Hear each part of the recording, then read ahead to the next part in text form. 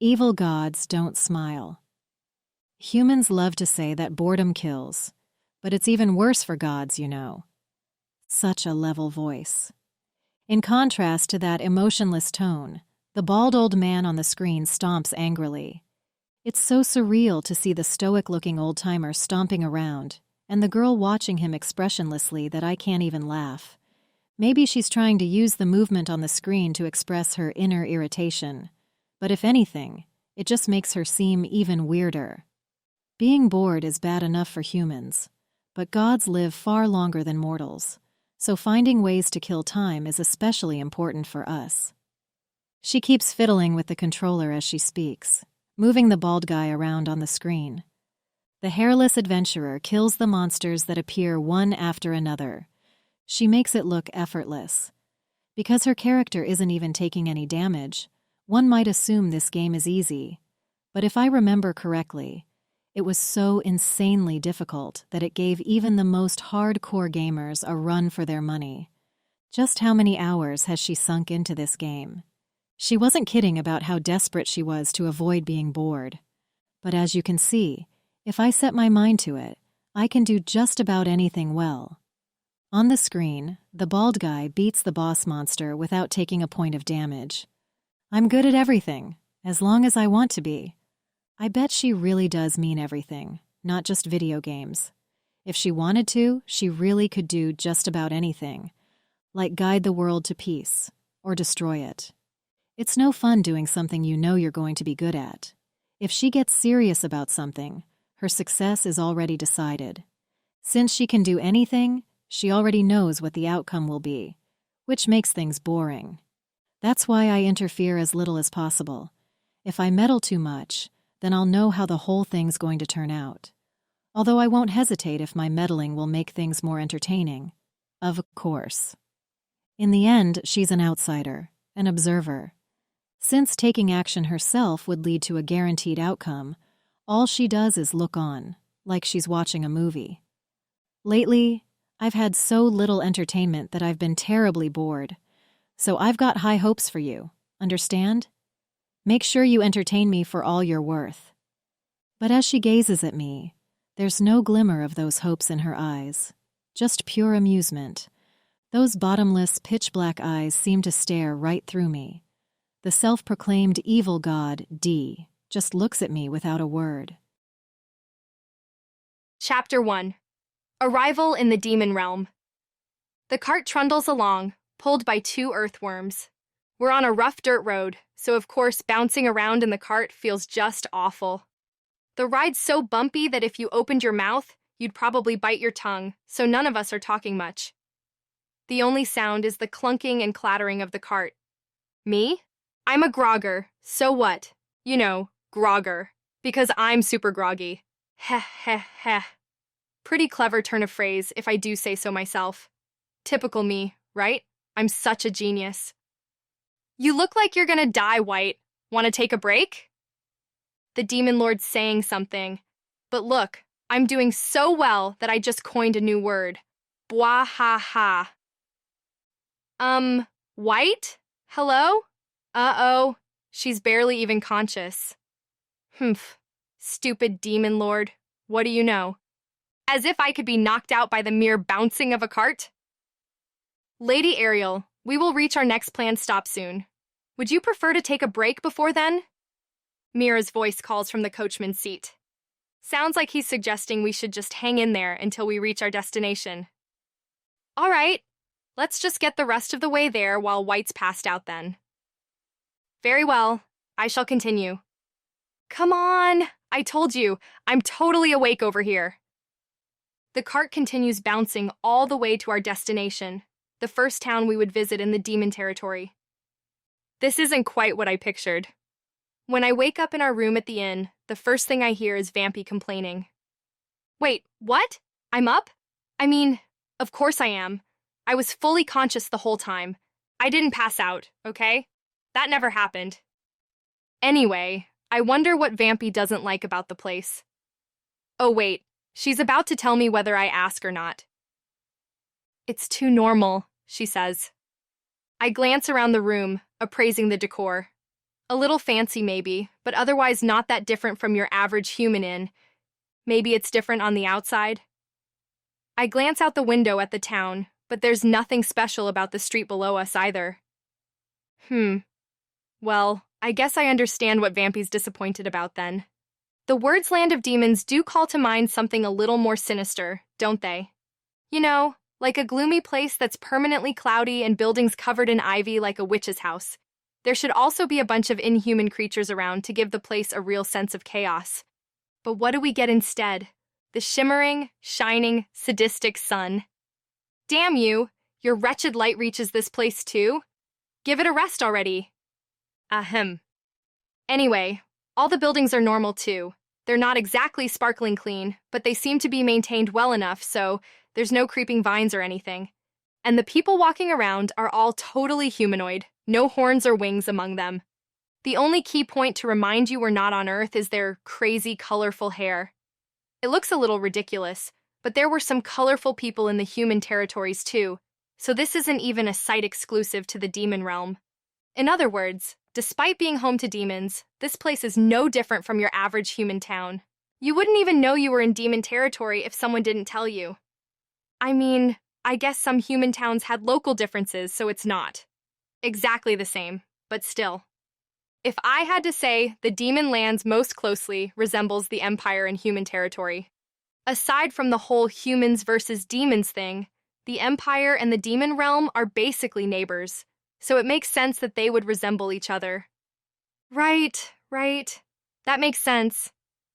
Well, I'm convinced, but Vampy still looks displeased, so I guess that's not good enough for her. Surprised? Demons don't actually look any different from humans?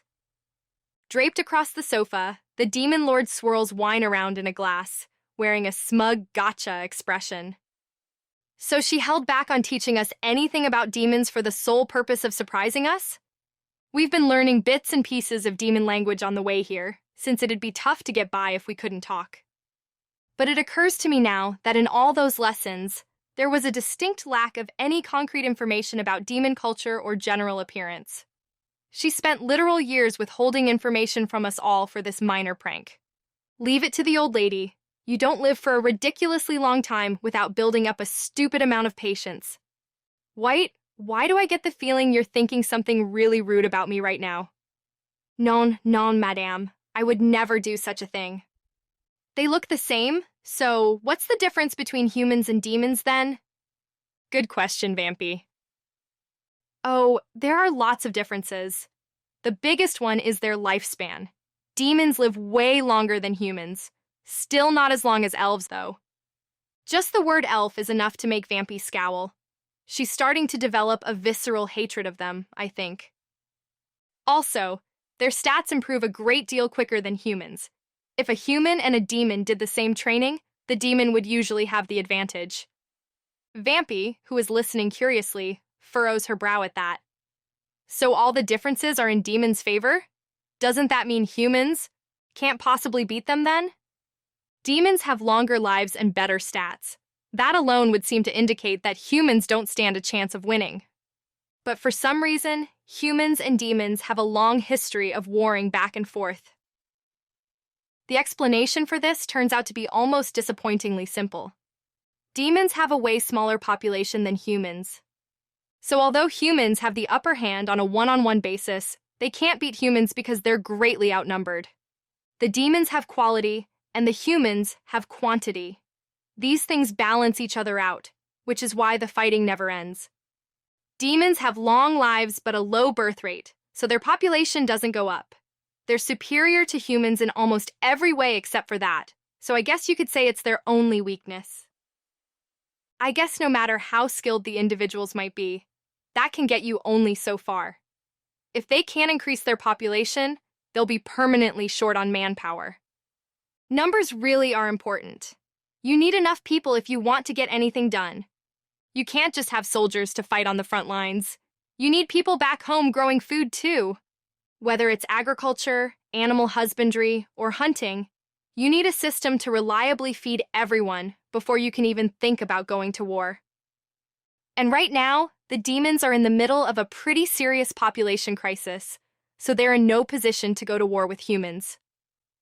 Not that any of that's my problem, the demon lord mutters, gulping down the rest of her wine. Then, abruptly, she calls out toward the door. Come in already, will ya? I'm the only one startled by her sudden shout.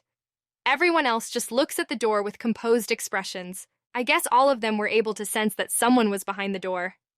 Damn it. This is the problem with people who have high stats and tons of skills. I didn't notice a damn thing. Unreal. Pardon me. After a moment, the door opens from the outside, and an aging man steps into the room. His clothes aren't crazy gaudy, but you can definitely tell at a glance that they're super high quality. A couple people who are clearly attendants follow the man into the room. Okay, this guy's definitely a big shot. And then that big shot walks up to the demon lord and kneels. Kneels? This super important looking dude is totally kneeling, and so are his attendants. The old guy and his crew are kneeling in front of a girl who looks like a minor. When you put it that way, this is super weird. We have eagerly anticipated your return. Yeah, thanks. So casual. That's a pretty offhanded response to this big shot's grand welcome, demon lord. See? He didn't react, but a few of his attendants twitched. You're totally wrecking the mood here. Oh, I'll introduce you to everyone. Guys, this is Erguner, the lord in charge of this area of the demon realm. Since this bit borders human lands, he's basically the ruler of the frontier. This guy's kind of an old-timer among demons, a skilled commander who's been fending off human invasions for ages. Demon lord? I know you're complimenting him, but it's kinda weird to explain things to us like he's not even here, don't you think? Especially if you're gonna refer to him as this guy and all that. Look, one of his attendants is even balling up a fist and trembling with rage. Alrighty, stand up and introduce yourself. Right away, my lord. The demon lord orders Erguner around obliviously, but he obeys without a flicker of displeasure. Thank you for the generous introduction. I am called Erguner Ritep. A pleasure to make your acquaintance. With that short introduction, Erguner faces us and gives a stiff bow. Yeah, you can totally tell from his brisk movements that he's a military guy. Kinda makes me want to call him Colonel, so I'm just gonna do that from now on. Colonel has a competent, reliable sort of ring to it, don't you think? Major sounds more like a schemer who works from the shadows. Mr. Erguner doesn't just look competent. It sounds like he really is too. I can't imagine that they'd put someone incompetent in charge of protecting the border, dividing the human and demon realms. And this skilled, high-ranking man is kneeling in front of the demon lord. Then again, she is the demon lord, after all. She's the most important demon of all, so I guess it's only natural that other demons would kneel before her. But still, she's the demon lord. She doesn't really look the part, does she? And she doesn't act the part either. Huh? You're saying it's because her personality's been massively influenced by my former body brain that merged with her? I can't hear you. So, what do you want? Pardon me, the moment I heard that you had returned to our land, I hurried here to greet you. I beg your forgiveness for intruding upon your personal time, but I felt it would be far more disrespectful not to show my face as your faithful retainer.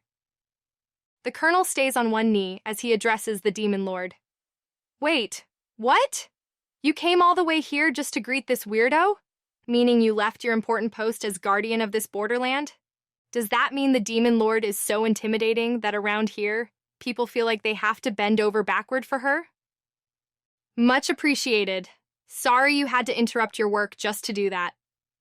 The demon lord doesn't look apologetic in the least as she reclines on the sofa. Wow, she's even holding out her wine glass to Mira for a refill. Come on, Mira. Don't humor her. Well, as you can see, I'm on a break at the moment. Since you already greeted me, you can go back to your regular work now. We're gonna stay here for 2 or 3 days, then head for the Heartlands. I want to talk to you before then, so make some time tomorrow or something, okay? So she apologizes for interrupting his work, then demands that he make time for her tomorrow in the same breath. She's a demon lord, all right. Man, talk about a self-absorbed boss. It can't be easy to clear your schedule when you have an important post like the Marcher Lord of a border territory. Understood. Shall we meet tomorrow after you've taken lunch, perhaps? So you do have time? Oh, wait. Judging by the way the colonel's attendant is looking at him, he probably doesn't actually have the time. I'm sure that attendant is frantically trying to figure out how to fix the schedule that the Demon Lord just ruined. Yeah, sure. See you then. The Demon Lord nonchalantly confirms their post-lunch meeting. Then I shall take my leave at once. Please relax to your heart's content. Thanks. Think you could get me some more booze and snacks or something? I shall make arrangements at once. If there is anything else you need, please speak to the servants who have been assigned to you. The colonel responds to the Demon Lord's shameless request without the slightest change in expression. Talk about a model subordinate. He bows and leaves the room, followed by his attendants. Once they're gone, nobody speaks for a while. So that's what it's like to have power and influence, Vampy mutters, quietly but unmistakably. She's obviously reevaluating her appraisal of the Demon Lord. The Demon Lord cackles. And if you add wealth to that, there's pretty much nothing you can't do in this world. You can mess around all day long and nobody will stop you. Vampy's eyes narrow even further. The Demon Lord's stock is plummeting. On the other hand, Mara remains completely expressionless, pouring more wine into the Demon Lord's glass. Mr. Mara, should you really be letting her gulp it down like that? I assumed this place was an inn when I first woke up, but it looks like it's actually a room in the Colonel's castle or something. The wine they serve at a place like this probably isn't the cheap stuff, you know? From the looks of things earlier, it seems like the Colonel is treating the Demon Lord as an honorable guest. What if that wine is so expensive that you could build a mansion for the cost of a single bottle? Well, I guess I don't know if wine works the same way in this world as it does on Earth, so I have no idea if such an expensive wine even exists here, but still. Whether it's expensive or cheap, the Demon Lord normally drinks alcohol by the barrel, so if she drinks that same amount of this wine... Gulp. Hang in there, Colonel. Young miss, I believe Lady Ariel took such an attitude for well-thought-out reasons of her own. While I'm lost in thought about the price of wine and the damage to the Colonel's coin purse, Mara speaks up like he can't bear to just watch and not say anything. Yeah, I figured as much. Vampy is the only one who doesn't get it. She blinks in surprise. What? Really? Her eyes go from glaring at the Demon Lord to simply looking curious. The Demon Lord grins. I don't know if I'd go that far. It's more of a gut feeling than a carefully calculated plan, really. Then she trails off.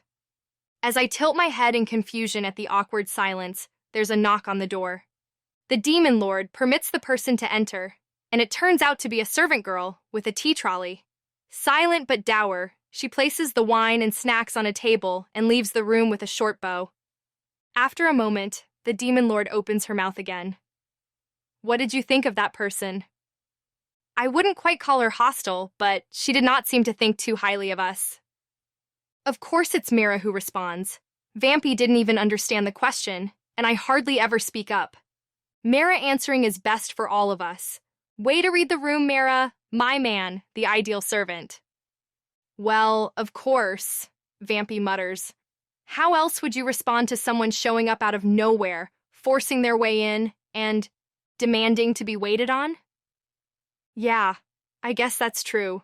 What kind of awful guest would do that, though? Oh wait, she means us. I was wondering how we got into the castle of a big shot like the Lord in charge of the Borderlands. We forced our way in, huh? Yeah, I guess that would seem like a huge imposition to the people who work in the castle. Right. We're unwanted guests after all. Wow, saying that doesn't even make you sad? But that wouldn't normally be enough to make someone hate or even want to kill us, right? At those words from the Demon Lord, Vampy finally gets it. So, you're acting rude on purpose to figure out who your enemies are? The Demon Lord answers with a grin. Hiding your hatred or hostility is one thing, but if someone keeps going out of their way to antagonize you, it's hard to keep those emotions from leaking out. So basically, The demon lord was being outrageously rude on purpose in the hopes of sniffing out anyone who might be hiding hostility toward her. At least, that's the official reason. There were definitely a few who weren't very fond of me in the welcome party earlier.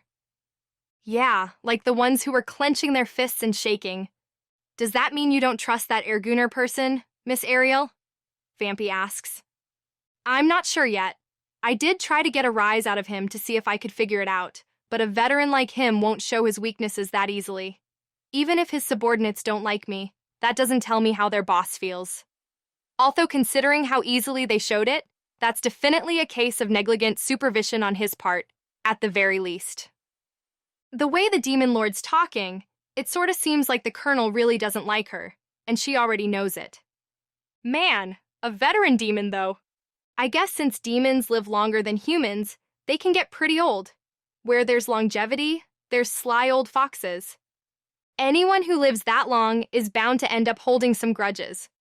Or am I just assuming things? Well, either way, we probably shouldn't let our guards down around this guy. It seems like the demon lord is taking care to make sure no one else in the castle can eavesdrop on our conversations, for one thing. She stops talking whenever someone approaches. And it's possible that she's taking other countermeasures that I just haven't noticed. She's probably used a spell or something to make sure our conversations can't be heard from outside the door. So yeah, I'm just gonna do whatever I want. No holding back. With that, the demon lord gulps down the rest of her wine and reaches for the snacks. Are you sure that wasn't your #1 goal in the first place? Vampy squints suspiciously at the demon lord, who ignores her and lolls around on the sofa. This time, Mara doesn't say another word. I wonder if he's noticed? The demon lord's real goal, or at least her real thoughts. I don't think Vampy is entirely wrong about her wanting to goof off, but that's not her real motivation deep down. The demon lord said it herself. It's a gut feeling, not a well-thought-out plan. If you ask me, I think the demon lord just wants to keep from getting any closer to her demon subjects than necessary. Someday soon, the demon lord will have to lead the demons into war against the humans. And she'll probably have to send them into battle almost like sacrificial pawns in order to accomplish what she wants. Her goal requires a lot of casualties, after all. To put it another way, the demon lord is basically going to be sending a bunch of demons to their graves. That's why she's trying not to get too friendly with them. She's acting deliberately rude toward the demons so that they won't make the mistake of idolizing her. For demons, the demon lord is someone to be feared and hated, someone who will send them to their deaths. By putting herself in that position, she's trying to bear the brunt of the demon's hatred and resentment herself. And most of all, she's probably using being hated by the demons as a way of punishing herself. This is all just my assumption, of course. I can't read the demon lord's mind, but I don't think I'm wrong. Seriously, how kind-hearted can one person be? Sure, it doesn't change the fact that she's going to send the demons to their deaths, so it's not exactly unconditional kindness, but I still think she's way too nice to call herself a demon lord. Not that I'm complaining, since her kindness has saved me on several occasions. As these thoughts run through my mind, I casually sit down next to the demon lord and help myself to some snacks. Heh. The concept of holding back has always been foreign to me. If there's something edible in front of me, I'll eat it, whether that makes me an unwanted guest or not. Ooh, this jerky's got a nice salty bite to it. Now I want a drink. I slide my hand toward the bottle nearby, but I get caught before I can reach it. White? You can't drink until you're 20 or older, you know. The demon lord grins as she scolds me, holding my arm firmly in place. Grr! Come on! A little bit can't hurt! Besides, it's her fault for making it look so delicious in the first place. If someone gulps a drink down in front of you like that, of course you're going to want to know what it tastes like. The drinking age may be 20 in Japan, but we're in a parallel world here, so we should be able to make an exception. No means no. You can't always get what you want. I don't need any sage wisdom right now, thank you very much. I'm definitely gonna distract her and have a drink one of these days. As I reluctantly withdraw my hand, Mira holds out a glass of non-alcoholic juice. Best servant ever. Mirazophis, I'd like some too. Of course Vampy gets jealous right away. Yep, things are back to normal. It's actually kind of peaceful. I can tell I'm slacking a bit, probably because we finally accomplished our big goal of reaching Demon Lands. I'm kind of tempted to just hang out in the Demon Lord's protection and laze around forever. But I don't think that's gonna happen. Oh, I just wish that this peaceful atmosphere would last a little longer. What? No can do? I see. Sigh. Unreal. Please consider donating on patreon.com/gradient audiobooks so that this project can continue. Your support is what determines if this project can continue. Check out the description for links to Patreon and Discord. Now, back to the book. Interlude. The veteran demon's secret feud. Lord Ergoner, it is time. I raise my head from my paperwork when my secretary informs me that the time for my meeting with the Demon Lord has arrived. I was already well aware of this, of course. Thus I take my time tidying up my papers, putting down my pen and standing up. Very well, let us be about it. My preparations are long since complete. I begin walking without hesitation, followed by my secretary and attendants. The lot of them seem slightly more agitated than usual. The atmosphere has been different ever since the Demon Lord, whose whereabouts have been unknown for some time, suddenly appeared at the castle yesterday. The previous Demon Lord disappeared, eventually died in some unknown place, and was replaced with this current Demon Lord. To be honest, I cannot deny that some part of me hoped this Demon Lord, too, would stay missing forever.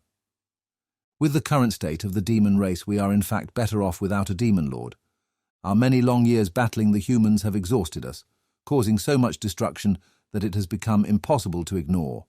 Our land is barren, our population, and therefore our workforce is depleted, and our citizens are starving. The famine only further reduces our workforce, lowering our ability to produce food. We cannot possibly go to war while this vicious cycle continues. It was for this very reason that when the prior Demon Lord went missing, it was a boon to the demons. If there is no Demon Lord, then there will be no war. We put our battle against the humans on hold and focused on recovering our own strength. Thanks to that, the livelihood of the populace stabilized somewhat, while the Demon Lord was absent. The one thing we have not managed to improve is our shrinking population. Our declining birth rate is connected in no small way to infants dying of malnourishment or being attacked by monsters. Though we have recovered slightly, we still have a long way to go. And yet, as I sink into thought, we arrive at our destination. I reach out to open the door to the room, pause just in time and knock instead. Come in. A voice permits my presence, so this time I open the door and enter. Hey, how's it going? A short-statured girl greets me with a casual wave. The Demon Lord. By appearances alone, she would seem to be an ordinary child, but the powerful energy that rolls off her, as if unable to be completely contained, serves as a reminder that she is anything but. I have never encountered anyone but this Demon Lord who reveals such power even when thoroughly suppressing it. Her presence is so overwhelmingly powerful that I could sense it even through the door. I'm terribly sorry to have kept you waiting. Nah, it's not your fault I showed up early. I had intended to enter the room first and await her presence, but instead I made the Demon Lord wait for me. Yet she forgives this blunder with a smile. Her actions may seem like those of a benevolent ruler, but I cannot be sure of the truth that lies behind her eyes. Well, no point in standing around, right? Have a seat. Of course, pardon me. I sit down on the sofa across from the Demon Lord, and my secretary and company stand behind me. The Demon Lord, on the other hand, is alone. She had several attendants with her yesterday when I greeted her, but they are not present now. All of them save one were young women, but like the Demon Lord herself, their appearances were no doubt deceiving. The Demon Lord has no need to take them along with her. She has little use for guards, after all. What a truly terrifying person. As I stated yesterday, we are most pleased to celebrate your safe return. Are you now?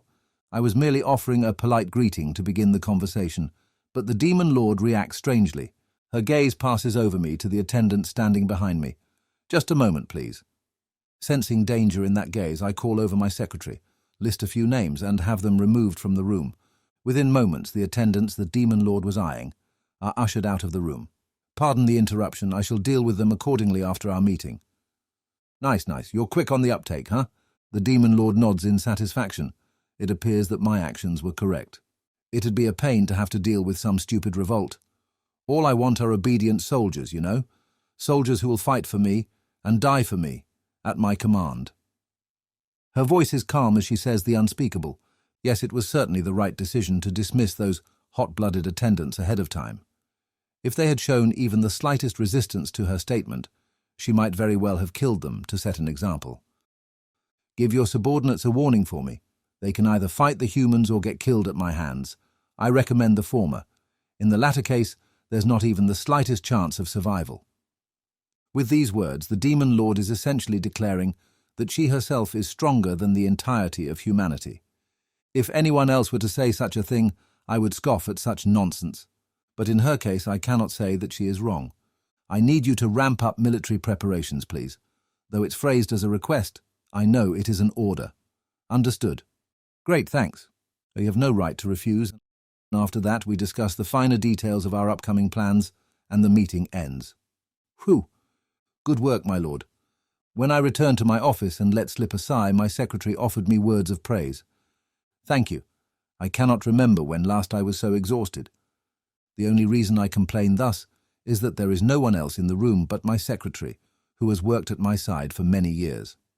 However, this is no time to rest. I open the desk drawer and grasp the object inside, a device known as a mobile telephone, small enough to be held in one hand. The telephone has only one button, which I press now. I am told that long ago, in an ancient culture, this device was used to speak with many faraway people. But now, it has no such features. The device in my hand can contact only one person. As I hold it to my ear, it makes a dull tone for a while, until finally a beep indicates that it has connected.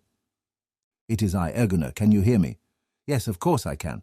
The voice that comes through is that of a completely emotionless male, namely Potimus Hariphanes, the patriarch of the elves and a heretic who brings ancient secrets into the modern era. "The Demon Lord has returned just as you said she would. A few days ago, Potimus contacted me through the mobile telephone, informing me that the Demon Lord would soon return. Thus I informed the guards of the Demon Lord's characteristics, and instructed them to guide her politely to the castle should any such person appear. So that this would not seem unnatural, I temporarily dispatched watchmen to the Mystic Mountains so that I could claim to have learned from them of the Demon Lord's return. In truth, our domain has not the spare hands to send a guard to the Mystic Mountains, but I suppose I will no longer be able to say that soon enough. And surely you have not called me simply to relay that fact? As ever, Potimus is quick to guess my intentions. Indeed, I wish to know the state of the entrance to the Mystic Mountains on the human side. Has the boy with horns on his forehead appeared there these past few days? Potimus falls silent, as if deep in thought. During my conversation with the Demon Lord, she mentioned the boy. She said it was possible that he might cross the Mystic Mountains, breaking through the Ice Dragon's territory in the process. As unlikely as the scenario seemed, if he did show up, the Demon Lord instructed me to avoid provoking him and contact her immediately. That was the end of our conversation. She did not explain what connection she had to this boy with horns. But since she made a point of bringing him up and warning me about him, I must assume that this situation is important to the Demon Lord. I thought perhaps we might be able to take advantage of that somehow, but since the Demon Lord herself said it was unlikely, I doubt the boy will come our way. But I cannot afford to worry that it is an unlikely chance, nor do I have any idea how I might use it against her.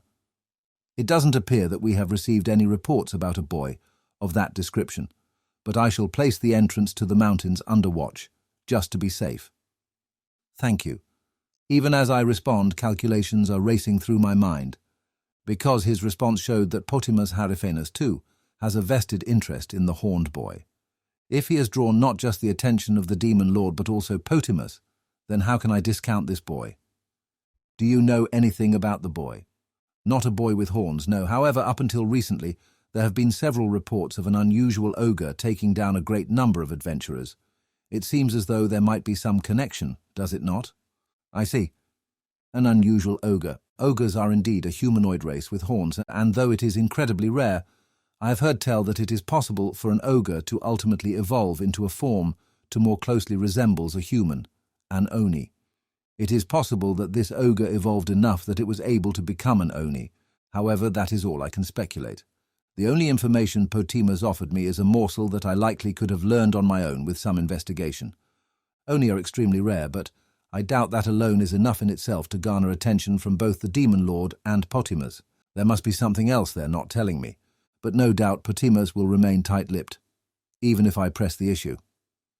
Thank you for the information, but of course it is a trivial matter to share with a friend. Friend? Surely you mean pawn. I will contact you again if anything else happens. Quite, I may need a favour from you in the future as well. If I do, I hope you'll indulge me. Indeed. I end the call. Immediately, just like after my meeting with the Demon Lord, exhaustion assails me. Whew. Good work, my lord. My secretary and I repeat the same exchange as when I first returned to the room. Work indeed.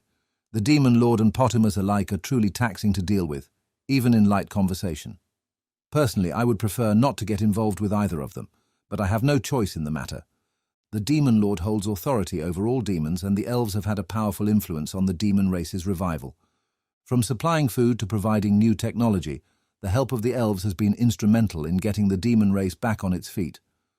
I knew that Potimus had motives of his own, but I was left with no other options, and since I owe him such a debt, I cannot turn against him. Also, Potimus undoubtedly believes. All of them assume I will do just as they please. I received an order from the Demon Lord, one that I did not relay to Potimus, to get rid of every elf in our lands, and the Demon Lord makes the most unreasonable demands. The realm of demons was saved thanks to the aid of the elves. At least this is the only part of the truth that most demons know. Many feel indebted to the elves as a result. And now we are to drive them out of our territory, even if we must use force. The citizens might very well revolt. If I obey the Demon Lord, there will be chaos in our ranks, and soon we will be made to go to war against the humans. Yet if I defy her, she will simply take matters into her own hands. Either choice will undoubtedly prove to be a thorny path. The future of the demon race looks bleak, and yet I cannot give up. I must devise a way to survive for the sake of my race. I will use any means I can to find a path to salvation, no matter how minute that path might be. Fortunately, the Demon Lord will leave this place in a matter of days. Once she does, I can move a bit more freely. The Demon Lord is heading to the heart of the demon realm, Thalo, the land that generations of demon lords have called home, ruled by Balto Thalo. Balto is a capable man, but perhaps a bit too obedient. His intellect keeps him from opposing the Demon Lord, as he knows all too well what the result would be. If only he were a bit more cunning, we might yet make better progress. But that is fine for now. Let him obey the Demon Lord and win her trust if he can. I, on the other hand, am willing to get my hands dirty. I will pretend to obey the Demon Lord's orders, while secretly maintaining a connection with the elves, seeking a path to the demon race's survival. I will survive and outwit the Demon Lord and the elves alike, no matter how difficult that might be. Chapter X1. The former Sword King Raiga. I fought to the best of my ability, and looking back on my life, over half of it has been spent on the battlefield, days dyed the silver of cold steel and the red of fresh blood. I was proud. The Sword King, leader of the Reincarnated Empire, humanity's ultimate line of defense. I thought myself the guardian of humanity. I had a dream. Someday I would defeat the demons once and for all and bring about eternal peace. In my youth I truly believed I could accomplish that. But the world is not so easily swayed. Death was a constant companion of mine, as though the corpses of my enemies piled up endlessly.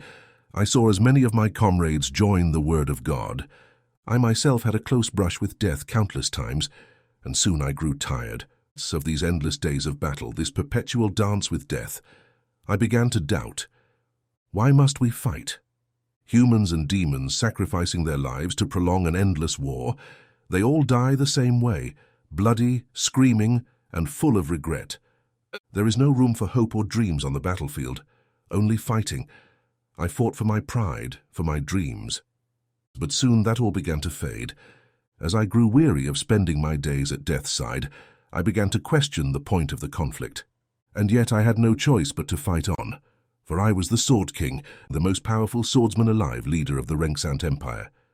Alongside my comrade, the most powerful mage alive, I was to lead mankind to victory, and to that end I was fated to stand on the battlefield for the rest of my days. My occult powers exist to protect the innocent. Ever at my side, the peerless mage Ronant spoke without a shadow of doubt. He stayed true to his beliefs and would not hesitate to use his power for them.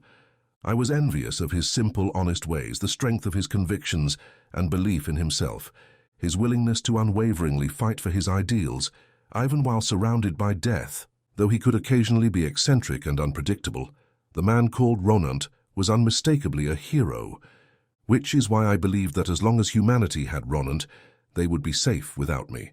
Although if I said as much to him, no doubt he would cry, "What foolishness are you spouting?" And so, when the demon lord was defeated, I took my leave from society. The fact that the demon race was at its limit and thus both sides were left without the strength to fight only spurred me onward. Without a war I had no role to play. I had spent more than half my life on the battlefield, so I excelled at swinging my sword and commanding armies, but I have no gift for governing. During battle I can at least serve as a half-decent military leader, but in an era without war, the people need a wise king who can keep the empire stable, not one whose only talents lie on the field of battle. I withdrew from the throne of Sword King, declared my son as my successor, and left. Perhaps I am being punished, or perhaps this is the reason I am here. These past few days, I could tell that something was amiss in the mountains. It was also clear that the cause of the chaos was coming my way. The dragons who live in the mystic mountains attempted to stop it, but their fight has been in vain, for the creature approaches ever closer, making no attempt to mask its hostility. I know not what will happen once it reaches this place, though given how even the dragons could not stop it, I suppose what it'll do next is a foregone conclusion. A savage devastation will befall these lands. In these mountains I alone have strength enough to oppose it. That said, after long years away from the battlefield, I do not boast the power I once had. Even if I did, I cannot say for certain how I might fare against a creature that even dragons could not hinder. Still, I have no choice but to challenge this intruder. I must repay the debt I owe this land, for allowing me to live here quietly all these years. Ugh. I heave a loud sigh, hoping to expel the rust that has built up in my body during my long absence from the battlefield, as if to cast off the warmth I have amassed during these times of peace. Everyone else has already been evacuated. Fortunately, as the village is at the base of the Mystic Mountains, its population is small. It was a quick evacuation, so at worst, even if the village is destroyed in the coming clash, the loss of life will not be significant. Of course, I would prefer to avoid that, so I am waiting some distance away from the village. I have already made preparations to intercept the enemy. The armor I wore when I was Sword King is back in my homeland. It belongs to the throne and the empire, not to me. As I have abdicated the throne, I no longer have any right to it. Instead, I wear my spare armor made by my own means. It may not compare to the Sword King armor I left behind, but it is still first-rate equipment. The entire set is made from rare dark dragon remains. Dark dragons, like light dragons, rarely show themselves to humans. Dragons in general are seldom seen unless one enters their territory. But in the case of dark and light dragons, their territory is not so easily defined. My armor is believed to have been made of materials from a dark dragon that a hero defeated by chance several generations past. I left one other set of my own armor in the Empire. It has the ability to weaken the opponent. All dragons can dampen the effects of magic, but dark dragons also have the curse attribute. If you cut an opponent with a sword made from dark dragon materials, it will weaken their strength as well as their magic. With its latent ability to dampen magic, the sword can cut off the opponent's access to almost any spell. The armor, too, has powerful defense against magic. It has suited me well as I am more proficient in close combat. It still falls slightly short of my Sword King armor, a treasure of the Empire made of materials from a Queen Taratect that the former hero defeated at the cost of nearly his entire army. Nonetheless, it is a powerful sword and suit of armor, undoubtedly coveted by many celebrated commanders. Still, even if I had that armor with me now, I doubt it would bring me much comfort. After all, real dragons were unable to stop this creature. Forcing back my anxiety, I checked the state of my preparations yet again. I am as ready as I can be. I brought all my recovery potions as well, a high-grade potion that can heal even a deadly wound in an instant, magic and strength recovery potions, and even status condition potions, all in the small spatial storage pouch hanging from my waist. The potions and the pouch itself are worth a small fortune, but as I am about to face death, I will not hesitate to use them. I am most likely going to die, and if the dragons could not stop this creature, I see no way of winning. All I can do is buy as much time as I can so that the other villagers can escape. I do not even know whether this sacrifice will have meaning. Is there any amount of distance that will stop an opponent this powerful from finding them? My only fear now is not of my own death, but of whether I will buy enough time for them to flee. Whether my death will have meaning. But surely it is better than doing nothing at all. A death in battle is more fitting for me than simply aging and waiting to die. Considering the countless lives taken by these hands, passing away peacefully in my sleep would be an unfitting end, to say the least. But I have accepted this. Though the means by which I depart from this world may prove pointless, one would be hard-pressed to find meaning in death or battle on the whole. That is the conclusion I reached after escaping battle and knowing peace for a time. Ultimately, war has no meaning. In the grander scheme, it may be for the sake of one's land or people, but for an individual, there is no meaning to be found in death. All that matters is whether or not the circumstances of death can be accepted, and right now I have accepted them. That is good enough for me. I have decided this will be the place where the man once known as the master of swordsmanship will die. With my resolve ironclad, I wait for my time to come, and soon it comes. This is a surprise, I murmur without thinking.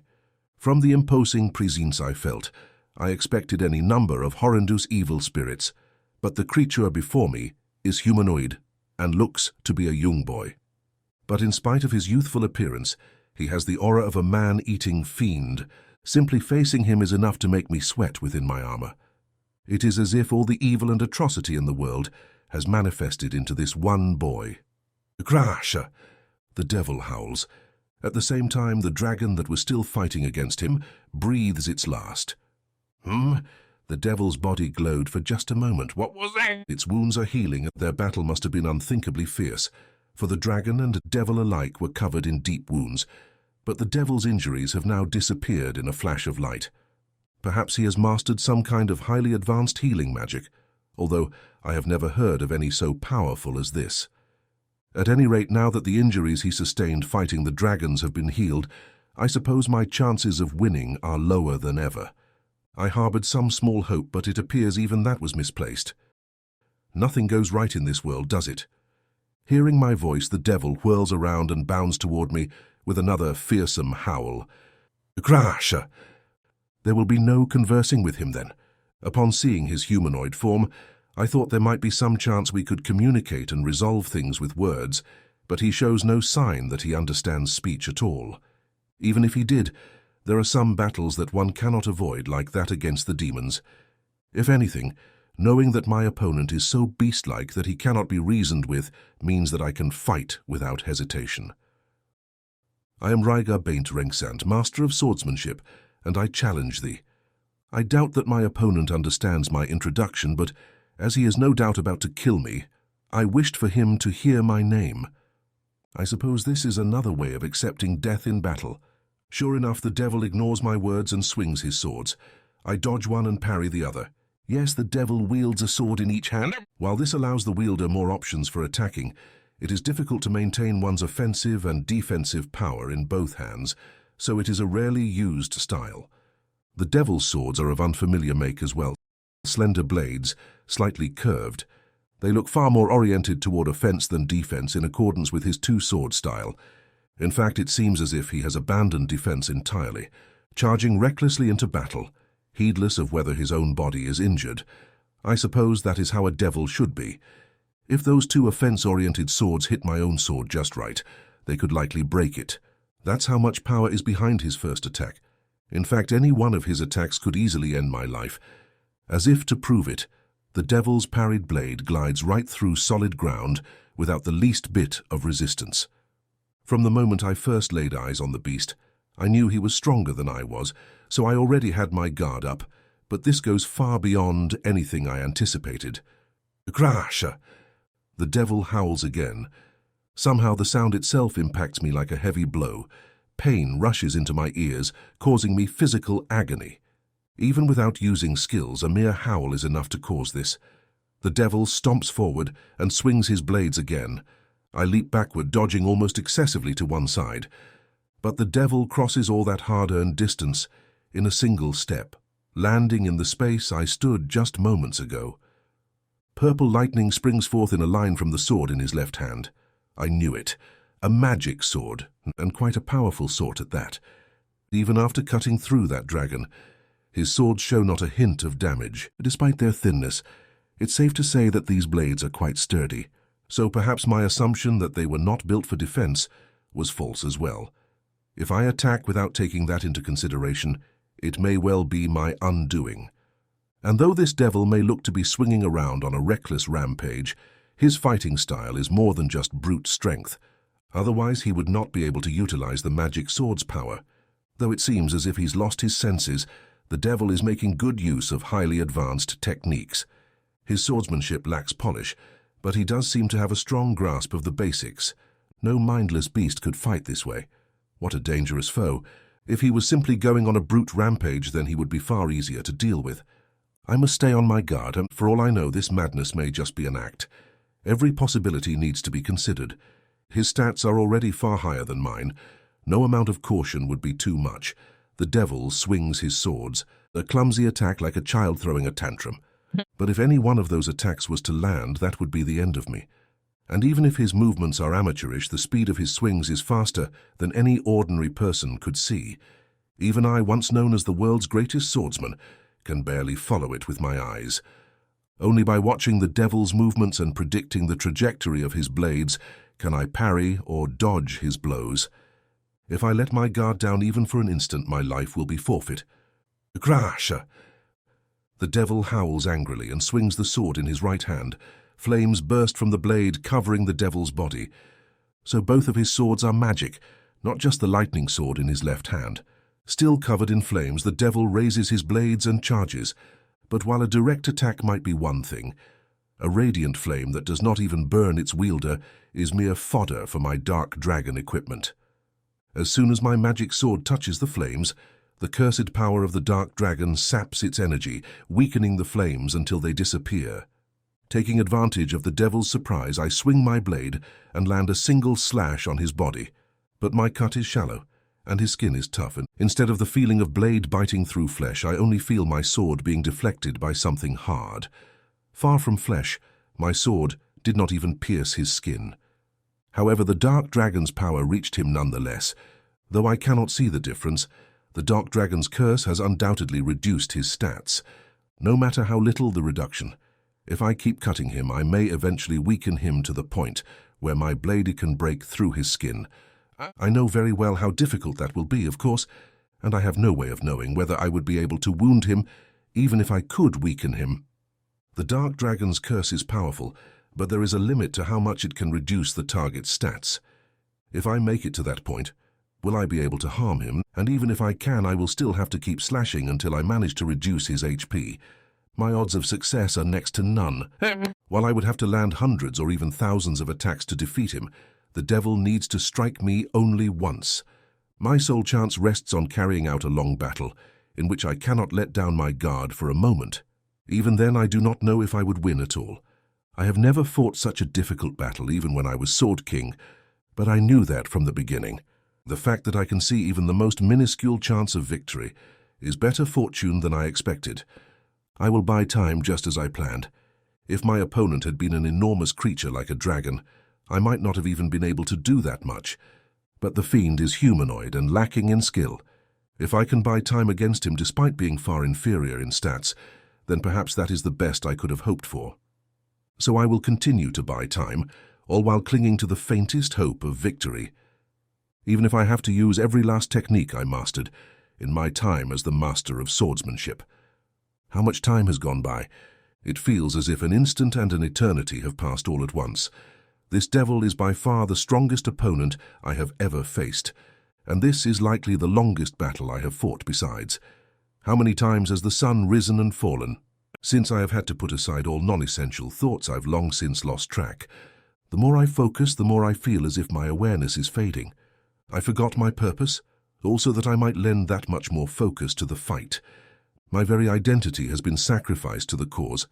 I am but a body forged for battle. I never imagined that at this age I would attain even greater heights of swordsmanship, cutting through lightning.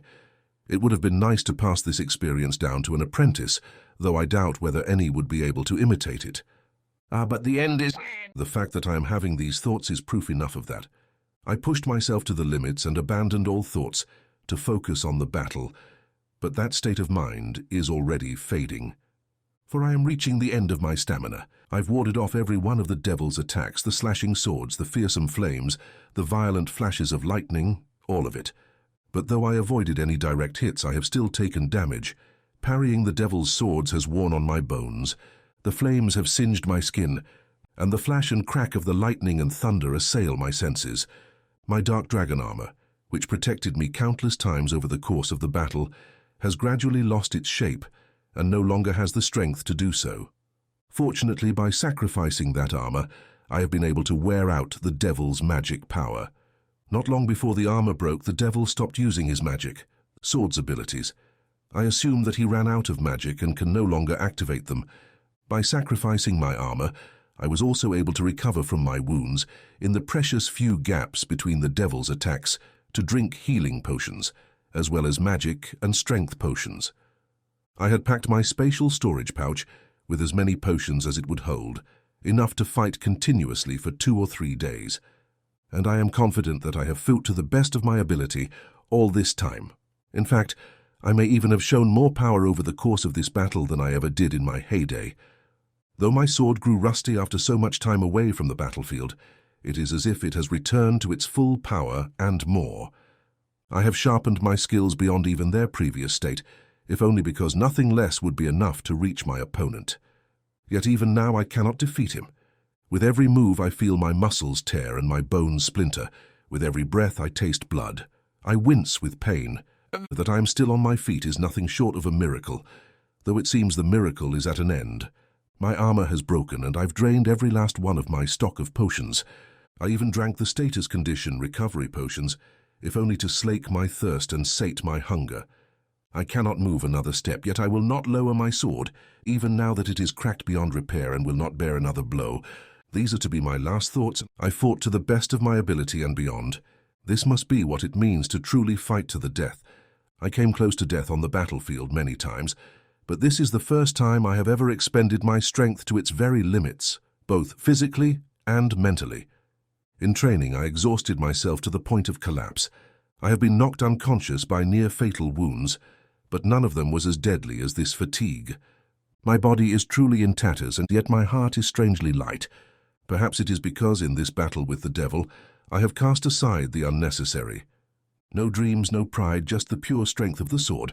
I swing the blade with all my might, feeling no sense of duty or fear of death. Yes, this is a far more fitting end for me than any peaceful death in sleep. For even after all my time away from the battlefield, I am still overjoyed at the chance to fight to the fullest. In the end, I had no choice but to live by the sword and die by the sword. And what could be more fortunate than to accept that fate in death? Most who fall in battle die without meaning, without accepting their lot in life.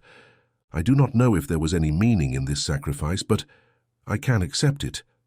Perhaps that is why, although I wagered my soul on this battle and am still about to suffer a total defeat, I do not feel resentment. In fact, I feel happiness. Yet now that I can no longer take another step, the devil does not strike me down. We simply stare at each other face to face, neither moving an inch. A strange silence engulfs us. Abruptly, the devil relaxes his stance and lowers his head. Perhaps he has returned to his senses, or has he? The devil's body still radiates a fearsome aura. I know not where this fiend came from or what happened in his past, but after crossing swords for so long, I have come to understand him. He must have gone through some terrible tragedy in his past, judging by the silent wail I sensed in his throat, and his sword blows spoke of unbearable sadness and rage. Though he had lost his senses and knew only battle, some part of him lamented his lack of control. And during our battle I could see that he was learning from my swordsmanship. The devil's proficiency with a blade improved over the course of the battle so much that he is leagues above his initial amateurish skill. To continue to strive for improvement in the midst of battle, even in the grips of madness, is nigh unthinkable. His swordcraft sharpened with every strike, His movements became ever more efficient, and he became an infinitely more formidable opponent as time passed. In the end, it was all I could do just to parry his strikes. Counterattacking was no longer an option. Simply parrying and dodging continues to become more difficult. He must truly have a gift to be able to improve so greatly in such little time. In that regard, I cannot help but feel regret. If he had not been ruled by madness, if I could have taught him properly, he could have reached the very pinnacle of swordsmanship. I doubt I ever would have thought such a thing about someone who was trying to kill me until now. The divine sword title, Proof of Mastery of the Blade, I pass it on to you. I open my mouth and speak to the devil. He looks up and raises his swords again. An instant later, my sword breaks and the last of my strength leaves my body. Only when I see the splash of blood do I realize I have been cut. Magnificent. I have no other words. I cannot pass down all the techniques I honed in this life of mine, but in this battle I showed my opponent many of them. If I can leave behind even a few of those, then I am happy. I lived by the blade, and now I shall die by the blade. Though I doubted the meaning of fighting for so long, I have finally come to terms with it. Ronant, my comrade, my friend, if you bore witness to this death of mine, you would surely lecture me for being so irresponsible, but I am satisfied. Irresponsible though it may be, I leave the Empire and humanity in your hands. Archu, to the hell, that's disgusting, Master. You got your gross spit all over me. My apologies, someone must have been talking about me. All bad things, I'm sure. What nonsense, if you bothered to listen more closely. No doubt the masses are praising my name. Oh yeah, sure. Wait, Master, are you crying? How strange, perhaps some dust got into my eye during that sneeze. Must have been some big freaking piece of dust to make you cry. Quiet, you. Here, have some extra homework. What, you demon? Maybe I'll just kill you and escape from this hell. Wahaha. There is no time for rest on the path to the heights of occultism. You won't see me dying until I reach the top. Chapter 2. Arrival at the Demon Lord's Castle. We stayed at the Colonel's place for a few days, then headed out. We may have finally reached the Demon Realm, but it's a pretty big place, so we still have to find a place where we can actually settle down. The Colonel's lands border human territory, so it's not an ideal place for royalty like the Demon Lord to set up camp. I was feeling pretty low about having to take another long journey in that stupid bouncy carriage, but it turned out I was wrong. Our destination was super close to the border. I mean, it took us several years to cross the span of humanity's domain, so wouldn't most people assume it would take just as long to cross the Demon Realm? But apparently, it takes only a week, just 7 days. And that's going at a mellow pace, too. Yeah, I guess 7 days by carriage is a bit of a distance, but since I was bracing myself for a year or more, this seems easy by comparison. The Demon Lord's not your average ruler, you know. I gotta fight on the front lines, so obviously my castle has to be close to the border for that reason, among others. That's straight from the Demon Lord's mouth. Right. I guess in this world, the Demon Lord doesn't just wait around in a castle like the final boss of an RPG. In fact, this one leaves her castle all the time. Can you imagine what kind of impossible game would have a Demon Lord who leaves the castle and chases you down on the overworld map? Just stay in the castle, damn it. Otherwise, it's not a Demon Lord's castle at all. Plus, this one didn't even leave the castle to kill a hero. She left to kill me. Remembering that kinda makes me mad, so I try to smack the Demon Lord on the head, but she dodges me easily. Grrr, if only I still had power. Then I could slap that smug little head of hers. Power! Give me power! And what exactly are you doing? As I reach out longingly for power, Vampy gives me a cold glare. Stop! Don't look at me like that. If a pretty little girl like you glares at me, it might awaken some new darkness within. No, just kidding, it won't. Anyway, while I was having that stupid exchange in my head, we arrived at the Demon Lord's castle. In total defiance of the image that phrase evokes, it's actually super gorgeous. The place is so beautiful and magnificent that if it was on Earth, it'd probably be officially recognized as a World Heritage Site. Magnificent is one thing, but why is it beautiful? Isn't a Demon Lord's castle supposed to be more, spooky? Some demon lord's castle, that is. See? Vampy's not feeling it either. Incidentally, there's a lovely little castle town too. Although the atmosphere is a bit dampened by the giant wall around the outermost perimeter, it's like a fortress wall, really. But can you blame them? There are monsters and stuff in this world. It's dangerous not to have walls to keep them out. Besides, this is the demon lord's turf, so they might even get attacked by humans. So it makes sense that they would need a nice, sturdy wall for defense. Anyway, the castle town inside those walls is the biggest I've ever seen, I think. The towns and cities in this world are pretty tiny, since they have to be walled in and all. You gotta make the walls first, then the rest of the town.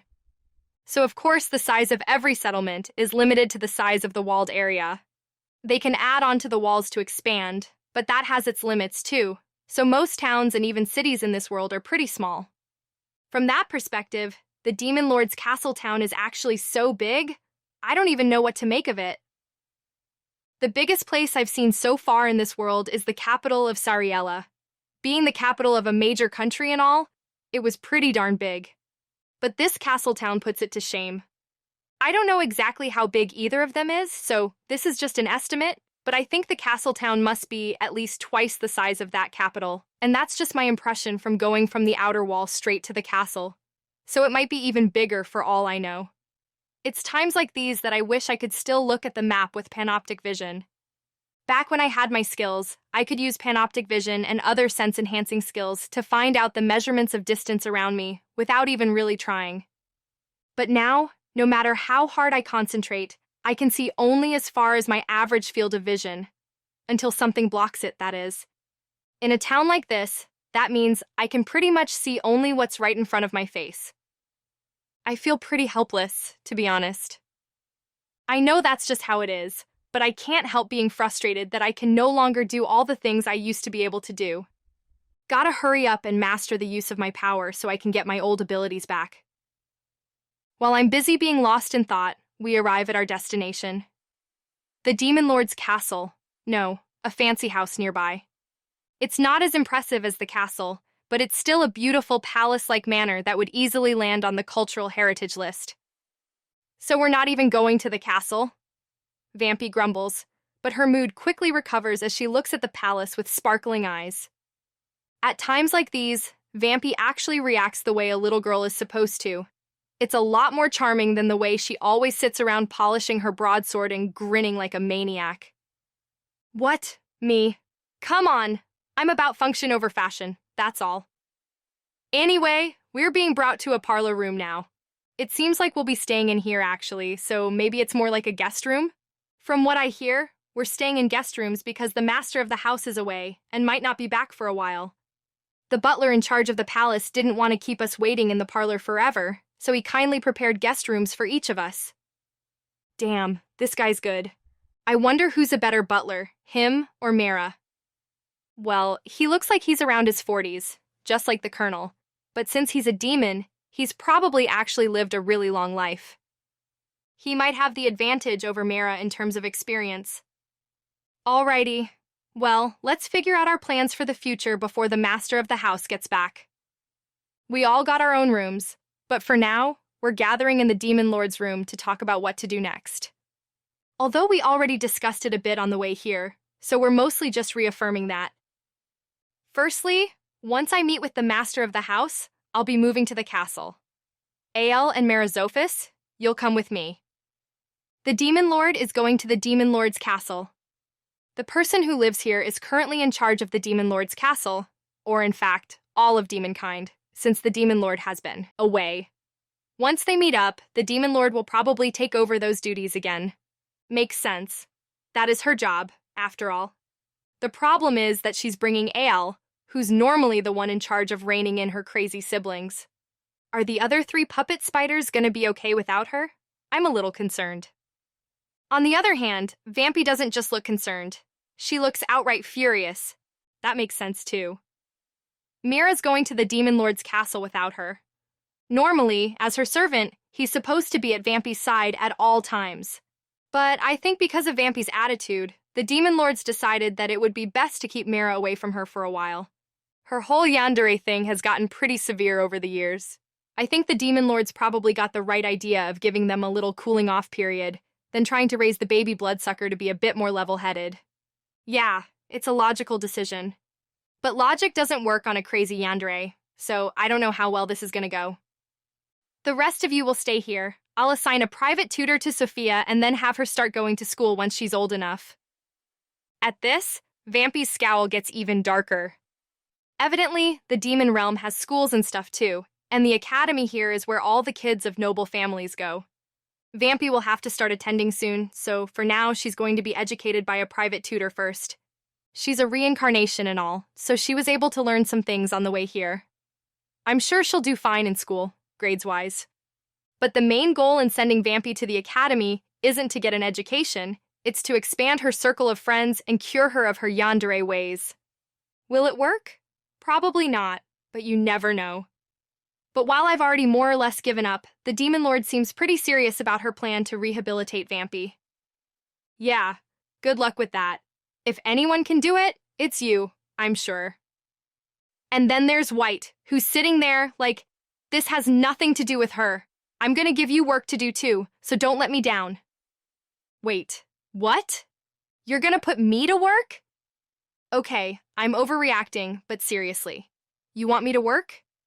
You know what I'm like now, right? I hate to admit it, but I'm a totally useless piece of junk at the moment, okay? Huh? That's weird. There's some sort of strange, salty liquid coming out of my eyes. If you don't work, you don't eat. That's how the rule goes. So obviously we gotta have you pay with your body, White. The Demon Lord grins wickedly as she comes closer. Hang on a sec. Between that phrasing and that face, are you saying you're gonna sell me? Am I gonna have to do a bunch of unspeakable things in some sketchy place? I get up to flee from the Demon Lord's evil hand, but in my fragile state, the difference between our speeds is laughable. She grabs me from behind easily, then gropes my chest. Hey, these are pretty nice. Eep! Stop it! Let go of me! I didn't agree to this! That's enough. Oof! All at once, I'm released from the Demon Lord's grasp. Turning around, I see her head, or rather her hair, being yanked back by Vampy. I appreciate you saving me, but doesn't that seem a little harsh? You're gonna do some serious damage to the Demon Lord's roots there. But she did rescue me, and she also looks super pissed right now, so I'm not gonna say anything like that to her. I'm a girl who knows how to read the room. Ow, ow, fine, that's enough joking. I was just gonna ask you to make thread for me, okay, White? Just make as much of it as you can. If you could craft some high defense clothes out of it, that would be even better. The Demon Lord rubs the back of her head as she reveals her true intentions. Come on, you've got suffering nullification. That probably didn't even hurt. Thread though, huh? During the Mystic Mountains incident, I regained the ability to produce thread. It kinda reawakened when we were in a life and death crisis. Pretty cliché, if I do say so myself. Anyway, it was sorta like an emergency-induced feat of supernatural strength, but I tested some things out afterward and found that I can produce it whenever I want. Unfortunately, though, none of my other abilities have come back, and producing the thread is all I can do with it. Yeah, I can make it move a tiny bit, but I can't slice up an opponent or tie them up instantly, like I used to be able to do. And I can decide whether to make it sticky or not, but I can't fine-tune it the way I used to with my skills before. Why would the Demon Lord have any use for such a limited ability? Take a look at this. It's thread that you made, White. The Demon Lord produces a piece of thread and starts pulling it with both hands. Given how high her stats are, the thread instantly doesn't break? Whew. So yeah, you see? After tugging red-faced on the thread for a little while, the Demon Lord gives up and wheezes. I stare at her in shock. I can't break the thread you make, even if I use all my strength. And its appraisal results just say, cannot be appraised. That means that your thread exists outside the system, White. You made it this strong, without the benefit of the system. Which also means that it's resistant to any actions taken within the system. I don't know exactly how strong that resistance is just yet, but it's definitely really tough. Tougher than any thread I can make with my skills. Say what? My thread is stronger than the Demon Lord's divine thread weaving? Now, that's unexpected. When I was experimenting, I was more concerned with what I could do with the thread than the properties of the thread itself. But I guess the Demon Lord focused on the thread instead. I was so preoccupied with the things I couldn't do that I didn't even realize that the thread itself was stronger than what I used to make. Enough that it'd make exceptionally good material for armor. To start, I'd like you to make enough thread for everyone in this room. I'll leave Riel and Feel with you to help make the clothes themselves, so you can let them take care of that part. Also, it'd be great if you could make a little extra for research. Basically, I just want you to focus on making thread for a while, White. Ooh, I see. So that's what she meant by pay with your body. Well, that's fine by me. I still haven't really done much research with it myself, since I figured I could make more thread later. It's hard to do much when you're on the road, after all. Now that I can settle down and do some experimenting, I might even make some new discoveries. I used to do that kind of thing whenever I got new skills. And this thread of mine is a completely new power, so the rules of skills don't even apply anymore. Since it's not standardized like a skill would be, thinking of it in terms of what it can and can't do might be wrong in the first place. Skills have clear limitations to what they can accomplish, but those limits don't matter to me anymore. Even if I can't do certain things now, I might be able to in the future. The possibilities are endless. It all depends on my own effort and creativity. I guess when I think about it that way, it's a little exciting. Besides, if I keep producing lots of thread, I might figure out how to use some of my other abilities too. Producing thread is a function the human body doesn't have. In other words, I'm using magic of some kind to create it. Whether I'm aware of it or not, that means there's some mysterious power at work. If I can get a better sense of this power, then I might be able to reproduce other abilities too. However, I'm now able to produce thread as naturally as moving my body, so it won't be easy to figure out how it works. People don't normally need to put any thought into moving their hands and feet, and even if they did, it wouldn't help them better understand how it happened exactly. But if I give up just because it's hard, then I've already lost. So from now on, I'll be a thread-making machine. Once I nod my affirmation, the Demon Lord addresses the last unassigned person. Sail, you'll be Sophia's bodyguard. Sail only does what she's told, so she has to be paired up with someone, or she won't even move. Since the role of bodyguard requires directions only in emergency situations, it's the perfect role for Sail, as usual. That said, Vampy doesn't look thrilled being paired up with Sail. Huh? Hey, wait a second. Doesn't that mean I'm stuck looking after the other two problem children? My eyes widening, I look at Riel and Feel in horror. Riel is a natural weirdo, and Feel is violent and energetic. Even right now, Riel is wearing a smile that makes it impossible to tell what she's thinking, while Feel is smiling like she's not thinking about anything at all. I'm gonna be working with these two?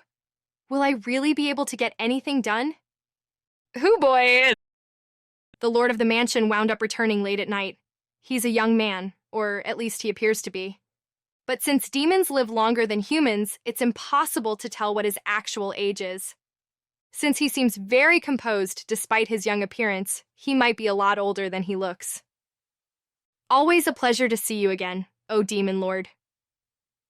The man kneels in front of the Demon Lord. His expression is calm, but it looks to me like he's actually pretty nervous. Good work. The Demon Lord smiles cheerfully. You been keeping busy? Yes, quite, but I felt it of the utmost importance to prioritize greeting you upon your return, O Demon Lord. The man seems taken aback by the Demon Lord's attitude. Oh, I get it. He probably knows her only from before she got mixed up with my former body brain. I didn't exactly have any real conversations with the Demon Lord before then, but she definitely seemed a lot different. If you were familiar with the old Demon Lord, then the difference probably seems a lot more drastic. The fact that the Colonel didn't even blink at that makes me think it's likely he's up to no good after all. Although, if just saying good work was enough to surprise the man this much, how exactly did she act toward him before? Thanks, Since I brought some new folks, you mind introducing yourself to them? The man stands obediently and bows his head toward us. Pleased to make your acquaintance. I am Balto Phthalo, in charge of the Phthalo region. Balto's basically the archduke who mediates among all the demons, so if you need anything, he's your guy. So he's the second most important demon after the Demon Lord, huh? The colonel seemed like he symbolized the military might of the borderlands, so maybe Balto is more about politics. He totally acts like a government official, for one thing. After we've all been introduced, they discuss the future for a bit. Sounds like the group moving to the Demon Lord's castle should be able to do that without a problem.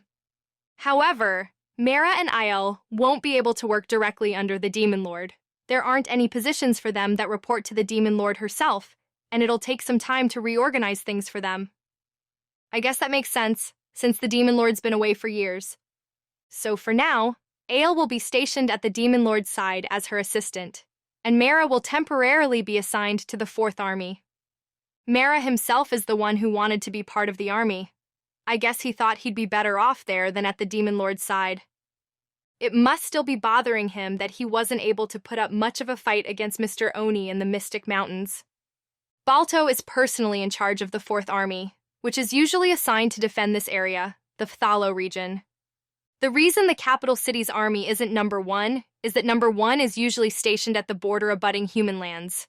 In other words, the colonel's men are army number 1. Anyway, the rest of us leftovers get permission to live in this mansion. We even get to stay in the rooms we're using right now. Vampy's personal tutor will be assigned in the next few days, too. We're all taken care of. The Demon Lord's got some serious pull. Between her physical and political power, she might actually be the strongest person I know. Thus, our journey came to an end. From this point on, each of us will start working toward our own goals. The Demon Lord will work to bring the demons together and start a war against the humans. Vampy will work to grow up healthy, both physically and mentally. I'll work to regain the powers I lost. We each have a goal. Our battle has only just begun. Interlude. The old butler's frightful experience. I am the head butler of the House of Duke Phthalo. Presumptuous though it may sound, I have served the Duke for many years and earned the title of head butler, and I am confident that my work has been impeccable. Both in my public job as butler and my private job of protecting the Duke.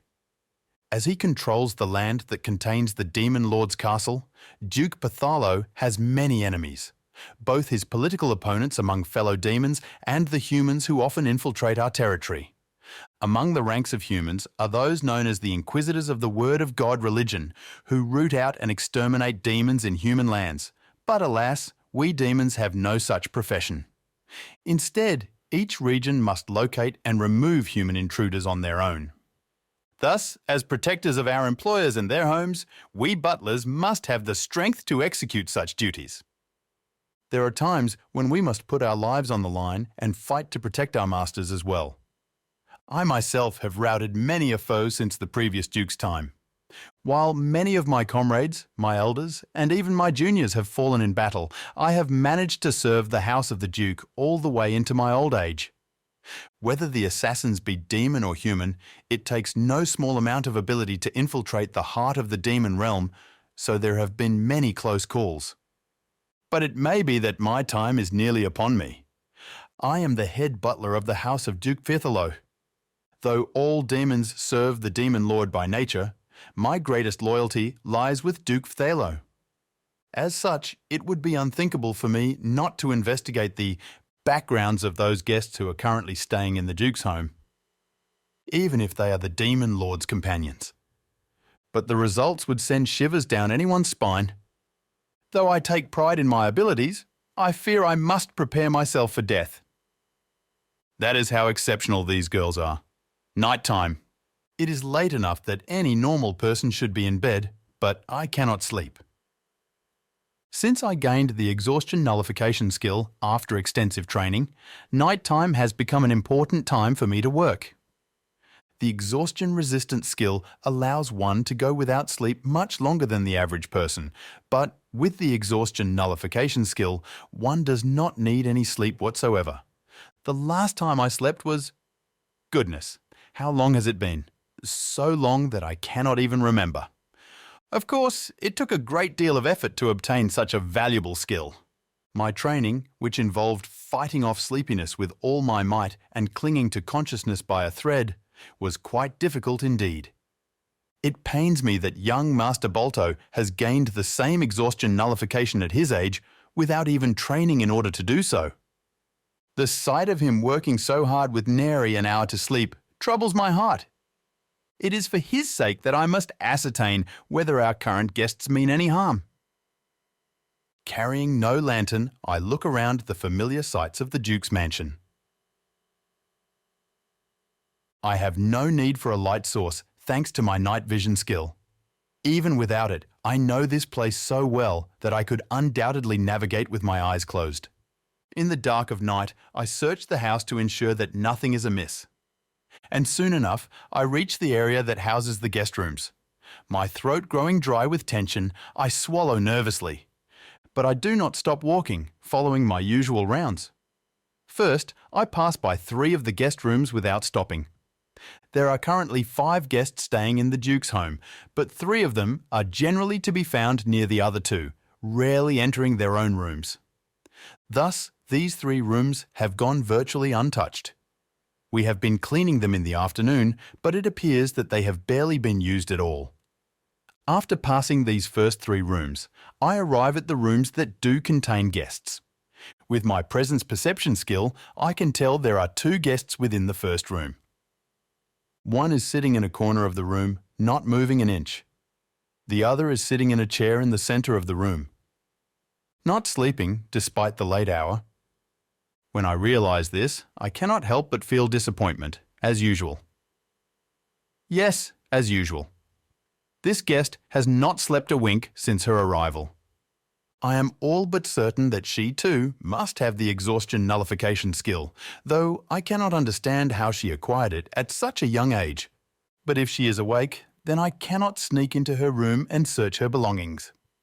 I would never do such a thing for any indecent purposes, of course. I wish only to confirm whether she has brought anything dangerous or perhaps discover anything that might hint as to the true nature of these visitors. Though, of course, in the case of the former, she has already quite brazenly brought in a large broadsword, so I suppose I cannot do anything about that. Truly, while I have witnessed many a high-quality weapon in my years of service to the Duke, that broadsword is by far one of the finest I have ever seen. And I am quite well versed in this subject, so my eyes cannot be easily deceived. A single swing of that sword could very well be worth as much as this mansion, could it not?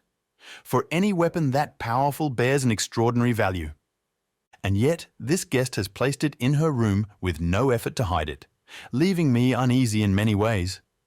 Normally, I would simply confirm that the guest is awake and move on, but at this rate, I will never uncover any information, so I decide to embark on a little adventure. And so I walk up to the door and lightly knock. "Oh, do come in!" The voice from within the room sounds curious and quickly grants me permission to enter. "Pardon the intrusion." As I open the door as quietly as possible, the room is still dark, but my perception was correct. Lady Sophia is seated at the table in the center of the room and Lady Sale is crouching in the corner. "What prompted you to knock tonight? Usually you just walk on by." At her casual words, a part of me is more vindicated than surprised. As I suspected, she aware of my nighttime rounds. I was hiding my presence all along, but it seems that was not enough to keep Lady Sophia from being aware of my activities. Though Lady Sophia appears quite young, perhaps she is much older than she looks. That is the only explanation I can conceive of for her exhaustion nullification and the fact that she sensed my presence. For how could someone that young ever gain such advanced skills? But even if that is the case, I cannot begin to guess what exactly she might be. We demons live longer than humans, but the rate of our growth is the same, so demon children's appearances match their age. Therefore, I doubt she is a demon. If she were an elf, or had any elf blood, her ears would inevitably be pointed to some degree, but Lady Sophia's ears are unremarkably round. which means that either she really is the age she appears, or else she is of some mythical race, like those spoken of in folklore. I always assumed that races such as vampires and dragonkin were the stuff of stories and nothing more, but the demon lord is living proof that some of the stories are true. She is the oldest of the divine beasts spoken of in legend, a mythical being who has lived since ancient times. From what I've heard, she is of a race closely related to spiders. And since Lady Sophia came accompanying the demon lord, it is possible that she too belongs to some mythical race. But realistically, it is hard to believe that such rare and legendary beings would exist in such numbers, which means one must assume that she really is the age that she appears. And yet, if that's true, it calls into question how she could have such remarkable abilities. I cannot tell what the truth might be. It is my role to investigate, but since Lady Sophia is already well aware of my movements, my only choice is to patiently try to draw out information over time instead of attempting anything foolish. That is why I have entered this room tonight. My apologies, Lady Sophia. Whenever I go about making my nightly rounds, you always seem to be awake, so I was growing concerned. Ah, yes, I do sleep when I feel so inclined, but the mood hasn't struck me lately. Oh, so she does sleep when she wishes. But this is hardly cause for celebration. Even if Lady Sophia was to fall asleep, the other would likely stay awake. I glance at the corner of the room where Lady Sale stares at me without the slightest twitch. She seems almost more like a doll than a human. But I suppose that is because she really is a doll. Though I have yet to learn the true natures of Lady Sophia and Lady White, I have uncovered the identities of the other three during these past few days of investigation. Though I suppose I didn't exactly uncover them so much as they were simply revealed to me. Evidently, these three girls are monsters known as puppet pterodactyls. Their bodies are mere puppets, with their real forms being small spider monsters. The spiders sit inside the remarkably human-looking dolls, manipulating them from within. As they are kin to the demon lord, it is only natural that they should be spider monsters, I suppose. Now that I know their true identities, I find them a bit easier to deal with than Lady Sophia or Lady White. Although knowing that also makes them all the more frightening. I must confess that even now, as Lady Sale stares at me, I do feel a bit of fear. Sorry about that. Her job is technically to be my bodyguard, so she won't let her guard down around people she doesn't trust. It is I who should apologize. It was quite objectionable of me to enter a lady's room at such a late hour. I've now been bluntly told that I am untrustworthy. I suppose that was inevitable. If someone is sneaking around the house every night, it would be stranger not to be wary of them. Though, for me, it is a simple matter of security, she must have found it strange if she sensed my presence. I patrol the mansion every night as a security measure, so I will continue to pass through the hallway around this hour. Please pay me no mind. Of course, as long as you don't try anything suspicious, that is. I suppose pressing the matter any further will only make her warier of me.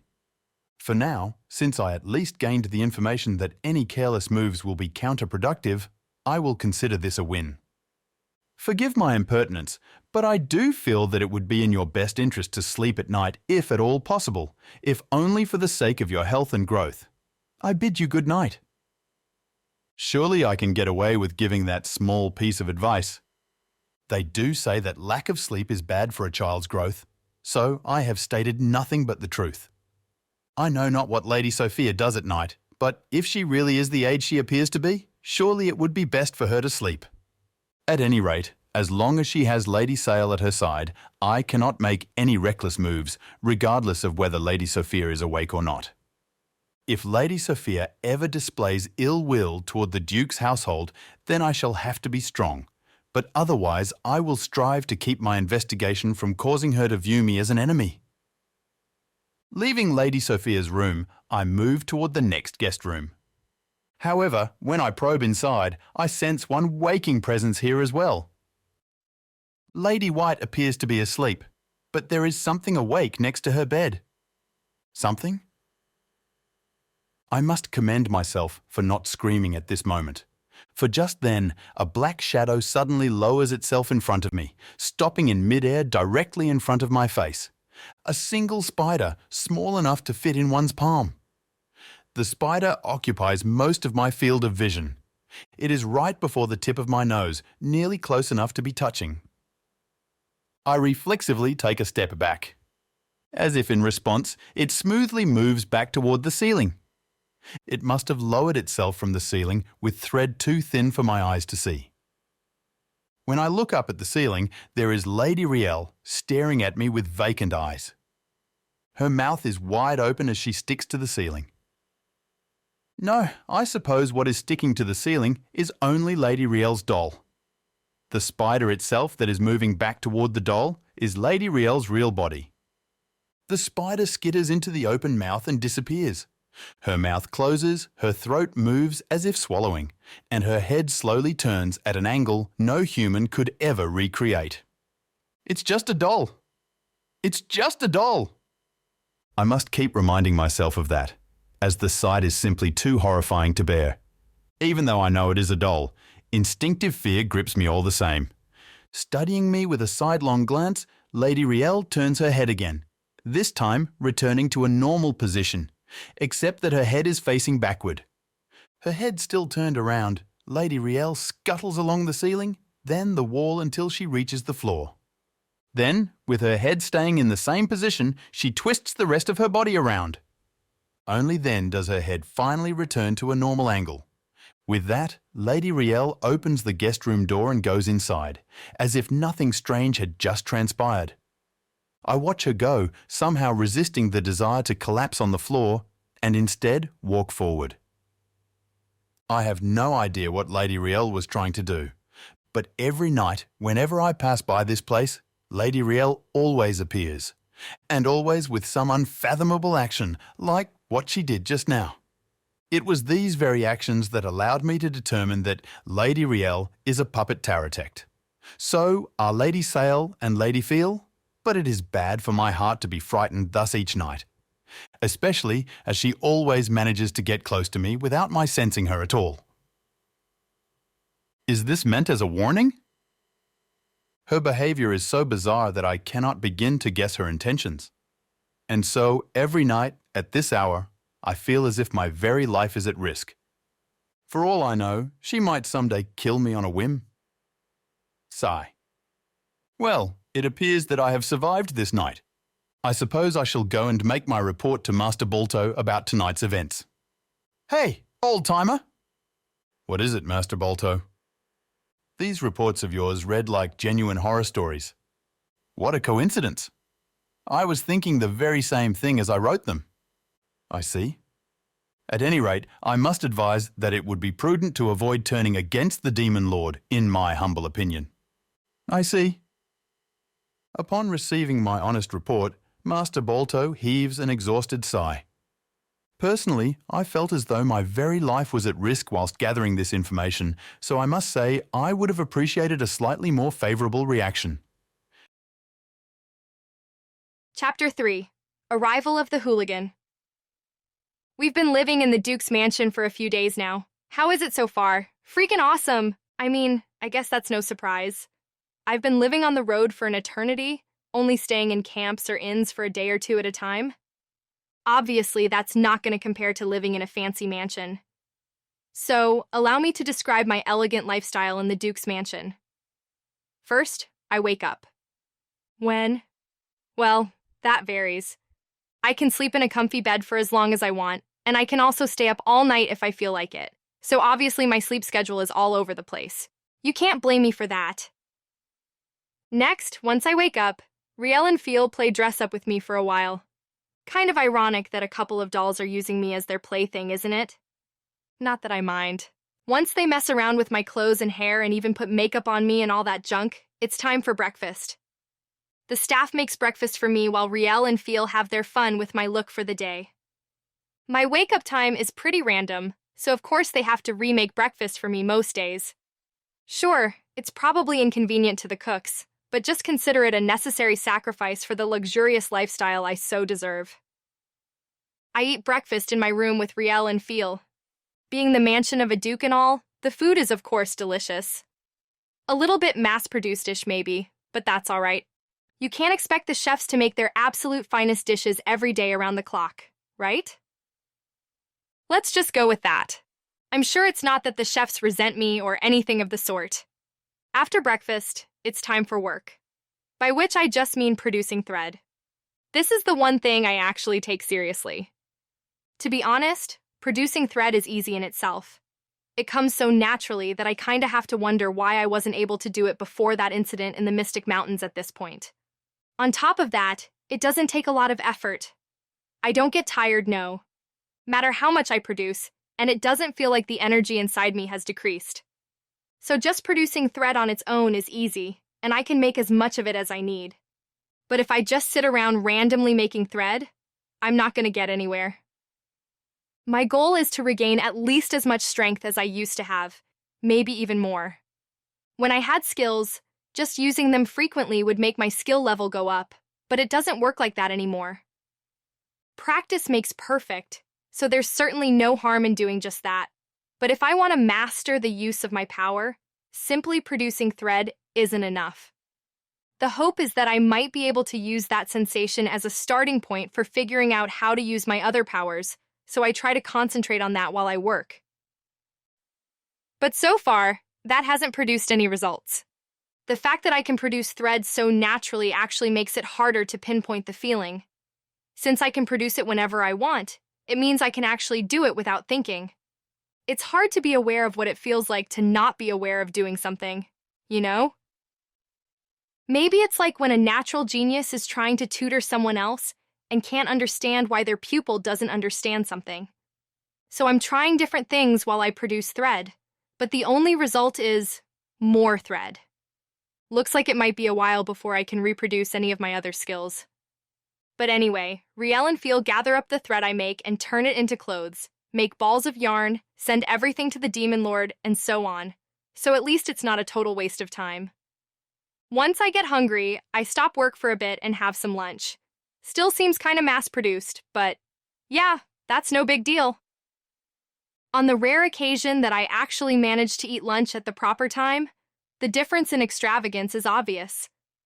They're not cutting corners. It's just that I'm a little too careless with my schedule, that's all. The chefs are doing me a kindness by feeding me anyway. Yeah, let's go with that. Once I'm done eating lunch, I have free time, which I spend differently depending on the day. In other words, I just do whatever I feel like reading books in the mansion library, or knitting with the thread I made that morning, or striking cool poses while trying to practice magic. What was that last one? Beats me. Don't even worry about it. I definitely don't remember Riel and Feel staring at me like they just witnessed something truly pathetic. Okay? Okay. Anyway, the rest of the day is free time until dinner. The one thing I have to be careful about is that if I request dinner at weird times, like in the middle of the night, the quality of the food takes a huge dip. Makes sense. Even the chefs at a duke's mansion probably check out for the day once they've made dinner at the regular time. If you ask for food after that, it makes sense that you just have to help yourself.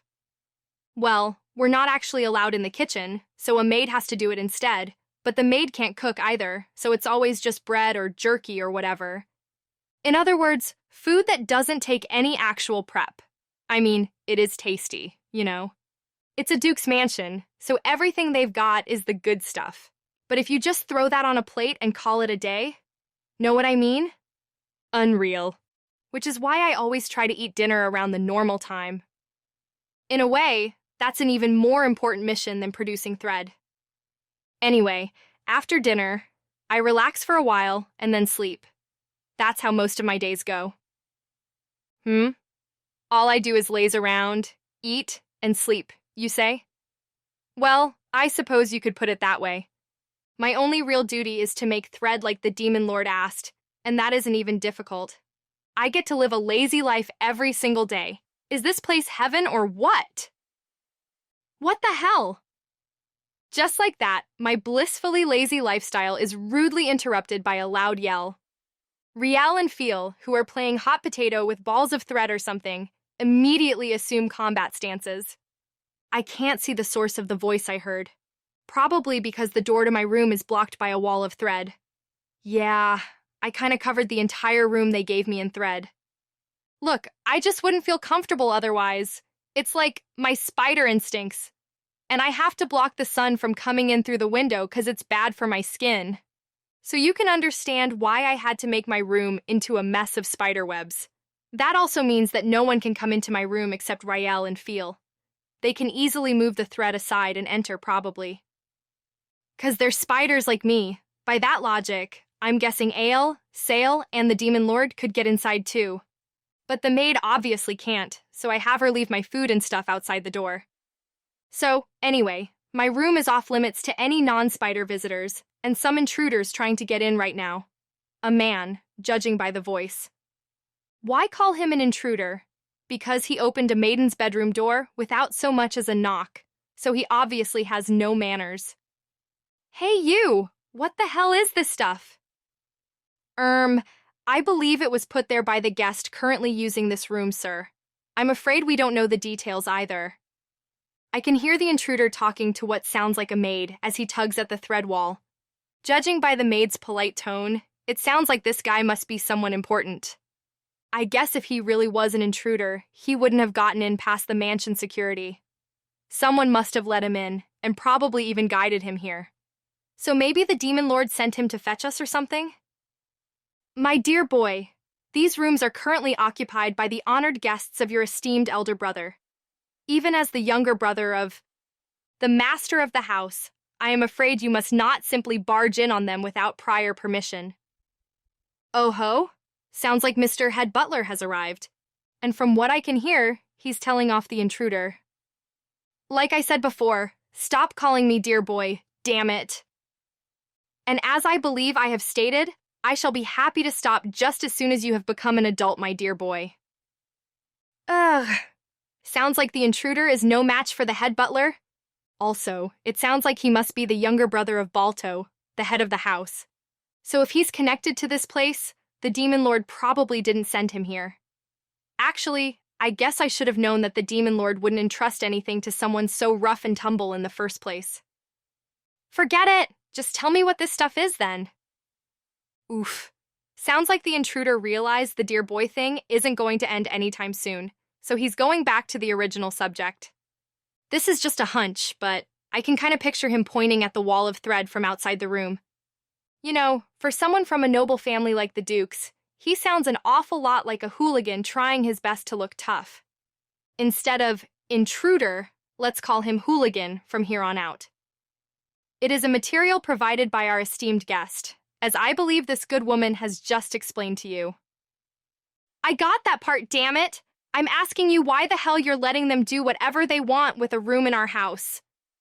I guess I'm the reason Hooligan is so mad. And from what I hear, they're just holing up in there doing some kind of fishy business. Why the hell would my brother let a bunch of sketchy weirdos stay here? Damn it. I assure you, the master of the house has granted permission for all this. It is not for you to complain about, dear boy. And I'm telling you that ain't a good enough reason. Maybe he and his brother don't get along? Based on what he just said, it sounds like the staff of the mansion doesn't think super highly of my activities, but what really seems to bother Hooligan here is that his brother has given us permission to do whatever we want. Listen up! This is my family's mansion! You can't just go around filling our rooms with whatever this crap is! Hey! You in there! I know you can hear me! Please stop, my dear boy. Shut up, old-timer! Pfft, old-timer. Hooligan just called the head butler old-timer. It's pretty hilarious to hear a phrase like that, mixed in with all his cursing. K. Suddenly, I hear a weird noise coming from beside me. Turning to investigate, I see Riel's shoulders shaking up and down as she emits the sound. What are you doing exactly? Is that supposed to be laughter? What, did that hit your funny bone or something? I gave the puppet spiders prototype voice mechanisms a while back, but since I never got to develop them past the testing stage, they can't really talk very well. Usually they don't bother trying. So if Riel is going out of her way to produce some kind of laughter, she must have found something seriously funny. It's kind of creepy though, to be honest. Cut it out, will ya? What the hell are you laughing at? See? You made Hooligan even madder. What's up with this chaotic situation? Please stop this at once. No one's gonna make a fool out of me. The wall of thread shakes violently.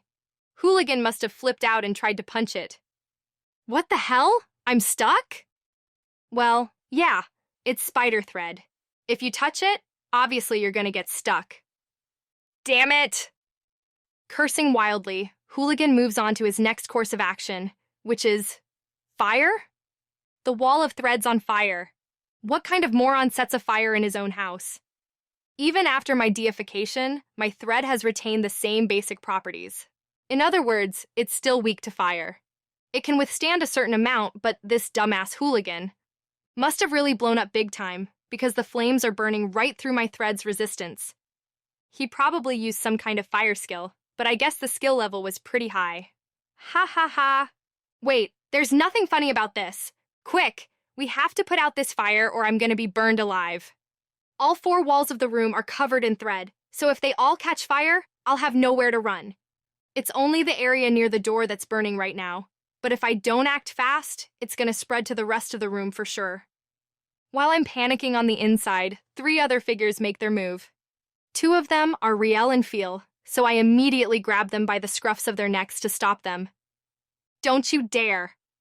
I don't know what you were planning on doing exactly, but knowing you two, I'm sure it was nothing good. Riel looked like she was about to use some kind of magic, and Feel seemed like she was going to try to physically ram her way through. Not only would that not put out the fire, you'd probably destroy this whole damn mansion. And even if not, I'm sure Hooligan, the head butler, and the maid standing nearby would all be killed by the shockwaves. I don't really care about Hooligan, since this is his fault in the first place, but the other 2 would be innocent victims, so I'm gonna have to stop you right there. Meanwhile, as I'm stopping these 2 idiots from destroying everything in sight, the head butler uses water magic to safely put out the fire. Figures. That guy is one hell of a butler. My dear boy. But now, he's glaring at Hooligan with a vein popping on his forehead. How do I know that, you ask? 'Cause the wall of thread in front of the doorway burned away, so there's nothing blocking my view anymore. Hooligan, perhaps detecting that he's gotten himself in over his head, looks away from the head butler's glare and meets my eyes. Huh? Hooligan catches his breath and freezes. Excuse me, do you mind? Shut-ins don't like making direct eye contact, you know. Also, my eyes are freakishly full of pupils right now, so I'd rather not have people see them. Not because it's embarrassing, it's just more trouble than it's worth. I immediately shut my eyes and turn my face away. Maybe that's rude behavior toward the master of the house's brother, but I'm pretty sure the guy who tried to bust into a maiden's room and then set it on fire is in the wrong here. Besides, I don't really care if I offend someone who dredges up my traumatic memories of having my home burned to the ground. Oh boy, just thinking about it pisses me off. Could you please just leave me alone already? With my grip still on their collars, Riel and Feel both take a step forward, as if picking up on my emotions. At the same time, their tiny bodies start producing a ridiculously powerful aura. Please, young master, I must insist that you withdraw before things get any more out of hand. The head butler hurriedly grasps Hooligan's shoulder and drags him forcibly out of the room. Should you really be doing that to a member of the family that employs you? Then again, if he hadn't done something, Riel and Feel might have slashed that Hooligan to ribbons, so that was probably the right call. Right. Hooligan nods dumbly, his violent energy drained away. I can't tell for sure, since my eyes are closed, but is it just me, or is Hooligan totally glaring at me? Show the young master a way, please. Oh, of course. Right this way, please. Master Blow. At the head butler's command, the maid leads Hooligan away. Now I finally know Hooligan's name. Apparently, it's Blow. Not that I care. Hooligan is good enough for that jerk. You'll never catch me calling that guy by his real name. I can promise you that for sure. Please accept my deepest apologies in my master's place for the young lord's terrible rudeness. The head butler's talking to me now. Opening my eyes a crack, I see that he's bowing deeply. In his master's place, huh? Do nobles really apologize that easily? Like, should you be throwing his name around like that? Maybe Balto just trusts this butler that much. Or maybe it's the influence of the demon lord that's making him apologize to me like this. Otherwise, the butler's just doing this of his own accord. If that's the case, couldn't that get him in trouble? Well, I guess that's not for me to worry about. It was obviously Hooligan's fault. I have no doubt that the master of the house will wish to apologize to you personally quite soon. I shall do everything in my power to keep the young master from approaching you and yours. I beg you to spare us of your fury, if at all possible. The head butler speaks quickly, his head still lowered. I know he's just covering for his employer, so I feel bad having him apologize so much. Letting go of Riel and Feel, I pat them gently on the shoulders. Picking up on my meaning, they relax and stop radiating all that violent energy. Again, I deeply apologize for the intrusion. Please return to your relaxation at your leisure. With that, the butler carefully pulls the door shut. Well, that was a disaster, but supposedly I'll never have to see that hooligan's ugly mug again, so whatever. Or so I thought. But wouldn't you know it, Hooligan keeps coming to see us again and again after that. It may have crossed my mind that we should just kill him, but let's keep that our little secret.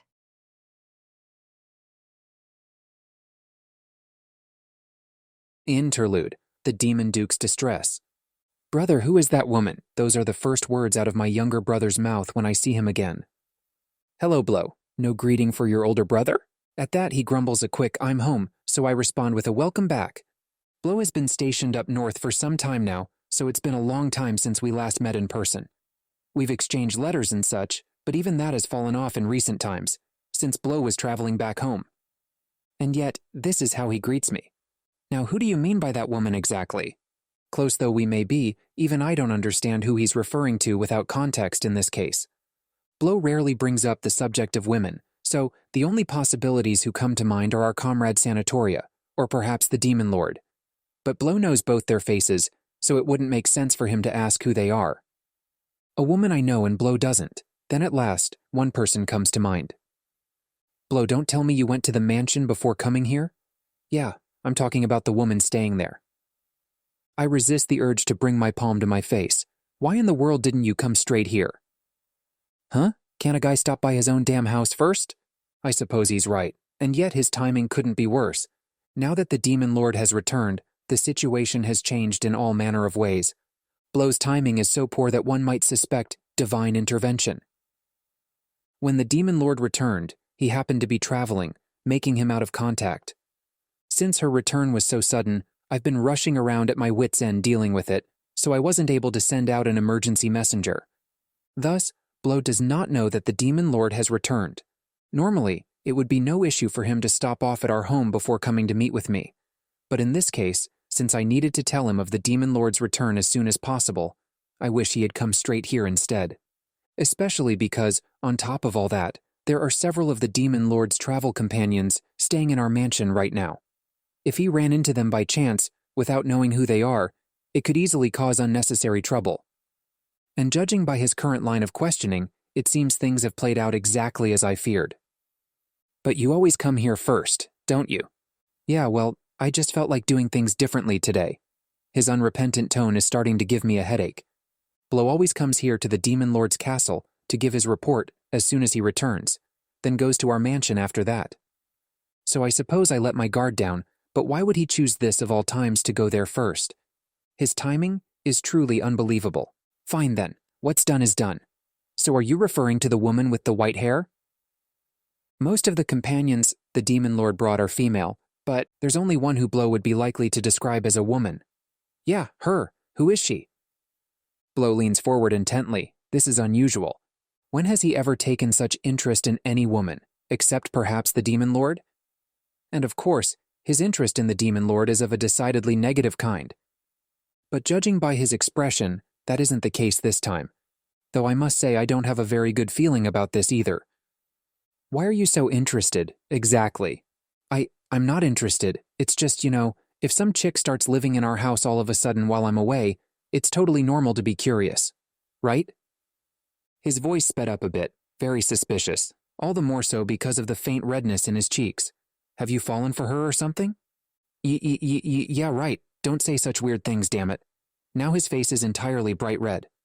This is not good. Why would this happen of all things? This time, I really do bring my palm to my face and sigh deeply. Blow has fallen in love with a woman. Perhaps I should be happy about that, in itself. He has never before shown interest in romance, always declaring that he wouldn't get involved with anyone until I got married. He never fraternized with women at all, even in passing. Blow is actually quite diligent, even if his ordinary behavior makes people think otherwise. Both in his professional duties and personal life, he's so upright and honest that it's almost old-fashioned. But now a woman has caught his eye for the first time. Yes, that would certainly be reason to celebrate, were it not a companion of the Demon Lord. Listen to me, Blow. She is connected to the Demon Lord. Just like that, Blow stops blushing and freezes in place. The Demon Lord? That damn witch is back? Tension rises in his body, as if the last few moments of eagerness never happened. I cannot help but sigh again. Clearly, his hostility toward the Demon Lord has not faded in the slightest. That's right, you probably don't know this since you were traveling, but the great Demon Lord has returned. At that, Blow clicks his tongue in vexation, looking at me in anticipation of the rest. Now that she is back, the authority to make all final decisions regarding demonkind has of course returned to her, as I was only serving in her stead. For some time now, I have been working here in the Demon Lord's castle to govern all demons myself, but in the end, that was only a stopgap until the real Demon Lord returned. Now that she is back, she will naturally take over all decision-making, though of course, I cannot simply dump all of it on her at once. There is much work to be done in the process of handing over control. And you're okay with that, brother? Blow looks dissatisfied. That is irrelevant. This is the Demon Lord's decision, and I simply abide by her wishes. All demons must obey the Demon Lord. That has always been the nature of our relationship. But with this particular Demon Lord, that isn't the only reason I obey. No matter how unreasonable her demands, I cannot defy the Demon Lord. She is simply on a different plane of power. That is all there is to it. Unreasonable as she might be, defying her would promise a terrible fate. Yeah, but still, us demons don't have the resources to start a war right now. And yet, we must.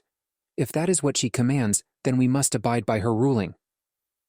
One of the Demon Lord's policies involves a massive war against the humans. In fact, that is essentially her only policy. And it is also the reason why so many demons cannot accept her. The demon race is currently suffering great poverty and strife due to the harmful after effects of a lengthy war with the humans. Blow's statement that we lack the resources to start another war is entirely correct. That the Demon Lord is disregarding this and trying to force a war anyway will inevitably cause many to resent her. But we must obey her nonetheless because the Demon Lord's power is absolute. Blow. Even if all demonkind was to band together and revolt against the Demon Lord, all that would await is certain destruction. With the Demon Lord's power, she could single-handedly destroy our entire race with ease. But that is not so with war against the humans. We will undoubtedly incur great losses, but there is still a chance for survival. Either we rebel against the Demon Lord and face a certain doom or fight against the humans and thus hang on to hope. I have chosen the only path that leaves some hope, nothing more or less. I will not ask you to accept it, but I at least want you to understand. In the face of my earnest plea, Blow snorts and turns the other way with a scowl. He does understand, I am sure, but his emotions cannot be swayed by logic. I must admit that my own emotions are not entirely content either. I sigh and mutter half to myself, still, to think that you would fall in love with a woman who is connected to the Demon Lord. Of all people. Huh? The love? That ain't it, damn it. With that, the heavy mood of our conversation disperses all at once. Blow's flustered response is easy to read. Does he really think he's fooling me with that attitude? But the person he's fallen for is quite dangerous, even in her own right. Just to warn you, I believe it would be best if you gave up on her, you know? I don't know what the hell you're talking about. My brother's loud response makes me only more concerned for his future. Lady White, the woman who has caught Blow's eye, is a friend of the Demon Lord's. That in itself is enough to make my head ache, but she herself is still a mystery to me in many ways, so I cannot say she is the ideal romantic prospect for my brother. All the companions the Demon Lord brought with her are outside the realm of normal comprehension, and among them, Lady White is by far the most enigmatic.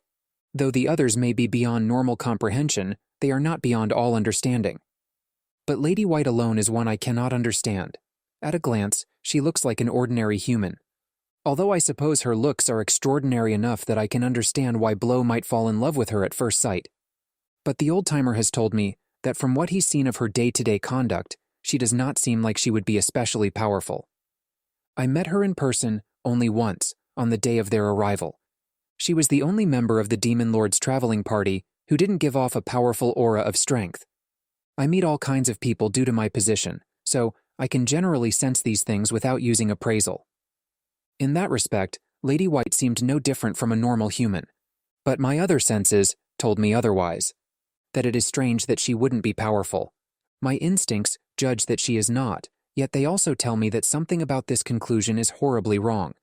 I have never experienced this before, which was enough to make me conclude that Lady White is the most unusual of all of them, perhaps even more so than the Demon Lord herself. Well, I did try to warn you. If you insist on pursuing her anyway, that is your decision. I'm telling you, you got it all wrong. Blow's blusteringly obvious response elicits another long sigh from me. I felt I should warn him, but it would be strange as his older brother to press the subject of his first love any further. Besides, there is still the question of whether he'll be able to catch Lady White's eye at all. There would be no point in trying to dissuade him further, at this stage. Well, for now, just try not to do anything to make her hate you. Or right. For some reason, my half-hearted advice makes Blow's eyes turn shifty. Later on, I learned that my brother's first love was likely doomed when the old-timer told me what had happened at the mansion. They say first impressions are everything, and I cannot imagine that anyone would think highly of a man who set fire to their room. Why would he do such a thing? Sigh, I am busy enough dealing with the Demon Lord's endless demands. My younger brother's foolish first love will have to wait. Chapter thanks to Administrator Giulia Distodius. Has any human ever lived a life truly free of regrets? To us gods, a human life passes in the blink of an eye, but within that tiny instant, humans always end up regretting some of their choices, big or small. If only I had done this. If only I had chosen that instead. In these hypothetical scenarios, they imagine that they might have reached a better future if they had made different choices. But these are all purely hypothetical. One cannot change the past, no matter how much one thinks about it. Yet still, one cannot help wondering, did I make the right choices?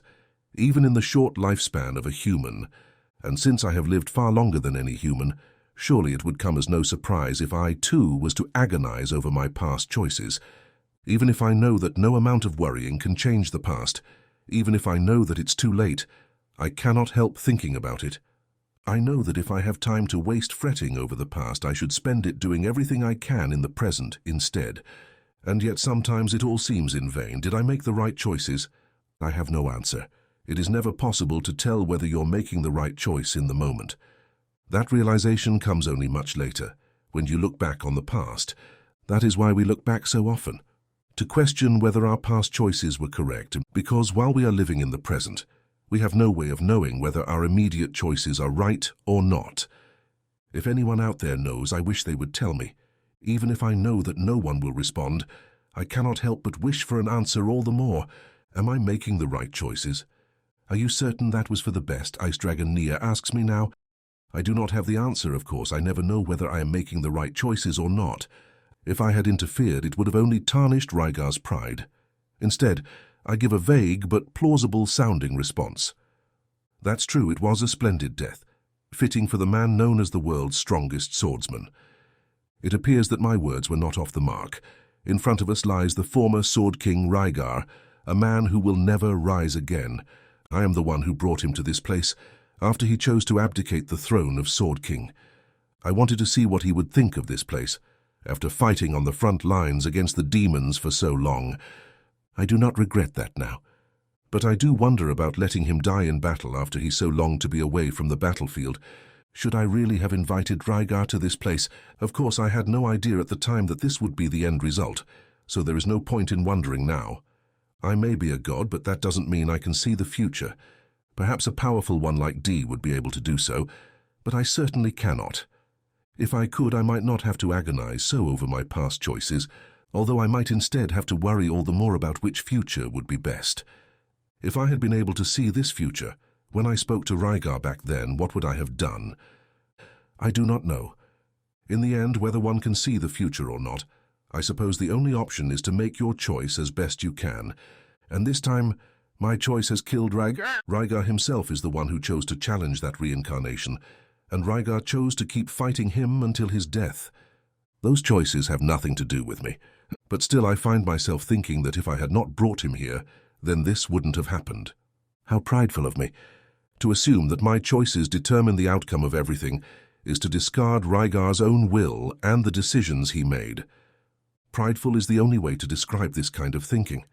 The more I contemplate that, the harder it becomes to make a decision.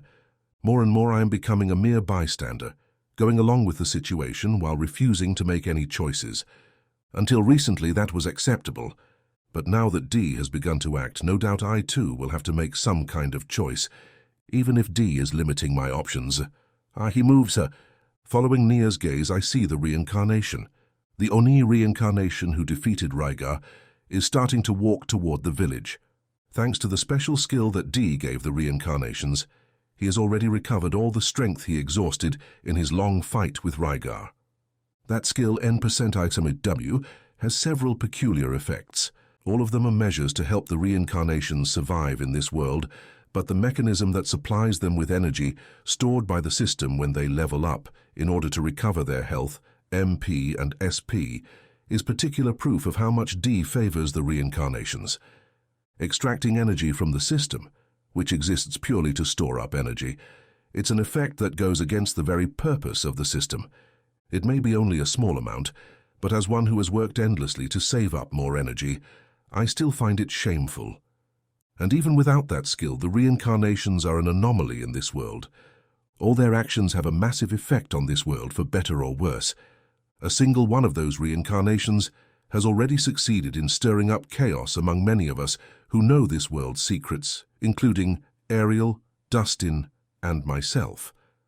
Aside from that culprit White, the other reincarnations are still too young to cause major incidents, and many have already fallen into Potimus's hands, so their effect is small as of now. But slowly, some of the others besides White are starting to expand their influence, and the prime example is none other than the Oni reincarnation currently standing close by. Now what should I do? The Oni reincarnation's gait is steady, but whether his mind is clear is another question entirely. He has the Wrath skill and has already gone mad because of it. The Wrath skill, one of the ruler skills that serves as a key to limited access to the system.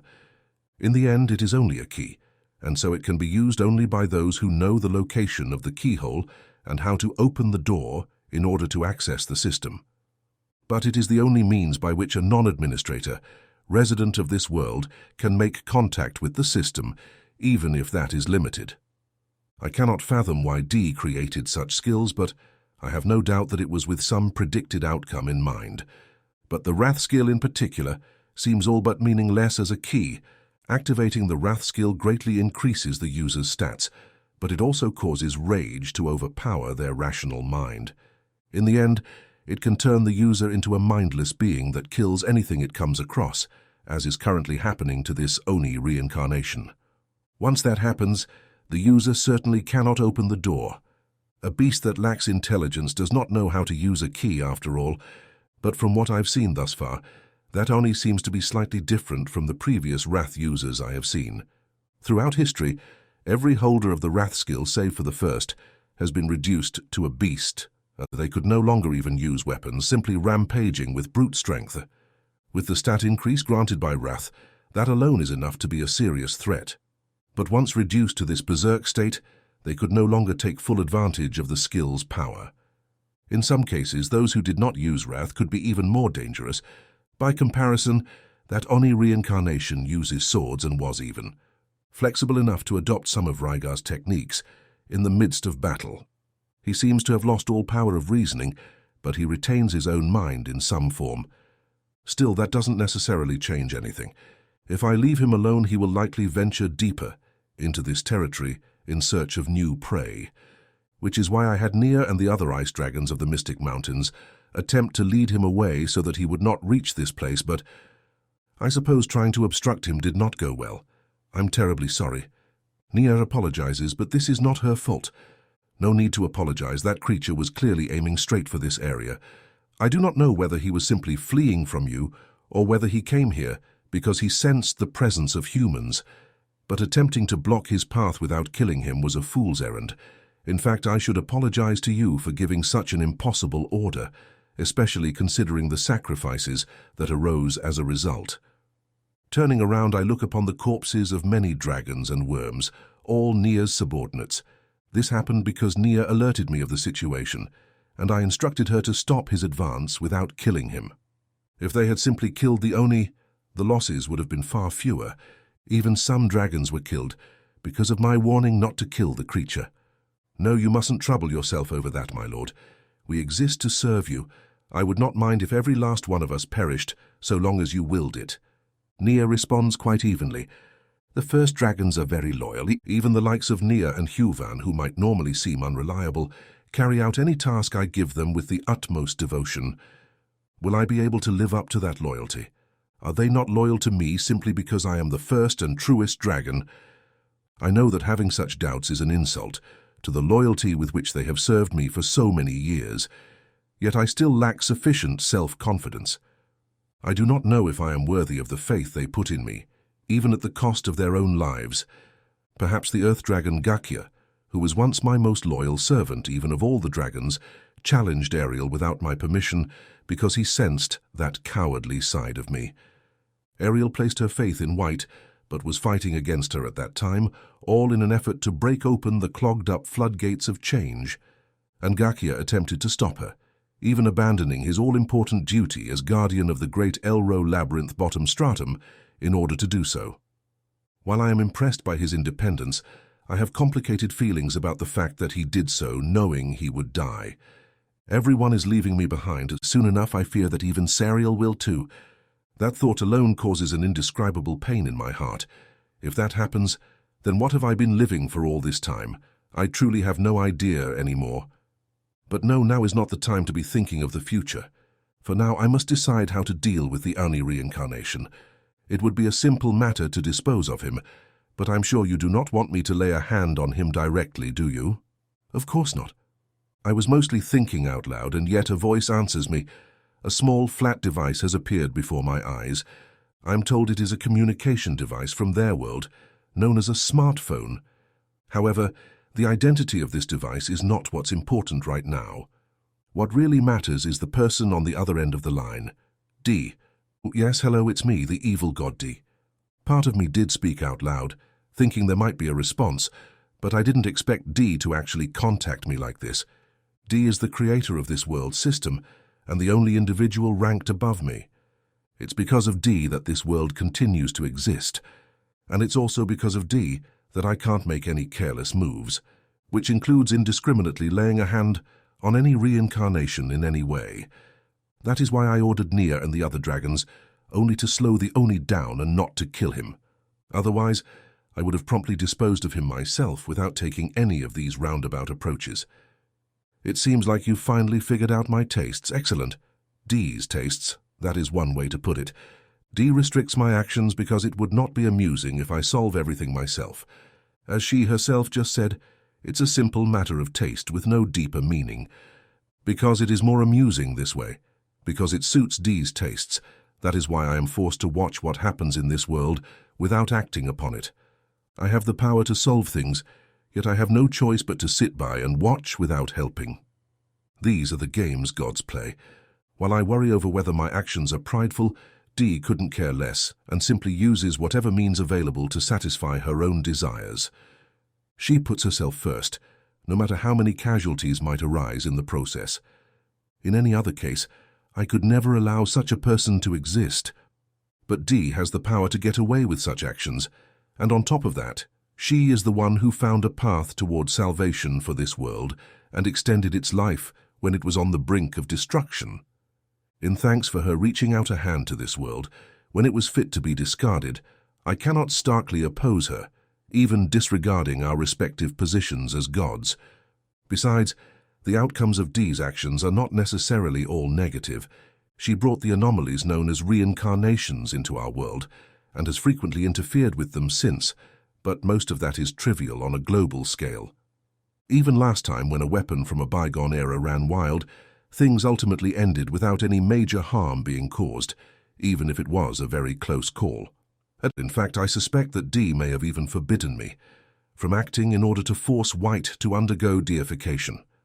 White has certainly wrought a lot of chaos, but none of it has actually hindered the operation of the system. In fact, the appearance of the reincarnations has brought about major waves of change in the world, including motivating Potimas to take action after withdrawing for so long. I do not yet know whether these waves will inspire positive change or become the prelude to destruction, but the developments have not been entirely negative, which is exactly why I cannot defy Dee's will, even in the face of danger. And yet, in this particular case, I feel that I must take some kind of action. I know that I cannot directly interfere, but what about Nia here? Dee pauses for effect as if considering my proposal. In truth, knowing Dee, I'm sure she reached her conclusion instantly. Perhaps this too is a performance for Dee's own enjoyment. I'll allow it under one condition. To my surprise, Dee actually consents. I had assumed that she would undoubtedly reject any idea of mine out of hand. Subdue him without killing him. As long as you can do that, you don't need to hold back. This condition seems simple enough, but is actually quite difficult indeed. Knocking him out without killing him will not be easy. Killing him would be easy. She would simply need to strike him down with all her power. But if she has to defeat him without killing him, she will have to hold back to ensure that he survives. Especially when the opponent in question has the Wrath skill, which makes it all the more difficult to knock him out, as the user will generally fight to the death. She cannot fight him half-heartedly, but she must be careful not to take his life. It calls for a delicate balance, requiring the perfect amount of restraint, in spite of Dee's claim that she doesn't need to hold back. But we have no choice but to accept these terms. Limited though it may be, I have received permission to interfere. Nia. Yes, if you could. Leave it to me. With a dependable response, Nia languidly takes to the air and flies toward the Oni reincarnation. The Oni is scouring the village, but the inhabitants have all long since evacuated under Raigar's orders. Their dwellings and belongings still remain, but since the N% I counts W skill has already restored his SP, he likely has no need for food. By killing some of Nia's dragons and worms as well as Raigar, the Oni has leveled up. With each level gained, the N% I2W skill restored him, or else he might otherwise have run out of strength and collapsed by now, which means that attempting to buy time by sending those forces after him only resulted in making him stronger. In that case, perhaps I should have had Nia slow him down from the beginning, but I doubt Dee would have allowed that. It's safe to assume that she's given her permission now, only because the Oni has raised his level enough that he might just barely stand a chance of surviving Nia. If he had gotten strong enough to actually fight on her level, then maybe Dee would have given permission for Nia to go all out. Dee seems to enjoy unpredictable battles between evenly matched forces, much more than an overwhelming victory for one side, which means that even with this condition, Nia stands a good chance of winning. I'm counting on you, Nia, and I'm looking forward to a good fight. In contrast to my serious thoughts, Dee sounds quite carefree. I turn to look at the communication device, trying not to reveal my displeasure by glaring at it, but the object is no longer there. Just as when it appeared, I did not sense its movement or presence in the slightest. That alone is enough to plainly remind me of the difference in our ranks as gods. It is because she is so much more powerful that I have no choice but to obey. And even though the device has disappeared, if I was to attempt anything now, my life would still be forfeit in an instant. Unreasonable though it may be, that is the reality of the situation. All I can do is watch and trust in Nia. We cannot allow the Oni reincarnation to rampage across this land any further. There are two reasons for this, both connected to the uniqueness of this particular land. or rather I suppose the uniqueness of its residents. This region is known as the Valley of Convenience, a peninsula that protrudes from the continent. It is bordered by the Mystic Mountains, separating it from the inland territories. The only way to reach this land is by traversing the Mystic Mountains or crossing the ocean. But since the mountains are guarded by Nia and the other ice dragons, and the ocean guarded by the water dragons, it is virtually impossible to get here. The only people who live in this isolated area are those who I bring here myself. They are all people whose souls are reaching the end of their lifespan. The system exploits the souls of those who live in this world, sapping their energy. That in itself is inevitable. It is, in part, atonement for the sins the people of this world committed, after all, and a necessary sacrifice to extend the life of said world that was on the brink of destruction. But there was a miscalculation. Because of that exploitation, some people's souls began to reach their limits. Perhaps D did not anticipate that restoring the world would take this long. If the soul reaches its limits, all that awaits is destruction of the soul itself, a nothingness that is a fate beyond death, and if that happens, then the soul can no longer be reincarnated. In order to avoid that fate, the people whose souls have deteriorated too severely are sheltered here under my protection. There are no monsters in this place. It is because of the easily identifiable enemy known as monsters that people hone their skills to grow stronger. But for the soul, skills are a heavy load, and the only way to guide souls to peace is to avoid acquiring or using skills as much as possible and live a peaceful life. Most of the people here have only the bare minimum of skills. Raigar, on the other hand, had far too many skills, so in his case, his soul deteriorated far too rapidly. Because he developed a distaste for fighting, however, he was able to live his remaining years in peace, thus preventing any more strengthening of his skills and saving his soul from deteriorating any further. It is not a fundamental solution, only a way of extending the soul's lifespan somewhat, but it is certainly better than doing nothing at all. Since all the people here have been gathered for that purpose, I cannot allow them to be killed by the Oni. If they die, they will reincarnate. And in this world, once they are reincarnated, they will begin to put a load upon their souls. This is the first reason that I must stop the Oni reincarnation here. The second reason is more of a personal wish. I simply do not want to let this place be spoiled. The people who live here are all individuals whose souls have severely decayed, humans and demons alike. These two races, normally thought to be fated enemies, live here together in peace. There are no monsters and no fights between people. It is a miniature paradise isolated from the outside world. This paradise is the ideal world that Sariel once wished for, and here in this place, that ideal is a reality. Even if it is a temporary paradise possible only because of my own maneuvering, I know that the people here are able to live in peace only because they are aware that to do otherwise would be dangerous to their own souls. But transient though it may be, this place is still a small realization of Sariel's goal, and I do not want it to be destroyed. A terribly personal, foolish reason, to be sure, but a part of me refuses to yield precisely because of that. Perhaps I too am a prideful god who cares for my own wishes, if not to the same extent as D. As that thought causes me to sink into a light spell of self-loathing, I oversee Nia's battle. Chapter 4. Arrival in Heaven. Sleep, wake up, eat, make thread, eat, laze around, sleep. Is this place heaven? 'Cause it's everything I ever wanted. And what exactly have you been up to while I've been studying my fangs off? Ah. Vampy has come, a vein bulging on her forehead, to ruin my perfect paradise. Why don't you study etiquette and such with me, since you clearly have nothing better to do? Vampy smiles as she forcibly drags me out of the room. No, I don't want to go to school. This is kind of sad, though. I'm not even strong enough to pull myself away from Vampy anymore. Grr! Will the loss of my stats ever stop ruining my life? Thus, I am forced to go along with Vampy. By the way, if you're wondering why the baby bloodsucker was able to enter my room in the first place, it's because right after that hooligan attacked my room, she came and attacked me too. Yeah, I said it. She didn't comfort me. She attacked me. Sure, she came running when she heard the commotion, but her first response was to smile like an evil executive and say, "Oh good, now I can come in." Then she barged right into my room as if she'd been waiting for this moment, stared me down, and told me, "I hope you've learned your lesson. Don't you dare block that door again." I guess this little girl wasn't too happy about us holing up in my room. I have to obey her, or she'll kill me. Riel and Phil apparently feel the same way, since they're clinging to my arms and trembling. A little girl who paralyzes the other little girls with fear. Talk about terrifying. Wait, aren't Riel and Phil stronger than Vampy? Why are you guys scared?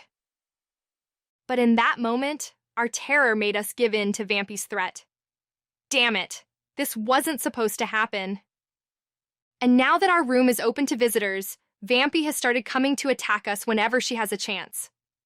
Yeah, I said it. Not visit. Attack. If she comes in the morning while we're making thread, she interrupts our work and gets in the way. And if she comes during our elegant afternoon tea time, she steals all our snacks and cakes. Without her guardian, Mira, around, she's becoming a tyrant. And now it's come to this, forcibly abducting me. Even my famously gentle personality can't take much more of this, you know. But I'm keeping that to myself. I'm sure Vampy is lonely too. She's been separated from her beloved emotional support, Mira, not to mention her mentor figure, the Demon Lord. Our life together on the road was pretty lively, so I'm sure the stark contrast of life here has made her lonely, which is why she's lashing out like this. Yep, that's gotta be it. But don't worry, your big sister here is super kind and super patient. I can go along with a child's selfish whims just fine. Man, I'm so damn nice. And thus, my and Vampy's study buddy adventure begins. Excuse me. Can I quit now? What? I can't? Come on! This sucks! The regular lessons are one thing. The Demon Lord told us all kinds of things on the journey, and sometimes we read books and studied and stuff, so I understand most of what's going on. But the etiquette seminar? That's no good. What do you mean the proper way to walk and eat and stuff? This is super hard. This must use different muscles from walking normally, 'cause I'm sore all over the place. And for table manners, you have to be careful about all kinds of crap while you eat, so you can't even enjoy the food properly. I don't get to stuff myself to my heart's content like I used to. If I'm not gonna get to eat that much during the day, I wanna at least savor the flavors while I eat. But now I can't even do that. How do you ruin eating? And then comes the horrible cherry on top. Dance lessons. Do I look like I can handle this level of intense exercise? Are you trying to kill me? So by the time Vampy drags me back to my room, I'm a shell of my former self. If I had to do combat training and stuff on top of that, I might seriously die. Luckily, Vampy's private tutor gives up on me before the combat stuff gets too far. I wonder if I can convince the other teachers to give up on me too? Especially for the manners seminars. By the way, if you ask me, manners are definitely what Vampy needs the most. Like me, Vampy has learned a lot of stuff from the Demon Lord already, so she does all right with regular lessons too. There's also the matter of our bonus knowledge from our prior lives, which means Vampy's brain is leaps and bounds ahead of the other kiddos her age. The teacher was even raving that she's a child prodigy. But etiquette? Not so much. We obviously never had to learn fancy pants manners in our old world, and the Demon Lord never bothered teaching us, since she's not technically a noble either. Mira occasionally gave the baby bloodsucker simple lectures about it when he had the time, but that wasn't super in-depth. If anything, that vampire duo was always more focused on combat training than etiquette. Talk about violent. So Vampy's manners are age-appropriate, or maybe even a little higher. Noble kids get etiquette drilled into them from birth, I guess. Is that scary or what? Although I think it's impressive that Vampy's manners are almost as good as the real noble kids who grew up with this stuff. Me? Well, I already look like I'm high school age. The etiquette teacher took one look at me and said, "Oh dear me, all right?" Not yet. She must have been thinking that it would be a treat to teach a student who somehow hasn't learned manners at this age. Excuse me. I know I don't look it, but I'm about the same age as Vampy, you know. Don't let my appearance fool you. I'm just a cute little girl. So go a little easier on me, please. and thank you. But on top of these horrible daily etiquette lessons that leave me sore to the bone, there are two other things that have been driving me up the wall. One is that I'm not getting anywhere with my efforts to restore my power. The other, well, I guess it's a person, not a thing. Yo, go away. It's our old pal Hooligan, who gets a cold reception from Vampy every time he arrives. Yeah, that's right. For some reason, this stupid pyromaniac who I thought I'd never have to see again has been showing up all the damn time. Mr. Head Butler? Didn't you say you wouldn't let this guy near me again? But getting mad at the head butler would be barking up the wrong tree. This damn hooligan is craftier than he looks, 'cause he's been making a point of showing up only whenever the head butler's not around. Since the head butler serves the head of the house, Balto, he has to go to the Demon Lord's castle from time to time. Between being Balto's assistant and running this place, the head butler is extremely busy. Hooligan takes advantage of that to come attack when we're unprotected.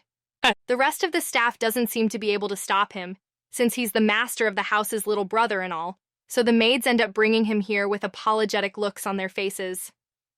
See, this is exactly why you can't give problem children any authority. Beat it! Brats should mind their own damn business. Then perhaps you should mind your own business too, since you clearly have the mind of a brat yourself. A cold breeze blows through the room out of nowhere. And I don't mean metaphorically.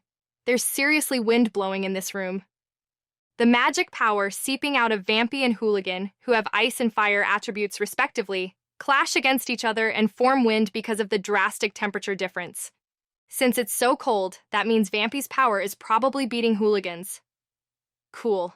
By the way, it's freezing in here, so could you cut it out? Why has my precious tea time turned into a battlefield? I don't get it. I just don't get it. Well, if you don't understand something, best to just leave it alone, right? With that in mind, I sip my tea, which has gotten a little cold thanks to the freezing air. Riel and Feel stuff their faces with tea cakes, ignoring Hooligan completely. These guys are supposed to be my bodyguards, but Hooligan barges in so damn often that they don't even pay him any attention anymore. Thanks a lot, guys. And you, Hooligan. How does it feel to be glaring daggers at a little girl like Vampy? She definitely seems to hate his guts, but from a neutral perspective, the sight of this tough guy and a tiny girl staring each other down is pretty surreal. Uh-oh, now they're cursing each other out? I'll leave the contents of their insults to your imagination. Although, frankly, it's only because they're being so juvenile, it doesn't seem worth relaying the details to you. I guess they say fights break out only between people of around the same level. Sael! Getting heated, Vampy snaps Sael's name. Sael, who's been sitting frozen with her cup in hand, stands up immediately. Okay, stop. Time out. I order Sael to sit back down by way of a hand gesture. Obediently, she sits back down. Whew. Listen, Vampy. I don't care how worked up you are. You can't use Sael for this. She doesn't understand jokes, okay? If you tell her to attack, she really will kill him on the spot. Whatever insane orders you give her in the heat of the moment, Sael will act on them no matter what. This is a handle with care warning, all right? You have to be super careful when you give Sael orders or else. And no, I'm not secretly thinking that it wouldn't be so bad if she really did kill Hooligan, since he's super annoying. There is no part of me that thinks I could totally blame it on Vampy if it happened like that. Nope. Not even a little. Seriously, what did you even come here for? Just leave already. Shut up, damn it. I ain't here to talk to you, that's for sure. Besides, this is my damn house. Ah, so peaceful. Looking away from Vampy and Hooligan, I take a bite of a cake. And you? Quit ignoring me, damn it! Gah! Now he's turning on me? I don't want to deal with that, so I'll just stare off into next week and pretend not to hear him. Pfft, she doesn't even want to look at your face, you see? How sad. Vampy grins triumphantly, which just makes Hooligan even angrier. Why would Vampy be triumphant about that anyway? More importantly, can't Hooligan just go away already? Seriously, he's such a pain. I just came today to drop this crap off. See ya! Hooligan practically slams some kind of bottle down on the table, then stomps away. I guess he finally picked up on the fact that I really don't want him here. If he knows that, I wish he'd stop getting into it with Vampy every time. Or more importantly, just don't come here at all. Unlike my private irritation, Vampy watches him go and huffs loudly. Honestly, I wish you would stop picking fights with him too. It's cold, literally. What is this anyway? Liquor? Vampy's attention quickly shifts from Hooligan to the bottle he left on the table. She picks it up and squints at it suspiciously. Doesn't seem to be poisoned. It's just regular liquor. She must have investigated with appraisal. Why liquor, though? Come on, Hooligan. My dude. What kind of gift for a lady is that? Oh, maybe it's because my pal, the Demon Lord, is probably boozing it up all the time in the Demon Lord's castle? Well, I don't know if that's true. But why else would he pick liquor as a gift? He wouldn't, right? An alcoholic might be happy about a gift like this, but I'm a healthy, wholesome child. I'm healthy, okay? I just have a teeny bit of a weak constitution. Well, I guess this probably just means that Hooligan is running out of gift ideas. At first, he brought bouquets of flowers, although Vampy froze those in ice and smashed them on the floor right away. He's brought a bunch of different presents after that, but it seems like all his research has led him to conclude that food and drink are our favorites. I mean, he's not wrong, although I still think liquor is kind of a weird move. Maybe just a little. For some reason, Vampy takes the lid off the bottle and sniffs the contents. Oof! That alone is enough to send her reeling. Ah, right. Vampy really can't handle her liquor. During our travels, the Demon Lord bought alcohol by the barrel and drank it on the regular. We joined her sometimes, but Vampy wasn't allowed to drink since she was an infant and all. Although she still stole a few sips on occasion when the Demon Lord was distracted. But whenever she did manage to drink, she always passed out immediately. I guess being extremely weak to alcohol might be in her genes. According to Mira, Vampy's mom also fell asleep whenever she had even the smallest amount of alcohol, so she must have passed that down to her kid. Judging by Vampy's current reaction, she can't even smell it safely. Talk about wimpy. Evidently realizing she can't drink it, Vampy looks dissatisfied as she puts it back on the table. Come to think of it, I guess I haven't had any alcohol since my deification. When I was in Arachne, I used to drink along with the Demon Lord from time to time, but after the deification stuff happened, she forbade me from drinking because of my feeble state. I believe she said something like, "Yeah, no, I don't think White should drink anymore." And yeah, I guess she wasn't wrong. The only reason I was able to handle my liquor so well as an Arachne is because I had those stats and resistance skills and stuff. Without all that, my body is super weak and unprotected. So it makes sense to conclude that I shouldn't be drinking in a state like that. To be honest, even I'm sure that drinking now would totally make me sick.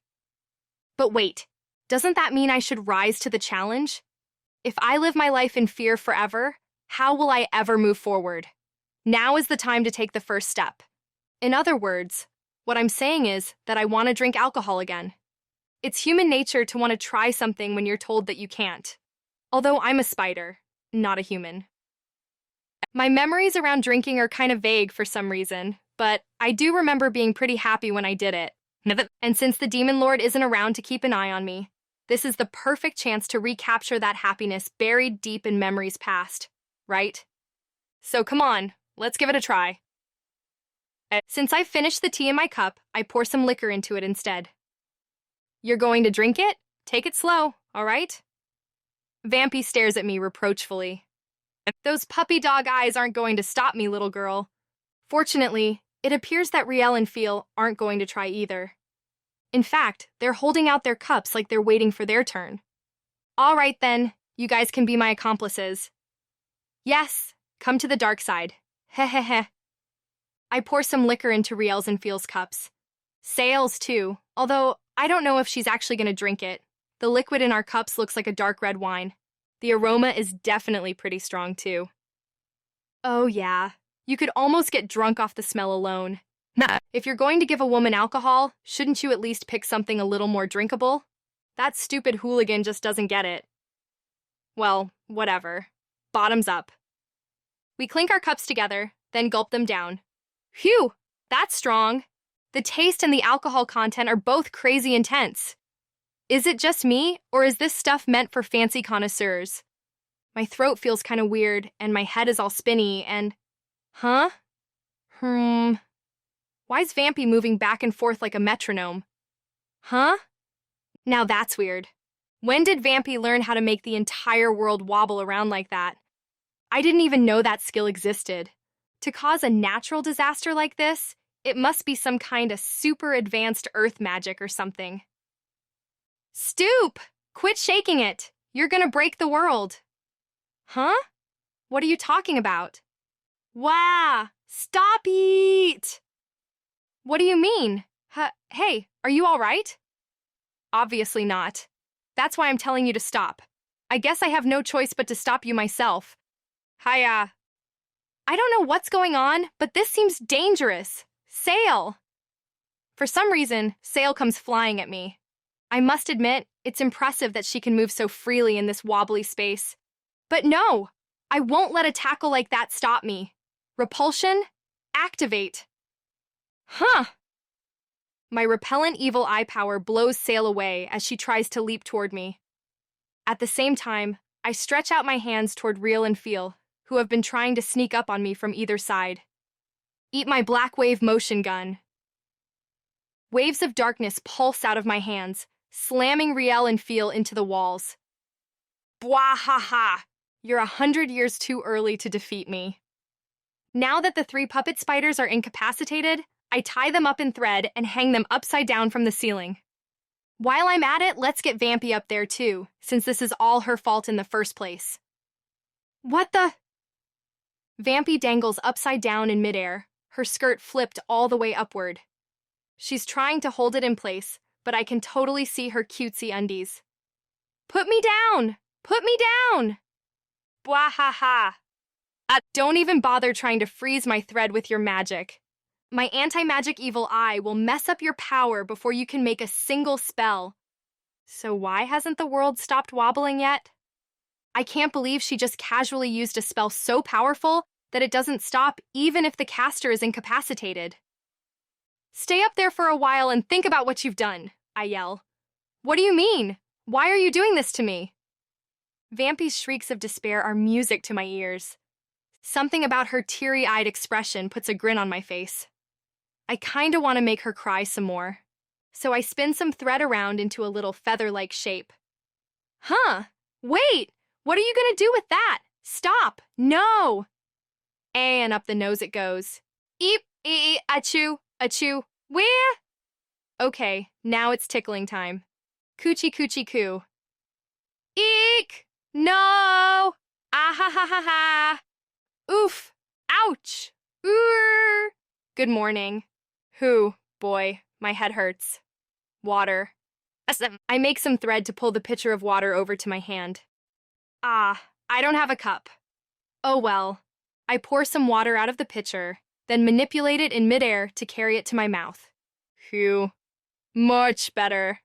Huh? Excuse me? What did I just do? I pulled the pitcher over with thread and moved water around in midair. I try to do it again, but then realize there's no more water in the pitcher. But that's not important right now. I turn my hand over. As I stare into my palm, I can see what I've been trying to see all this time, but couldn't until now. The movement of energy. I manipulate it and form a rune, like the kind my magic skills used to make. Once it's fully formed, the rune summons a ball of darkness, just like I pictured. A floating mass of energy around the size of a tennis ball. I close my hand and crush it in my fingers. A tiny explosion occurs inside my clenched fist. But when I open my hand again, there's not a single scratch, because I enhanced my defensive power and guarded against it. I'm back. Without thinking, I mutter aloud. I'm finally back. I don't know what caused it exactly, but I can finally use my powers again. I don't think I can do things as freely as I was able to at the height of my power, but it's still a whole lot better than not being able to do anything at all. Ah, I did it. Woohoo! Woohoo-hoo! I'm back! I'm back! I can feel it. I can feel the energy overflowing inside me, and I can see it. I can use my evil eyes again, and I can see what I wasn't able to see before.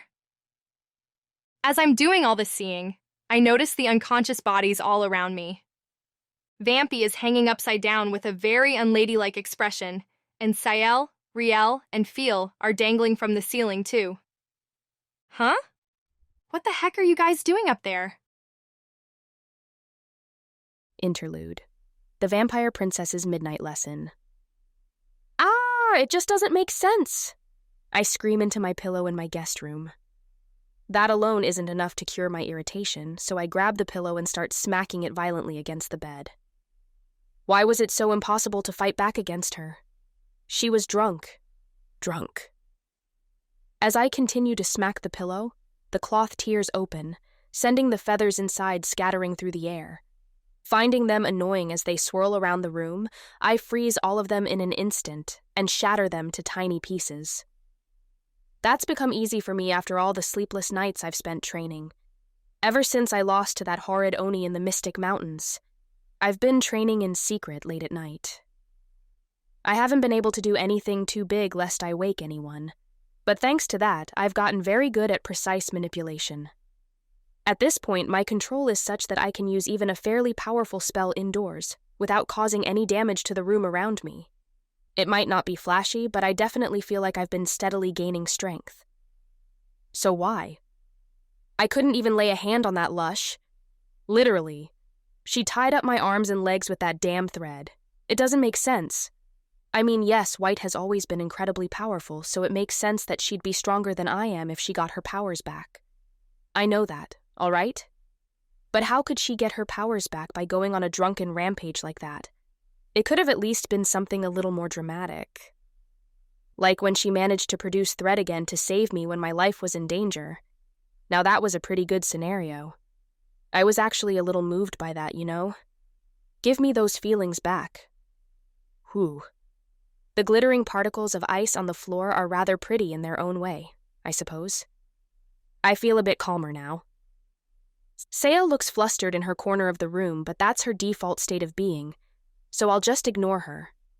As difficult as it is to swallow, I have to recognize that this is the reality of things. I should be happy that White got her powers back. If she stayed that frail forever, she wouldn't be able to defend herself. And we don't know when the elves might attack, so it's best for all of us if she has power. But if she's back to her full strength, that puts me lower on the power hierarchy again. She's already proven that I'm powerless against her. Remembering the ungainly way she hung me upside down and tormented me, I feel my face flush with humiliation and anger. Ah, what in the world is that thread made out of anyway? Why wouldn't it budge or freeze no matter what I did to it? It's unbelievable. I'm actually pretty strong myself, you know. Of all the private combat instructors who work in the mansion, not one of them is stronger than I am. And these are employees of a high-ranking royal demon family, so surely they're exceptional even for their race. Frankly, they were so weak that they couldn't teach me a thing. From a normal perspective, that means I'm quite strong, doesn't it? So why couldn't I lay a finger on her? During our journey, I was never once able to beat Ale in a mock battle either. If I couldn't beat Ale, that probably means I can't beat Sael, Riel, or Feel either, doesn't it? And of course, Miss Ariel goes without saying. But now I couldn't even defend myself against White. Why am I surrounded by such freakishly strong people? I started to suspect this while we were traveling, but now I'm sure. It's not that I'm weak. It's just that the people around me are way too strong. So it's not my fault I can never beat them. Even if it is frustrating to lose all the time. Is it just me, or have I spent my whole life losing? I lost against that Oni last time, too. Ah! Just thinking about it again makes me so angry. Next time I see him, I'm going to beat him to a pulp. That's right. I'm not weak at all. It's just bad luck that I'm never able to win in spite of that. My specs are definitely high, so if I just keep honing myself like I have been, then I should get stronger. Maybe I'll start spending more time raising my skills, too. But is that really going to be good enough? Not to brag, but I think I've been training quite intently all this time. And yet, I still wasn't able to beat White. If I keep going at this rate, I don't see how that's going to change. I need some kind of weapon. Next time I fight that Oni, I do think I can win. I was at a major disadvantage because I didn't have my weapon last time. I glance over at my personal weapon, which I keep in my room. A huge broadsword that's currently taller than I am. Miss Ariel picked it up at a secret auction, among other fine items. I fell in love with it at first sight, and she agreed to give it to me as my personal weapon. It's a sword made from the claw of a legendary class monster, Fenrir. I'm sure it could fend off any attacks from that Oni's katana. I was able to hold my own pretty well against him even without a weapon, and I've gotten even stronger since then. There's no reason I would lose. But if I just stop there, then I'll never get anywhere. For now, my present goal will be winning against AL. My stats should catch up to hers soon enough, and if I train the skills I already have, I think they'll serve me quite well. From there, I can see myself attaining perfection. Close combat with my broadsword, long-distance attacks with water and ice, plus some special tricks with my vampire abilities. If I combine a solid Magic Knight style with my vampire abilities like kin summoning and mist form, I honestly think I could become quite a troublesome opponent, especially when encountering someone for the first time. See? I am strong after all, no? And yet, even if I was to achieve that perfect form, I seriously doubt I could beat White or Miss Ariel. Even against AL, I think it would be a narrow victory. It's hopeless. Utterly hopeless. Yes, I definitely need more weapons. I think I already have quite a few good cards in my hand, but I can't just settle for that. Appraising myself, I take a look over my skill list. Are there any skills I could acquire that would synergize well with my fighting style? Pacing around the room, I go back and forth between the list of my skills and of skills I haven't acquired over and over. Fortunately, I still have plenty of skill points. White's brutal training method prioritized acquiring skills naturally through training instead of spending skill points.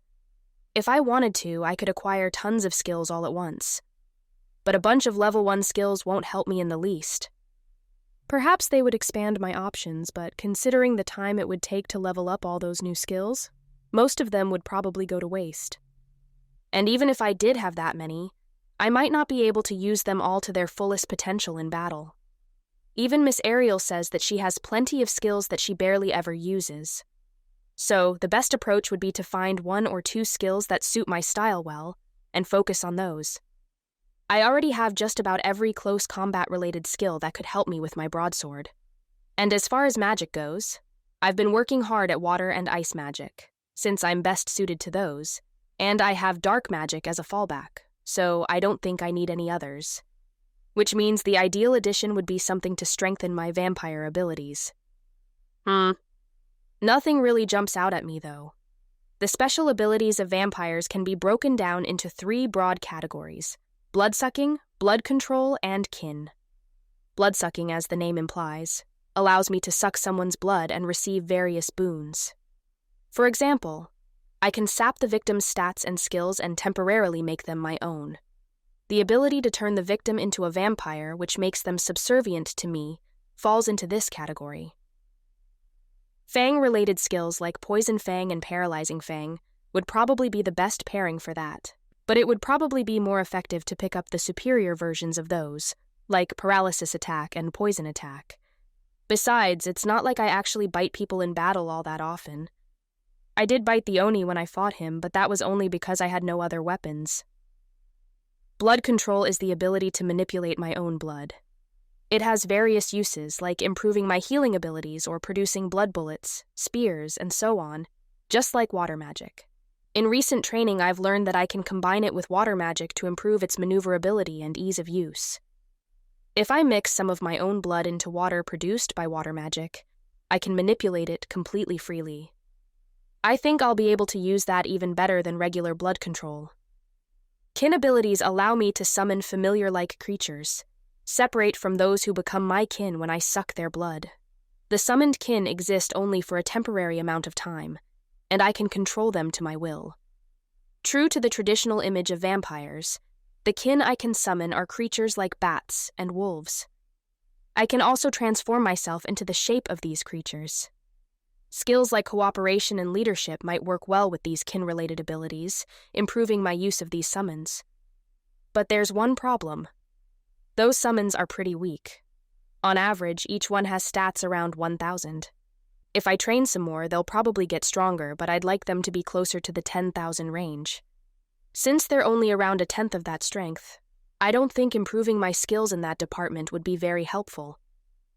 Whenever I tried summoning them against AL, she crushed them immediately. If they're fighting anything stronger than themselves, I don't know if they would even be able to serve as a diversion. In that case, kin summoning isn't very cost-effective. It might be useful against a weaker opponent to overwhelm them with numbers, but if it doesn't work on any really strong opponents, that's not terribly enticing. Still, there can't be any harm in gaining skills like cooperation and leadership, so I suppose I'll keep them on the list of possibilities. So if blood-sucking and kin control aren't all that useful, I suppose that means enhancing blood control is my best bet. But what new skills would improve my blood control? I already have any skills that would help with water magic, which works in tandem with blood control. Blood. The first thought that comes to mind is Mrazofis's blood. The sensation of biting into his neck and drinking up his blood. Immediately, my face grows hot. Oh dear. Now is not the time to be imagining that kind of thing. Don't I have any other memories related to blood? Then something hits me. And unlike that memory of Mrazofis, it's far less pleasant. I don't want to think about that. I believe that was when I was young in my previous life. It was an old movie I saw on TV, with blood-related imagery that left an intense impression on me. The movie was part of a famous series, in which alien monsters attack humanity. Creepy monsters covered in sticky liquid, with a second set of jaws inside their mouths. My father in that life loved those movies and often rented them to watch at home. I was very young when I saw them, so they were a bit traumatic for me. The monsters were terrifying, and most of the human characters were brutally murdered by them. That definitely wasn't anything a little kid should have been watching. I don't remember the details of the story, but I definitely couldn't forget those creepy monsters, no matter how much I tried. And there was one particular feature of those monsters that had to do with blood. If I remember correctly, their blood was highly acidic. I distinctly recall being on the verge of tears when a character finally defeated a monster, only to be mortally wounded by the spray of its blood. Acidic blood. I don't want to have anything in common with those awful creatures, but it wouldn't be a terrible way to increase my offensive power, would it? In fact, it doesn't even need to be blood. I specialize in water magic, so couldn't I just make that water acidic somehow? Sure enough, when I look over the list of skills I haven't acquired, I find the acid attack skill. It's only a mere 100 points to acquire it, so I do so without hesitation. While I'm at it, I pick up acid enhancement for another 100 points too. To test it out, I produce a sphere of water with water magic, add acid to it, and throw the remains of the pillow inside. Bit by bit, the pillow slowly melts inside the sphere. Well, I suppose that's about all you can expect from a level 1 skill. It seems like it'll combine well enough with water magic, though. That means I can enhance my attack power without having to change my usual battle style. Not a bad purchase, if I do say so myself. Well, now that I've upped my offense a bit, what can I do about defense? I suppose my defense is already pretty high to begin with, though. Thanks to the Undying Body skill I was born with, I can survive my HP being reduced to 0, albeit only once a day. Undying Body also enhances my resistances, and I've already acquired every resistance skill available. I haven't reached the nullification stage for any of them yet, of course, but it takes long and tireless training to level up a resistance skill, so that's one thing I can't really rush along. I still remember the early days when I thought it was crazy to deliberately hurt yourself for that purpose. So I won't be able to enhance my defense right away. Other than that, I already have just about every buff skill available, though I suppose I could still work on debuffs, skills that weaken the enemy's abilities. I already have 2 debuff methods so far: Cursed Evil Eye and Paralyzing Evil Eye. Cursed Evil Eye lowers the stats and reduces the HP, MP, and SP of any target within view. And as the name implies, Paralyzing Evil Eye paralyzes the target. The Evil Eye skills are said to be quite rare, available only to certain races or those with a gift for that kind of technique. Merizalphus and I can acquire them because we're vampires. I'm told that White once had many advanced versions of the Evil Eye skills, which have even more powerful effects, but evidently she couldn't use them without perseverance, one of the 7 heavenly virtues skills. But even if the limited Evil Eye skills I could acquire are inferior versions, they're still quite powerful.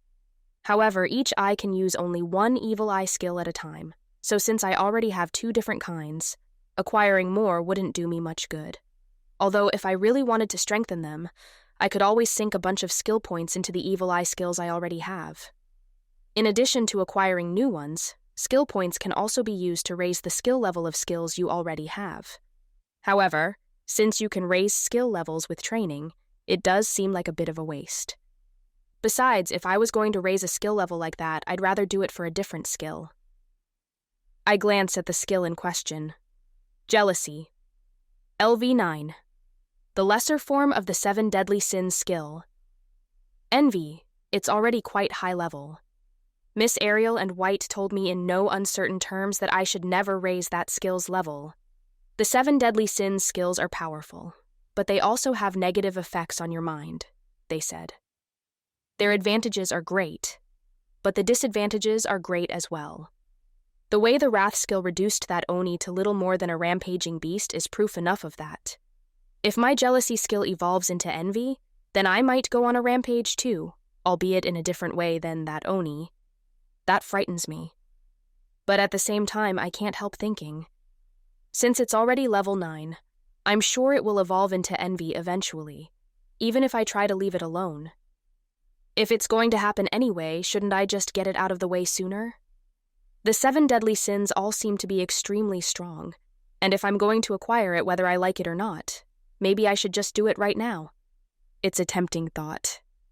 Thus far, I've been able to hold myself back, constantly reminding myself that I mustn't do such a thing. But now, the memory of being tormented by White overcomes that self-restraint. Proficiency has reached the required level. Skill Jealousy LV9 has become Jealousy LV10. Condition satisfied. Skill Jealousy LV10 has evolved into Skill Envy. Proficiency has reached the required level. Acquired skill. Taboo LV1. Proficiency has reached the required level. Skill Taboo LV1 has become Taboo LV2. Condition satisfied. Acquired title, Ruler of Envy. Acquired skills, Divine Scales, LV10. Root of Evil as a result of title, Ruler of Envy. How very strange. For some reason, I've lost some skill points, and my jealousy skill turned into envy. Oh dear. I suppose these things do happen. All right, I did it. No, it's not like that. It was just a little whim, that's all. I wonder what White and Miss Ariel would do if they knew I disobeyed their instructions. No, it'll be fine. Right now, I'm the only one who knows. Then I remember that there's someone else in the room. Whirling around, I see Sael still crouching in the corner, staring at me with a curious expression. It's fine. Sael doesn't know that I just acquired a skill, I'm sure. It's fine. It'll be fine. I don't feel any of the mind-corrupting effects just yet that Miss Ariel mentioned. It might be the sort of thing that happens over time without one noticing, but as long as I don't overuse the envy skill, I imagine nothing too terrible will happen. The effect of jealousy is to disable a target's skills, and it can't be blocked by resistance skills either. In other words, if I use envy, I can make it so that my opponent can't use their skills. Jealousy did the same thing.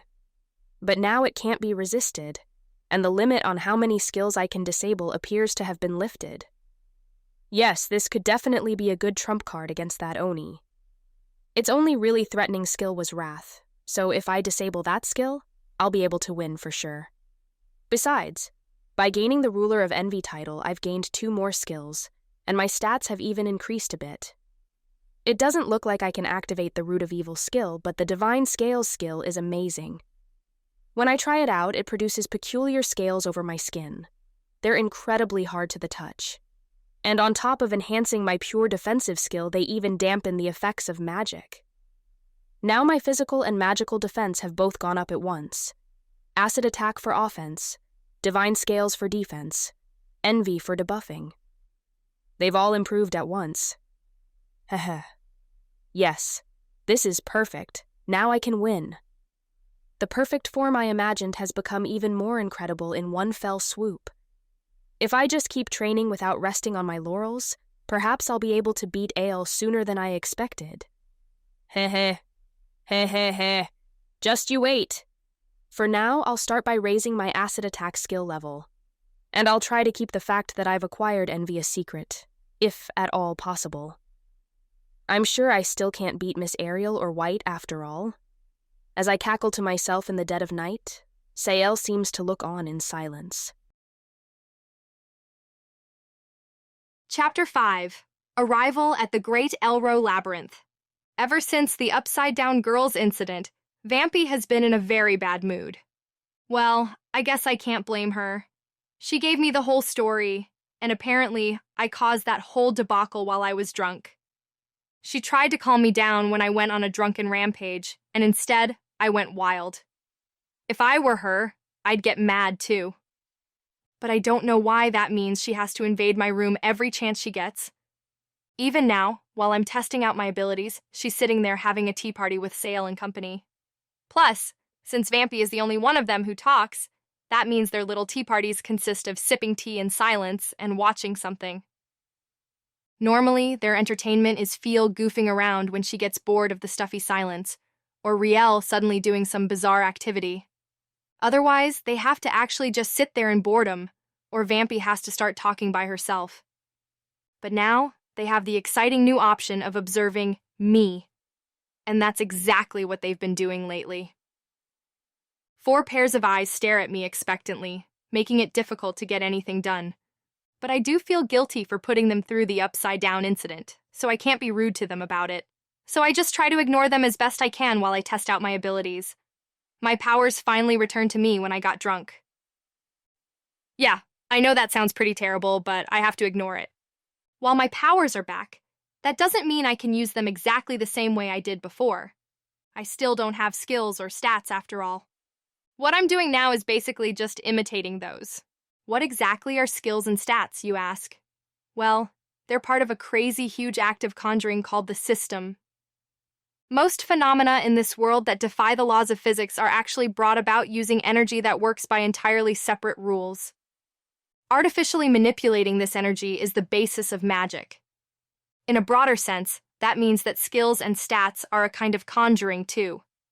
The giant act of conjuring known as the system supports humans so that they can easily harness said conjuring in the forms of skills and stats. When I underwent deification, I became exempt from the system, so I don't get the support of skills and stats anymore. That's why I wasn't able to use my powers. After all, that requires sensing and manipulating the energy that forms the basis of all this, and I no longer have the magic power, perception, or magic power operation skills that used to do that for me.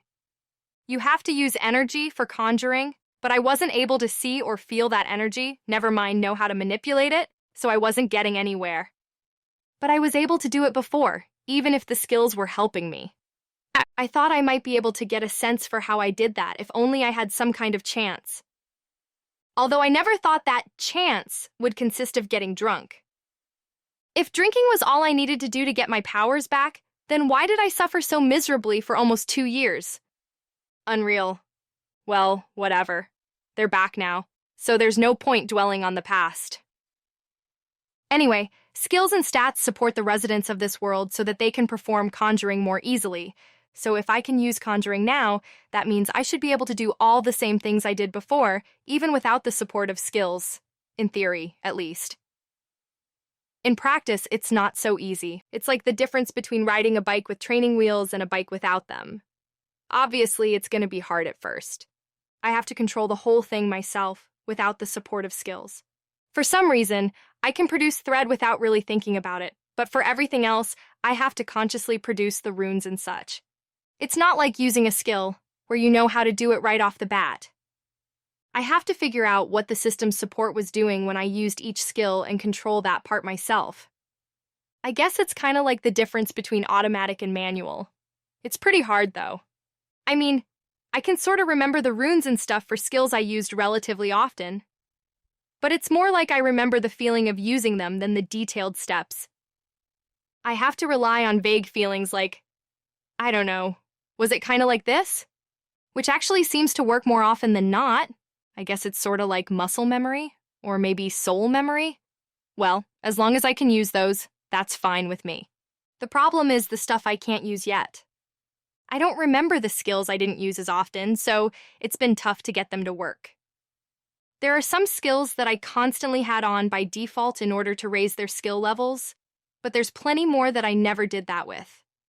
At the moment, I have no idea how to recreate about half of those lesser-used skills. I do have a vague sense for most of them, so I think if I keep practicing, I'll be able to do it eventually. But there are a few others that I can't seem to use at all. The biggest example being magic. I can use dark and spatial magic without a problem, but the rest of them are tougher. I know what you're thinking. Come on, conjuring and magic are basically the same, so what's the problem? But listen, those are totally different. In fact, magic is just one small part of the giant conjuring known as the system. D added some game-like elements and fancy effects to give the impression of magic. It's sort of like an illusion, except it actually affects reality. Sure, that magic produces fire or water or whatever, but it's not quite the same as the regular kind of fire or water. It has some stupid extra parts like attributes and resistances, for one thing. In fact, most of it is superfluous stuff, to the point where the rune producing the all-important fire, water, etc. is more like a bonus than anything. Skills have attributes, and there are resistance that oppose them. This is embedded in the game-like system, which also creates affinities. That's why runes are so unnecessarily complicated. So, since I know only the runes produced by my old skills, I don't know which parts of them are actually necessary for pure conjuring that's not related to the system. When I try to reproduce those same runes, they're inevitably connected to the system, and since I'm cut off from the system, I can't activate them. Since all magic has these stupid attributes attached, that means I can't use most of it. That goes for non-magic skills that have attributes too. Like Jinx Evil Eye, for instance, it has the curse attribute, and it directly attacks HP and MP and stuff, all of which are directly connected to the system. If I want to recreate Jinx Evil Eye, it might be better just to build a new rune from scratch. Not that I have the know-how to do that. On the other hand, there are two kinds of skills I can use even though they have attributes, dark and rot. But wait just a minute. Okay, dark is one thing. I don't know why I can use something that's so obviously attribute-based, but it's useful, so I'm not going to worry about that. But what is rot doing here? The rot attribute was always a last resort among my many strategies. Of course, when I did use it, it was very reliable. But that's only if I could use it properly. 'Cause the rot attribute is a total double-edged sword. It's so damn strong that it causes recoil damage to the user. And that's when I had it under the control of skills thanks to the system. What's going to happen if I use it without any of those restraints? I'm so scared that I don't even dare test it out. My giant scythe still seems to have that kind of attribute, so I thought maybe I'd be able to use it all right, but that was a failure. It started to activate without a problem, so I panic it and shut it off. I still got a little recoil since I stopped it so abruptly, but I'm sure it's nothing compared to what would happen if I actually activated it. But warning bells were going off in my head so loudly in that moment that I'm not sure I would have survived. Letting it activate all the way wouldn't have led to anything good. It'd be one thing if it misfired and I lost an arm or something, but in the worst-case scenario, I could have actually died. That nasty evil god told me that I would have died from using it if I didn't have the resistance, and that was when I had skills. Now that I don't have that safety net, I have no idea what'll happen. So I'm going to be super careful when it comes to the rot attribute. Yeah. And rot's not the only thing I have to be careful about. I was able to handle everything easily with the help of skills, but now I have to keep it under perfect control without any help. I've got to handle everything with care, not just rot, or I could easily make something misfire at any moment. So I'm keeping my practice relatively simple, not to mention sticking to stuff that wouldn't cause too much damage if it did go awry. Right now, I'm working on seeing through stuff. My eyes have a whole bunch of pupils, so I have to keep them closed when I'm in town and stuff so I don't freak out other people. Obviously, I can't see with my eyes shut, so it's pretty damn inconvenient. If I can learn to see through things like I used to with clairvoyance, I can look right through my eyelids at the outside world, so I won't have to deal with all that nonsense. Plus, it wouldn't do any real harm if I mess this up, so it's perfect for practicing in my room. To an outside observer, it probably just looks like I'm sitting here with my eyes closed, but for some reason, the peanut gallery seems to find this interesting enough to keep watching me. Even Phil, who normally doesn't have the patience for this kind of thing, is staring at me. It's starting to stress me out, so I turn away from my audience of little girls. Then Phil silently sneaks around my side and waves her hand in front of my face. I can see you. Even with my eyes closed, I can see you with clairvoyance. But if I react now, she'll probably get carried away and distract me even more, so I ignore her. The speed of Phil's hand waving steadily increases, and soon she starts moving the rest of her body too, until finally she's demonstrating some bizarrely feverish dance in front of me. Oh, come on, you got carried away anyway? It's getting annoying, so I open my eyes and use inert evil eye. Phil freezes in a she. Pose. Okay. I wasn't expecting the pose, but I guess it worked. Inert evil eye originally evolved from paralyzing evil eye. Since the latter has the paralysis attribute, I normally wouldn't be able to use it, but inert evil eye has a sort of time-stopping effect. I guess that effect is unrelated to paralysis, which is why I'm able to use it. That's the only explanation I can think of anyway. By the way, I can technically still use it even with my eyes closed. If I combine it with the see-through effect of clairvoyance, it still works, but it's less effective and harder to control. I can activate several at the same time, too, but I don't want to push it too hard while I'm still learning the ropes. Although I'm hoping that eventually I'll be able to combine evil eyes with clairvoyance and do super long-distance evil eye attacks like I could before. But first, I have to figure out what I can and can't do and practice hard to improve. So, how long is Phil going to stay frozen? Oh? It won't wear off until I stop it? How exactly do I do that? After that, I struggled for a while until I finally managed to release Phil from her inert state. Yep, it's important to understand how these powers work. That was definitely a good reminder. So I've been testing out my powers pretty successfully, and guess where I am now? The Great Elro Labyrinth. Why? Because I teleported here. It's not like I actually wanted to come here even a little bit, but when I was trying to decide where to go to test out teleporting, it was the first place that came to mind. And as soon as I thought about it, I found myself here. I teleported so naturally. It's almost shocking, if I do say so myself. Just like when I make thread, I don't even have to think about constructing runes or anything like that. What's up with that? Isn't teleporting, like, a super advanced skill? Well, I guess I did use it all the time. It was literally my lifeline, you know? But I didn't think it was going to be this easy to use it.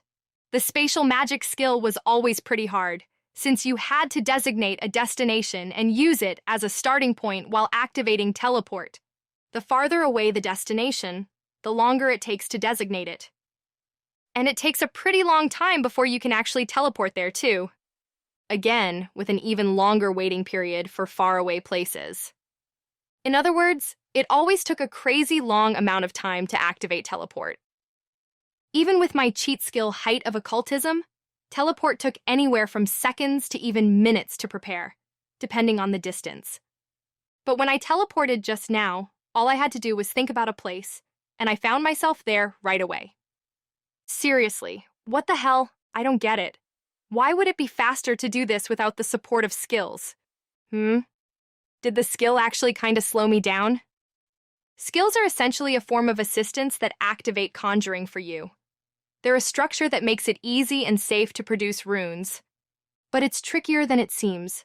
It also means that the system itself is doing the dangerous part of the work in place of the user. But what if the system was slower at constructing that part than the user? Then it might actually be faster to do it without the assistance of the system. But is such a thing even possible? I can kind of understand it with the thread, since I've been using it non-stop since I was reborn here. But why would I be able to use an advanced technique like teleport faster than when I had the system's help? I mean, it's obvious that I must be some kind of genius, but still.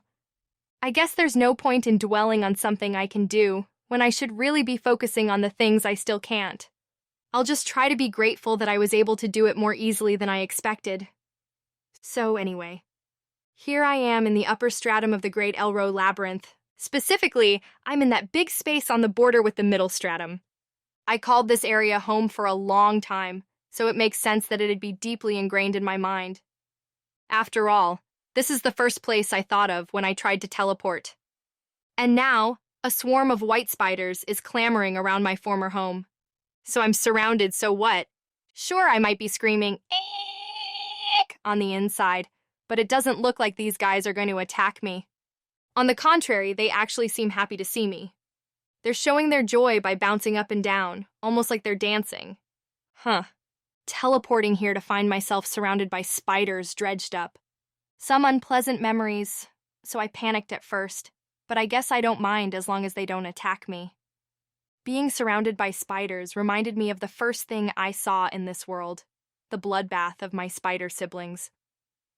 I wasn't exactly looking to relive my first traumatic experience here. By the way, my second traumatic experience was seeing Mother right after that.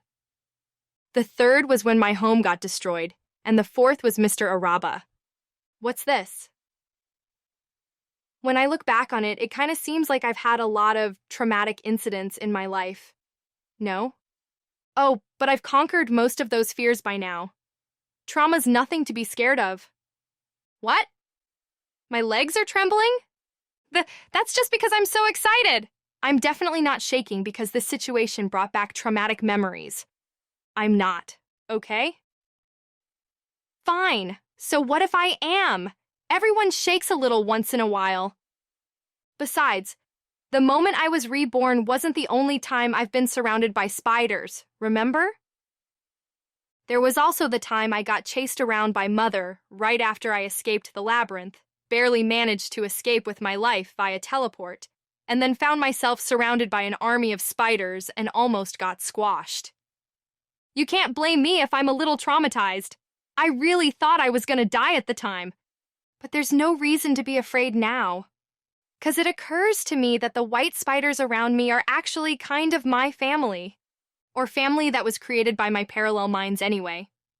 These are the extra underlings my parallel minds made with the egg-laying skill, while they were temporarily separated from me. But when I got deified, I absorbed all my parallel minds, so they really are my family now, aren't they? In fact, if my parallel minds laid these eggs, doesn't that mean I'm their mother by blood? Hey, Demon Lord, you're a great grandma. Once I dealt with those parallel minds, I just shoved these guys in here and left them to their own devices. They were simply obeying my parallel minds, so I couldn't bring myself to kill them. But I wasn't going to start looking after them, either. Which is why I just teleported the lot of them into the Great Elro Labyrinth and left them here. I didn't know what had happened to them after that, but from the looks of things, they've been getting on just fine. Good. Okay, your mom's going home now, so keep up the good work. Child neglect? No, that definitely doesn't apply in this situation. But the white spiders seem to sense somehow that I'm getting ready to teleport away, because they suddenly freeze. All that happiness dissipates at once, and suddenly they're looking like a bunch of abandoned puppies. I guess in a way, that expression is accurate, although they're spiders, not puppies. Still, those 8 eyes of theirs somehow look tearful to me. Cut it out. Don't look at me like that. You're making it hard for me to leave. In the end, I wound up staying over for the next several days. It's all because of those cute little eyes. but I guess it's fine, since I've managed to do some good experimenting in the process. The Great Elro Labyrinth works pretty well as a space where you can use dangerous techniques without inconveniencing anyone. As a result, I've been able to figure out some things I couldn't do in the Duke's mansion. This has been a pretty productive span of time. The white spiders keep presenting me with monster corpses, but I guess that's sorta cute. Although, now that I'm a human, monster meat doesn't really suit my tastes anymore. Well, since they insist on offering them to me, I'm doing my best to eat them. But I've got a pretty small stomach these days, so I can't eat a whole monster in one sitting anymore. But I don't like to waste food, so I'm doing my best. I have occasionally been pretending to eat while storing it in subspace, but that's our little secret. These guys just keep bringing me way more food than I can eat. Since I've been away for so long, they seem excited to be able to serve me devotedly. Who raised them like this anyway? It's a mystery.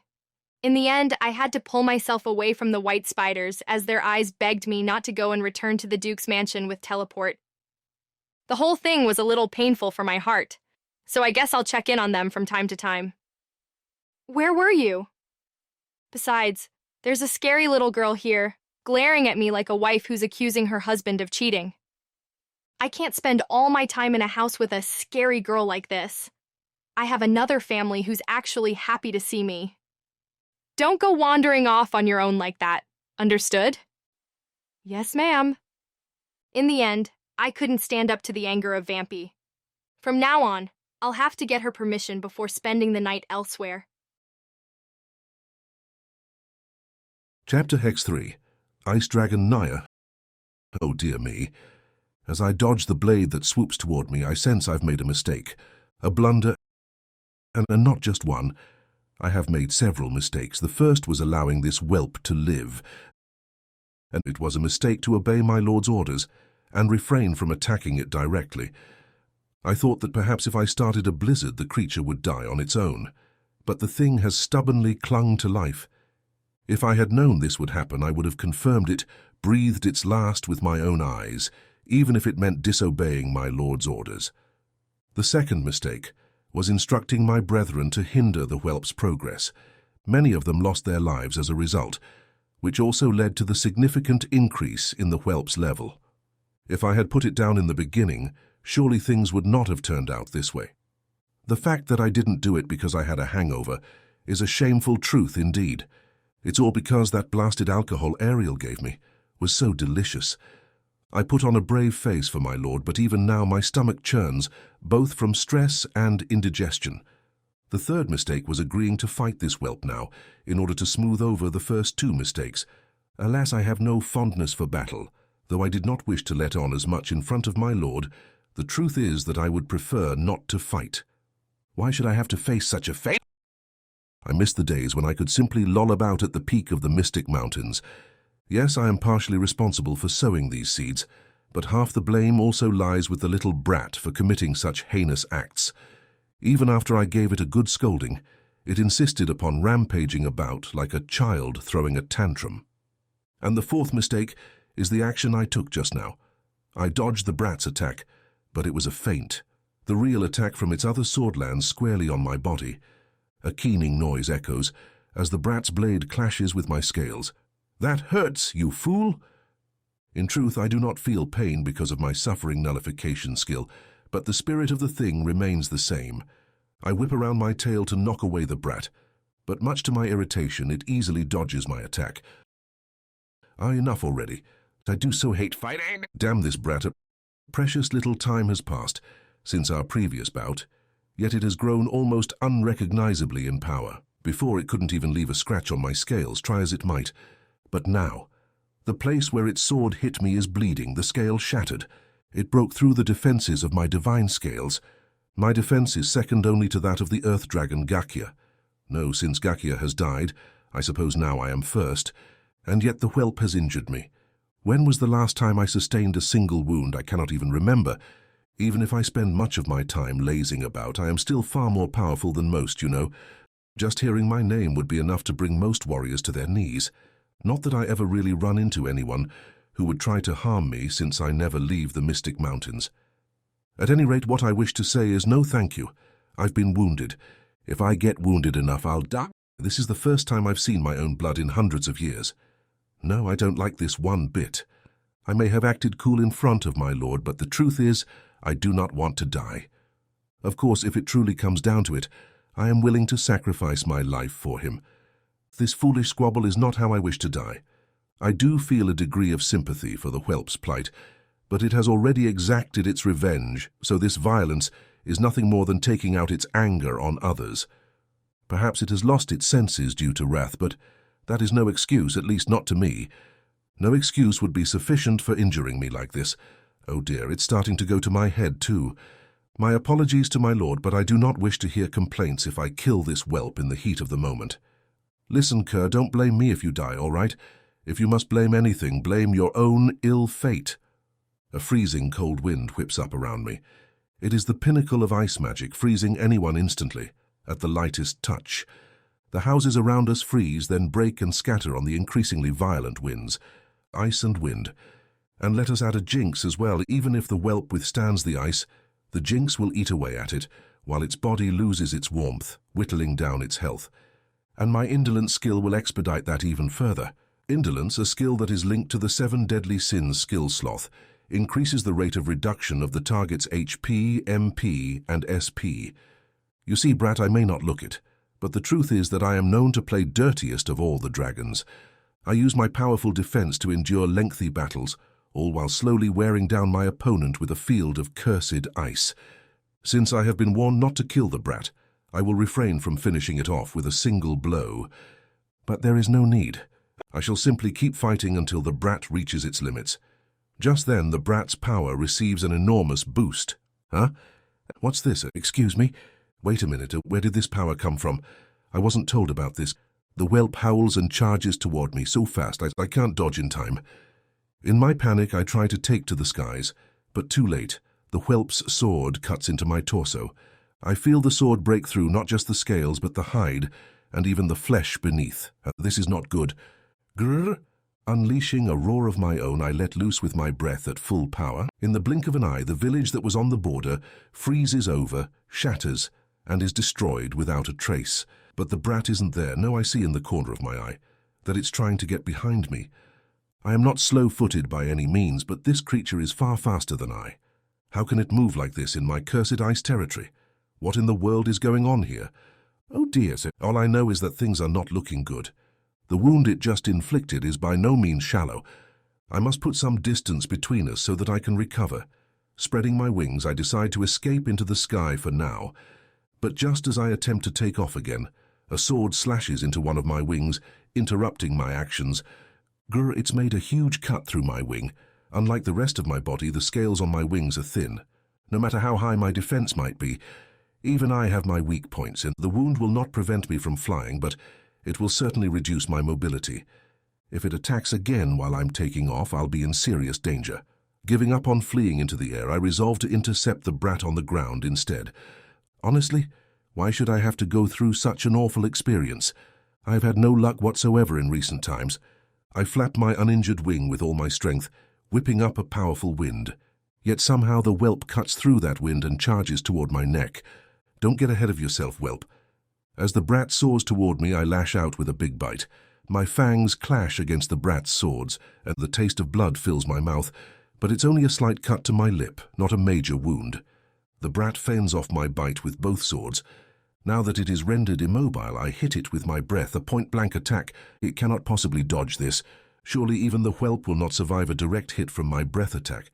But it is a sacrifice I am willing to make. Apologies to my lord, but he will have come up with some excuse to that terrifying D for me. But it appears I am premature in thinking about what comes after this battle. The whelp's swords produce fire and lightning, clashing against my breath, and my attack proves more powerful. But the flames and lightning on its blades have lessened its effect. As the powers collide, they cause an explosion that sends the whelp flying backward. Grr, insolent brat. That was not enough to finish it off, but this is the perfect chance. It's been blown off its feet. Now is the time to finish it with another breath attack. To that end, I draw in another lungful. At that moment, something slips from inside my mouth into my throat. What did I just swallow? My mouth was so full of blood that I didn't realize anything else was there. The feeling of dread is immediate, but even then it is too late. The thing that I swallowed causes a massive explosion in my stomach. Gah! Instead of my breath attack, flames spurt out of my mouth. What just happened? I swallowed something and it exploded. What was it? The whelp wasn't holding anything except its two swords, and its swords. Oh no, the whelp's power is to create magic swords. It must have made a dagger-size exploding magic blade, while I couldn't see it. Like my wings, there are other parts of me that are not nearly as tough, in spite of my high defense, and of course that goes for my innards as well. An ordinary dragon might very well have died from this attack. Even I have taken a great deal of damage. This does not bode well. The damage is severe. On top of that, the little brat is back on its feet. Not only that, it's already charging at me while I am still reeling. Its body is wreathed in fire and lightning. That must be protecting it from my cursed ice. The fearless creature's attack closes in on me without mercy. I raise my front legs to try to ward off the attack, but its sword slices deep into my legs instead. Then the other sword swings and creates another wound. No, it can't be. I am truly going to die. My lord, help me. Pitifully I look in the direction where my lord stood, in order to plead for help, but he is no longer there.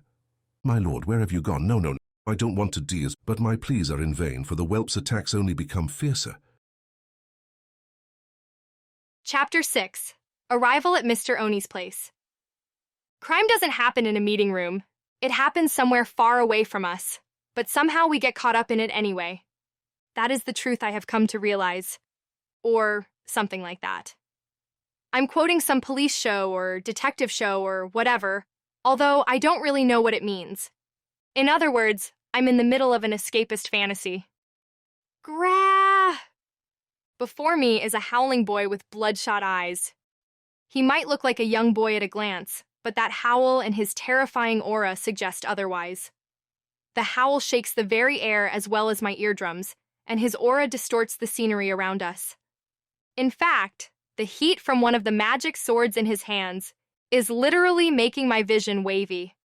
The other one is producing purple lightning that crackles all over his body.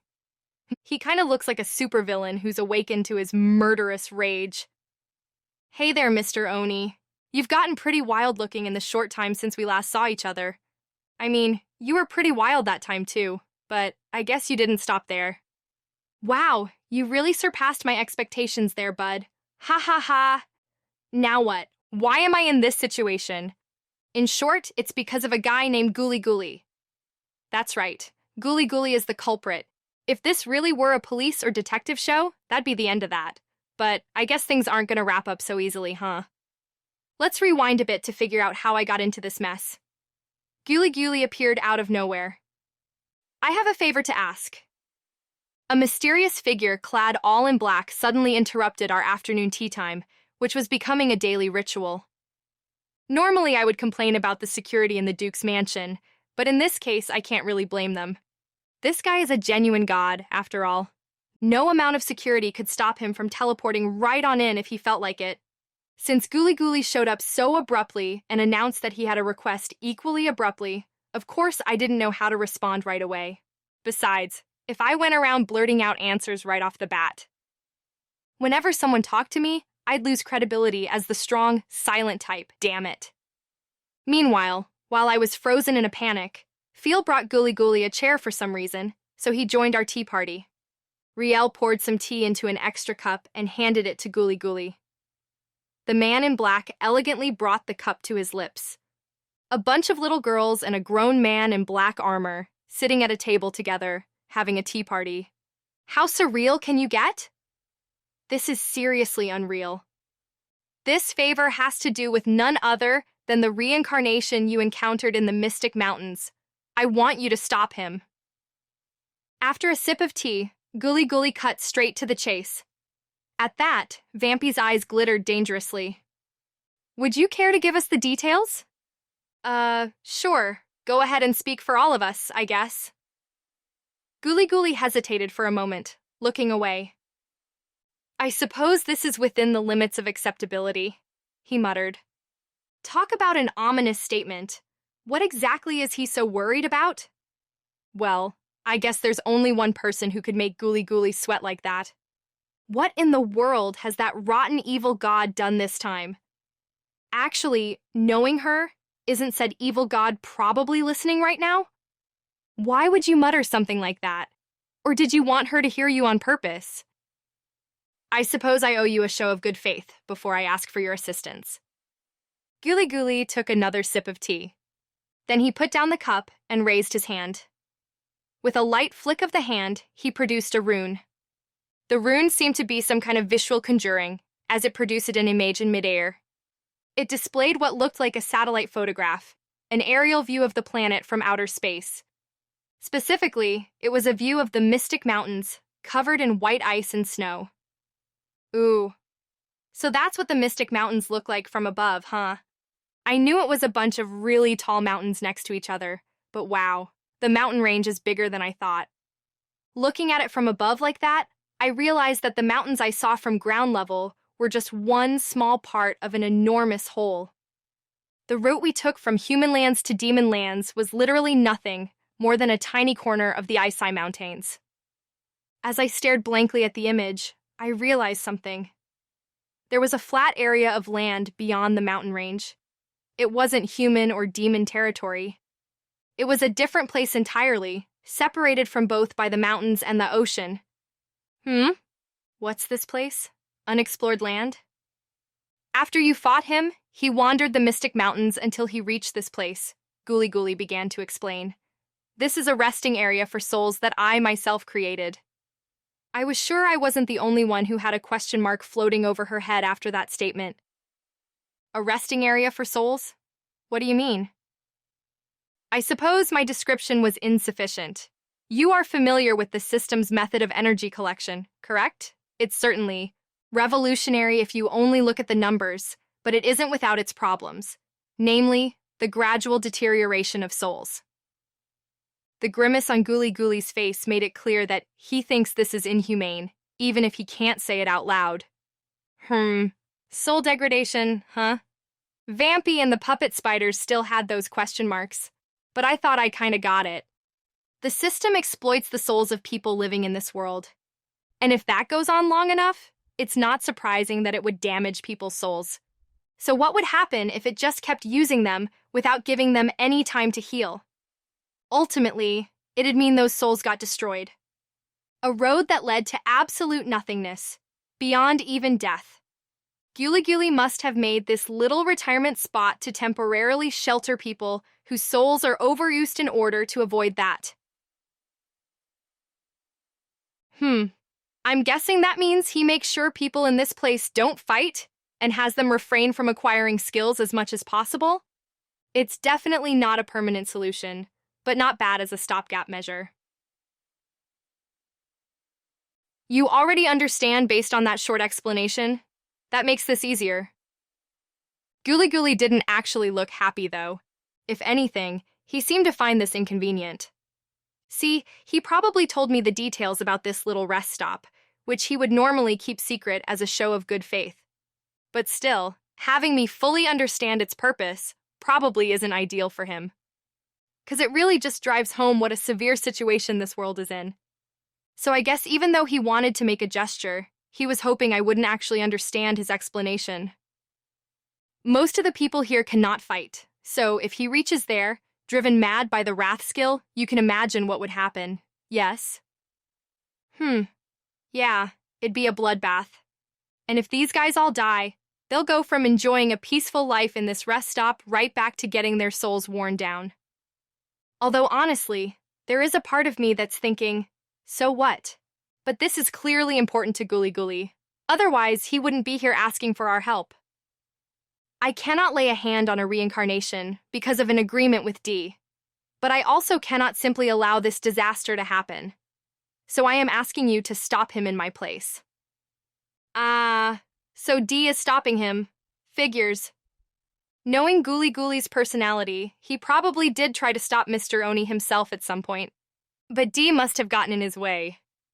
Because it wouldn't be fun for her that way, I'm sure. That's exactly the kind of stunt that rotten god would pull. And now, since Guli Guli can't do anything about it himself, he's here to request our help. He needs people who D would allow to interfere and who are also strong enough to stop that crazy Mr. Oni. In other words, Vampy and me. I'm sure Ghoulie Ghoulie already knows that I got my powers back, and while I hate to admit it, I seem to be a favorite of Dee's. So Dee probably wouldn't scold one of her favorites for getting involved in this. If anything, she'd probably be psyched. Yep, guess I'm the perfect choice. Will you accept my request? Of course. Naturally, it was Vampy who responded so promptly, not me.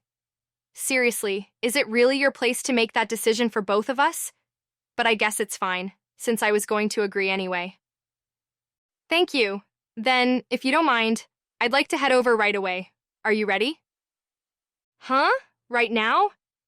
Vampy sounded hysterical. She must not have expected that part. Yes, as soon as possible. I will take you there via teleportation and bring you back the same way, so no need to bring traveling necessities. Please take only what you need for the battle.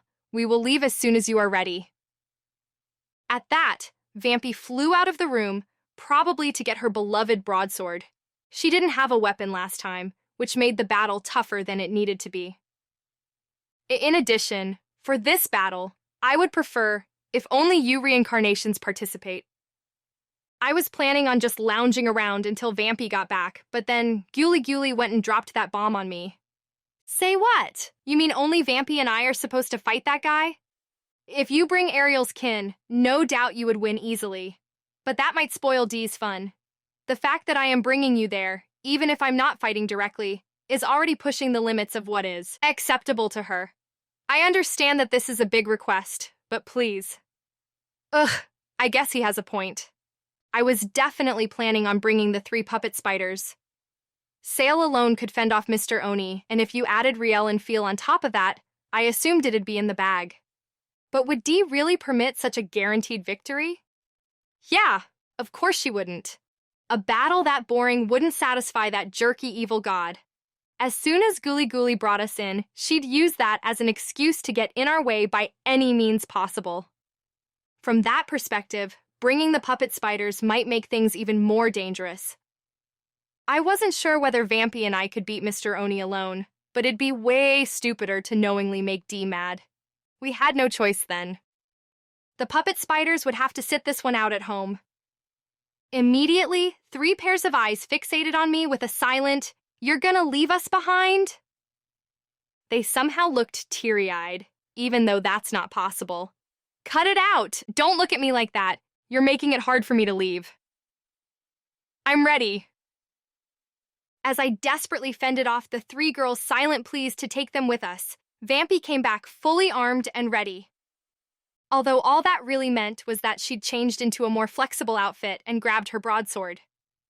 Her clothes are made out of my thread, so they've got way more defensive power than your average armor. And the broadsword, which is longer than Vampy is tall, was made from the claw of the legendary class monster Fenrir. By the way, I'm told that Fenrir wasn't actually defeated, it just attacked a human fortress a long time ago and lost a claw in the process. I guess that must have hurt pretty badly, because it was enough to make Fenrir retreat. A broadsword made out of such a rare and valuable claw is probably, like, national treasure levels of important. Apparently, it really was being kept under lock and key in some country's treasury, but then that place suffered catastrophic damage in some battle or other, so they were forced to reluctantly part with it to pay for repairs. Apparently, the battle had to do with a bunch of white spiders going on a rampage or something. So random, right? I wonder who was responsible for that one. Anyway, that's how this broadsword wound up on the market, and the Demon Lord bought it with her ridiculously vast assets. Then, Vampy took a liking to it and made it her personal weapon. So she had my thread for defense and the Fenrir broadsword for offense. Yeah. I don't think you can get any better equipped than that. And yes, I was armed and ready too. I always wear clothes made out of my thread, and I had my giant scythe fully equipped. It's dangerous to go alone, so I'm taking this. Good, let's go. Ghoulie Ghoulie activated teleport. We slipped through space with ease, and Vampy and I found ourselves in an unknown land. Grah! I definitely recognized the angry Mr. Oni right in front of our eyes, though. This is all happening a little too quickly, don't you think? End flashback. No, my life isn't flashing before my eyes just yet, which means I can still die. So I quickly dodge Mr. Oni's attack as he charges me faster than the eye can follow. Bwahaha! This isn't gonna be like last time. My powers are back.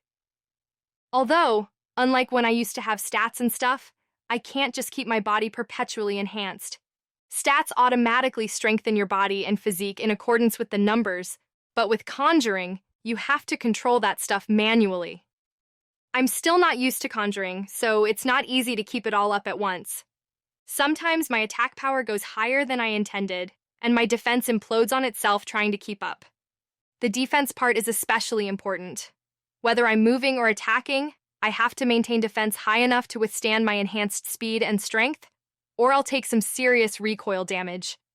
So keeping my defense high is my top priority. Which means I'll probably be okay, even if Mr. Oni does hit me, but if I can dodge him, I'd much rather do that. There are still too many uncertainties when it comes to my conjuring. I'll be your opponent, thank you very much. Meanwhile, as I'm getting as far away from Mr. Oni's attack as possible, Vampy charges right in with her broadsword. She seems pretty enthusiastic for someone who got beaten to a pulp last time. And hey, wait a minute. You've been learning manners and stuff at the Duke's mansion much more than battle training, so why exactly are you so confident about this? Do you think you can beat Mr. Oni now, even though you've barely had enough time to train since our last fight? Although Mr. Oni definitely seems to have gotten a lot stronger in that short period of time. Vampy swings the broadsword down from overhead. I mean, the sword's bigger than she is, so her only real options are swinging it down or sweeping it sideways. Instead of dodging, Mr. Oni raises one of his katanas to block it. Oh, come on. You can't really expect to block that with one hand, can you? He must be seriously underestimating Vampy. Vampy grins wickedly, as if she's having the same thought. What? But then her smile turns to shock. Mr. Oni's katana easily parries Vampy's swing and knocks the broadsword aside. Then, while her guard is completely down mid-swing, he attacks mercilessly with the blade in his other hand, aiming for Vampy's neck. In theory, she should be able to react. But when he parried the broadsword, his katana-style magic sword activated its power, sending lightning down Vampy's blade. The electric shock paralyzed Vampy for a moment, so now she can't do anything to stop the fiery blade that's flying toward her. Wait a minute, Mr. Oni. Since when can a mindless berserker execute such a clever strategy? I immediately send out some thread to wrap around Mr. Oni's arm. Hey, thread and spatial magic are the two things I can conjure and control freely without having to worry too much about the details. Looks like I saved Vampy yet again. Am I cool or what?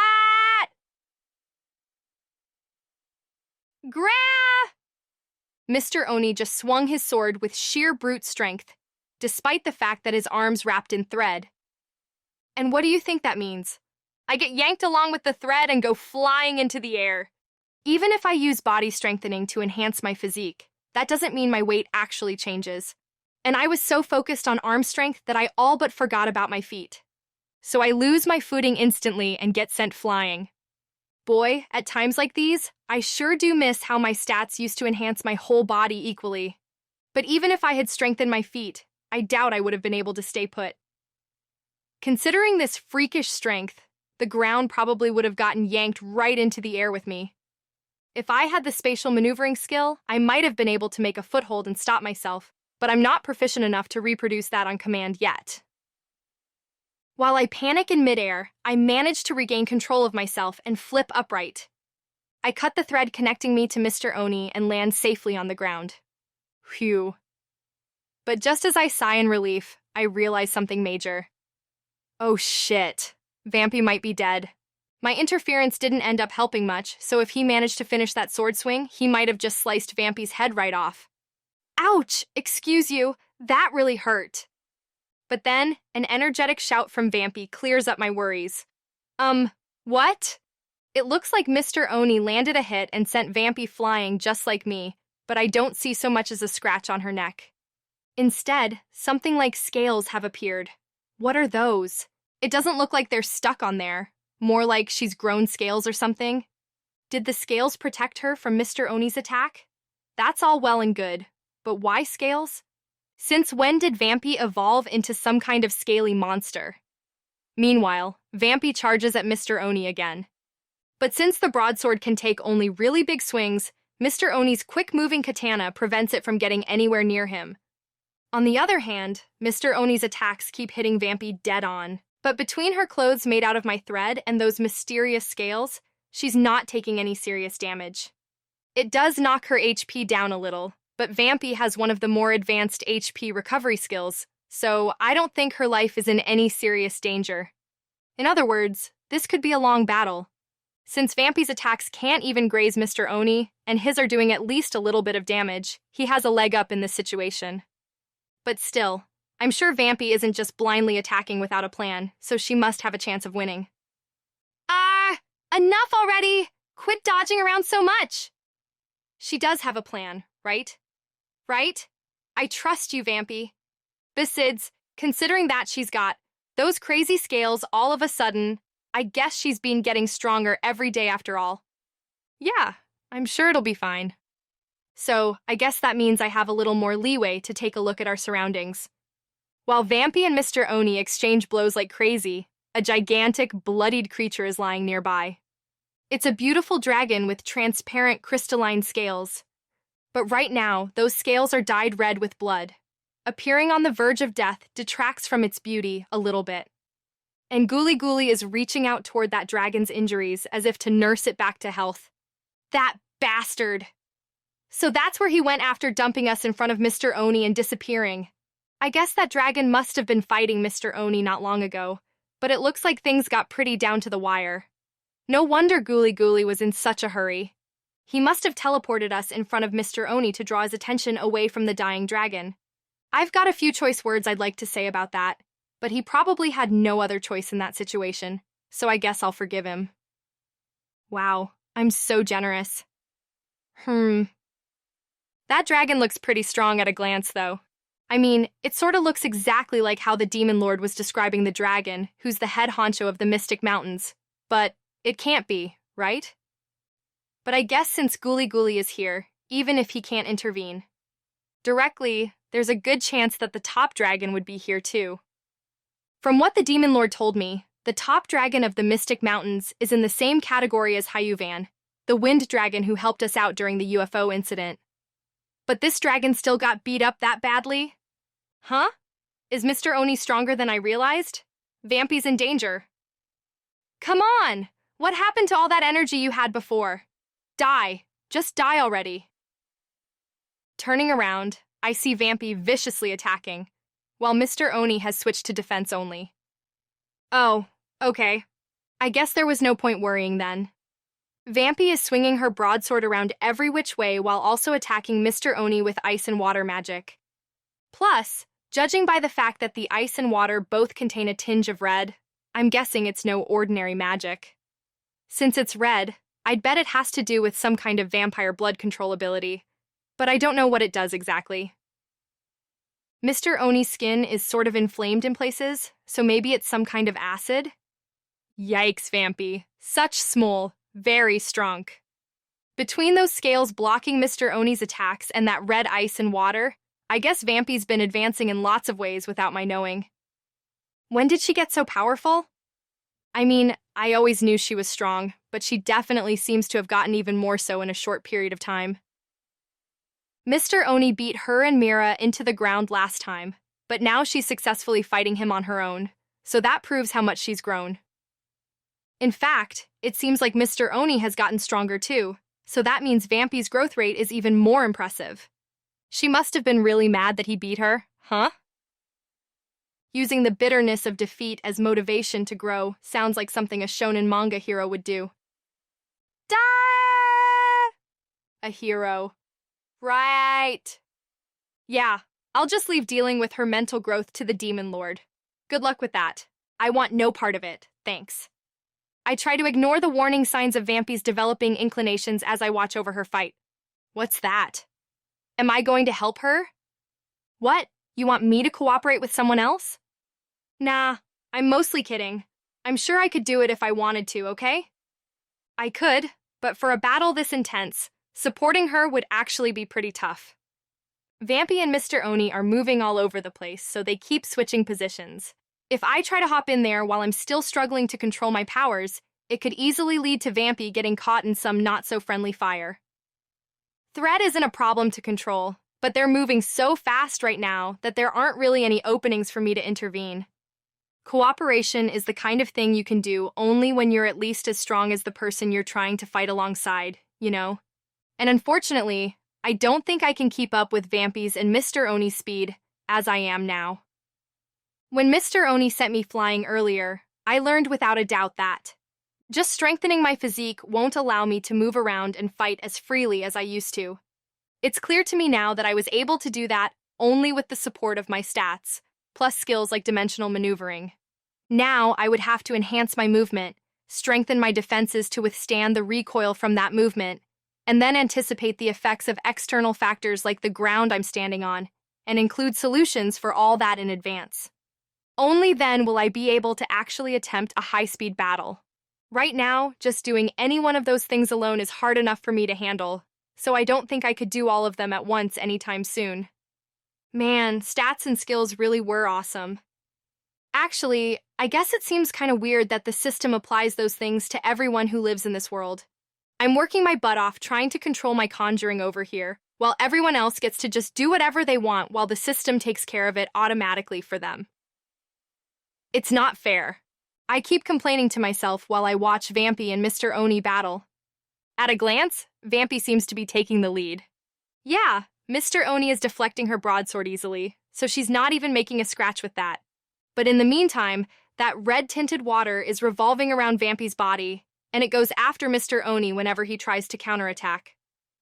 Wherever that water touches him, Mr. Oni's skin sizzles and burns, and if he ignores it too long, it freezes over too. The freezing doesn't seem to stop the water from burning his skin, because whenever Mr. Oni uses his magic sword's flames to melt the ice, the flesh underneath is nastily exposed. Vampy must be combining the acid attack skill with water magic and ice magic, I think. Maybe she's even using telekinesis or something too, which means she's managing multiple skills at once now. That seems pretty unfair, considering that I can barely even control one thing at a time. Unlike the broadsword, the red water attacks are difficult to predict, so Mr. Oni can't quite dodge without getting hit. Well, yeah, it's water. It can change shape freely, and if Vampy's moving it with telekinesis, then she can use it to attack at will. Pinpoint attacks, beam attacks, broad surface attacks, whatever she wants. It'd be impossible to dodge all that. Getting hit with a little spray of droplets doesn't do that much damage, but if he really gets drenched in the red water, the acid seriously burns large areas of skin. And on top of that, the water freezes and makes it harder for him to move, causing him to get hit even more.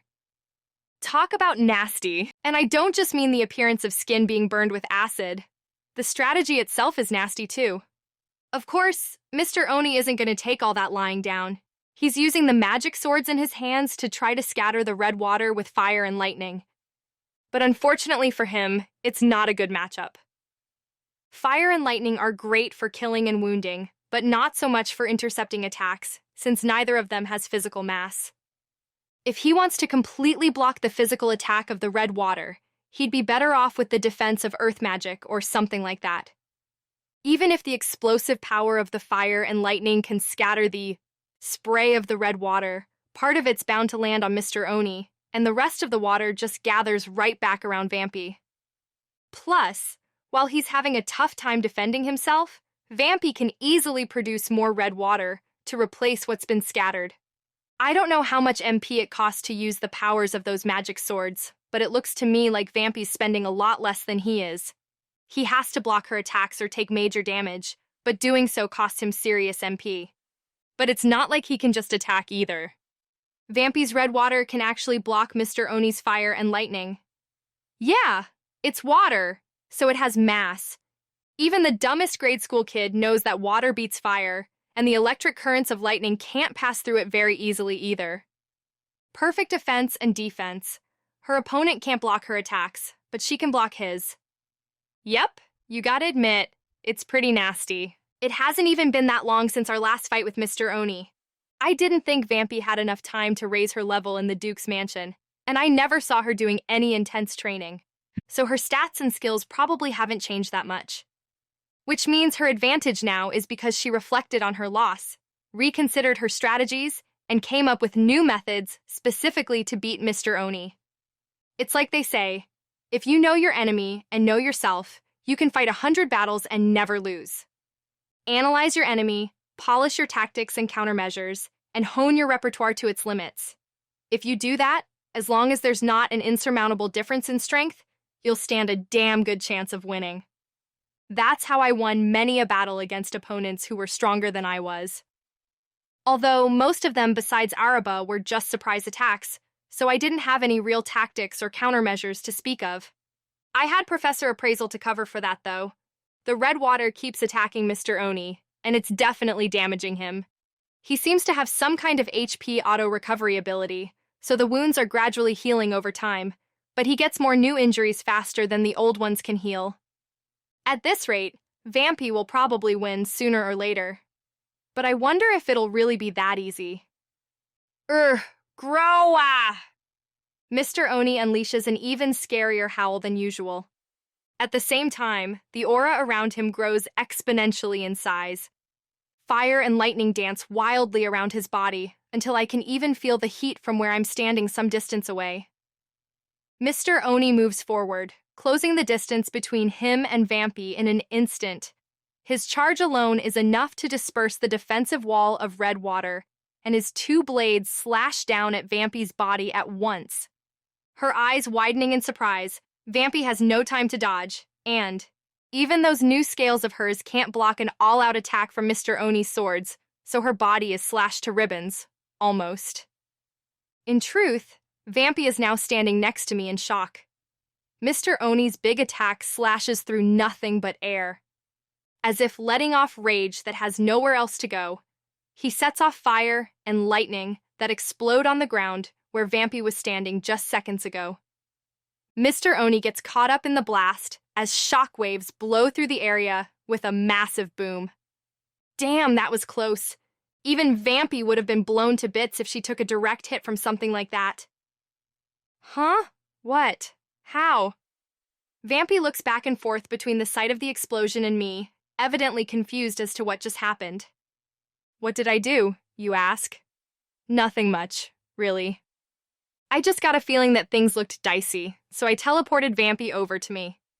I couldn't teleport a far-off target closer to me back when I had the teleport skill, but now I can do stuff like that easily. Yep. When it comes to thread and teleporting, I can do even more than I could with skills, even if I mostly suck at everything else. So while I couldn't jump into the battle, I can definitely save someone who needs saving. That's why I've just been sitting around watching the battle from a safe distance. Damn though, Mr. Oni. Who would have thought that you still had another power-up left? Scary. Vampy's defense might be high, but I doubt it's higher than that dragon lying all beat up on the ground. Especially since I'm pretty sure those scales of Vampy's are some kind of dragon scales skill. I don't know how she got a skill like that, but I did find it suspicious that Mr. Oni couldn't penetrate Vampy's defense when he was able to beat a real live dragon. So I thought he might have some kind of trump card up his sleeve, but I definitely never suspected it would be another power boost like that. What is this? Your third form? Does that mean eventually you're gonna turn blue and go into your fourth and final form or something? Sorry, but I'm not some kind of battle maniac, so that doesn't really excite me. But how exactly do Mr. Oni's power boosts work anyway? What can you tell us about that with your precious appraisal skill, Miss Vampy? Appraisal. Huh? Oh, right. Vampy hesitates a second, then obeys. Appraisal has saved our butts before, after all. At least this time she understands my request, even if it took her a second there.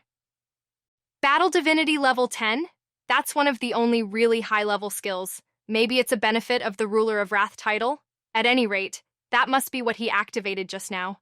Wrath enhances the degree of strengthening, granted by Battle Divinity too. Vampy analyzes Mr. Oni's appraisal results. Ooh, I see. While active, Mr. Oni's anger line skills spend MP, SP, and so on to increase his stats.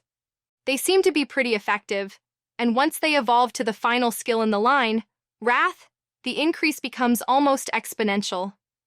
And the Battle Divinity skill reduces SP to raise stats too. Battle Divinity LV10 adds about 1,000 to each stat, I think. And then that number gets multiplied by Wrath, so of course his stats get crazy high. I'm curious about exactly how high they can get. Stats? His physical attack is over 20,000. Good God. Maybe it really is for the best that we didn't bring along the puppet spiders. 20,000 is even higher than their best stats. Last time we fought Mr. Oni, Sail was able to hold her own against him in battle, so I guess that means he's done some serious leveling up in this short amount of time. If the 3 puppet spiders all fought together, I'm pretty sure they'd win, but someone might get hurt. I don't know if I'd be able to teleport multiple targets out of harm's way at once. Boom! An explosion sends dust flying through the air. Mr. Oni appears from the center of the explosion, looking seriously injured, but paying no mind to his injuries. He doesn't even care if he blows himself up. Maybe his mind is just too far gone. As soon as those rage-filled eyes lock onto us, he charges straight in our direction. Buy me a little time. My envy skill will be able to deactivate his wrath soon. Did Vampy just casually drop several huge bombshells on me? Wait a second. Asking me to buy time is one thing, but envy? Did she just say envy? Not jealousy? Grah! Shut up for a second, Mr. Oni. As he charges toward us, I send him flying away with teleport. Vampy blinks in confusion, looking around for the angry opponent who was about to reach us just seconds ago. Don't bother, Vampy. He's nowhere in sight right now. At the moment, the only techniques I have a strong command over are thread and teleportation. But frankly, that means I won't lose to anyone in this world. How could I? Teleport is a terrifying ability when it doesn't have limits, so it makes it very easy for me to flee. And it's easy to send my opponent away somewhere too. Even if I have no way of winning against someone, I can just flee with teleport or get rid of them the same way, and that'll be that. I won't win, but I won't lose. At this point, I doubt anyone within the limits of the system would stand a chance of beating me, except maybe the Demon Lord? Although there are forces outside the system like Guli Guli and Potamus, so I'm not completely unbeatable. Obviously, the only reason I accepted Guli Guli's request in this unstable situation is that I stand a chance of winning. Otherwise, I would have said no. If Mr. Oni's ace in the hole is the Wrath plus Battle Divinity combo, then this is pretty much in the bag already. Battle Divinity uses SP, for one thing. Unlike MP, SP doesn't restore on its own. It restores only if you eat food. So if we just prevent him from restocking long enough, he'll eventually run out of SP and collapse. And my teleport skill is perfect for buying time. I can't imagine us losing, you know? But more importantly, what do you mean, Envy? Before Mr. Oni gets back, there's something I need to clarify here. As I look down at her, Vampy freezes. Oh, right, it's, a figure of speech. Uh-huh. Okay, sure. Presumably sensing my suppressed rage, Vampy takes a hurried step back. But no amount of distance can stop me now that I have teleport. If you try to run now, I'll chase you to the depths of hell and make you confess everything. In the face of my determination, Vampy gives up and spills the truth. I'm sorry, all right? I put skill points into my jealousy skill and made it evolve into envy. She really went and did it, huh? The jealousy skill, which Vampy's had for a while now, is the lesser form of one of the 7 deadly sins skills, like Mr. Oni's wrath skill. And now she's saying that she put skill points into it and turned it into the 7 deadly sins skill envy. Most of the 7 deadly sins skills have powerful benefits, but in exchange, just having one will affect your mind, so it's better not to pick them up if possible. One look at the way Mr. Oni has completely lost his mind is proof enough of that. Even if it's not to that extreme, the fact that Vampy also has a 7 deadly sins skill now means it's probably having an effect on her mind. The craziness she's been displaying during this battle might even be because of that. Huh? Wasn't she always like that, you ask? No, I don't think she was. Probably. Honestly.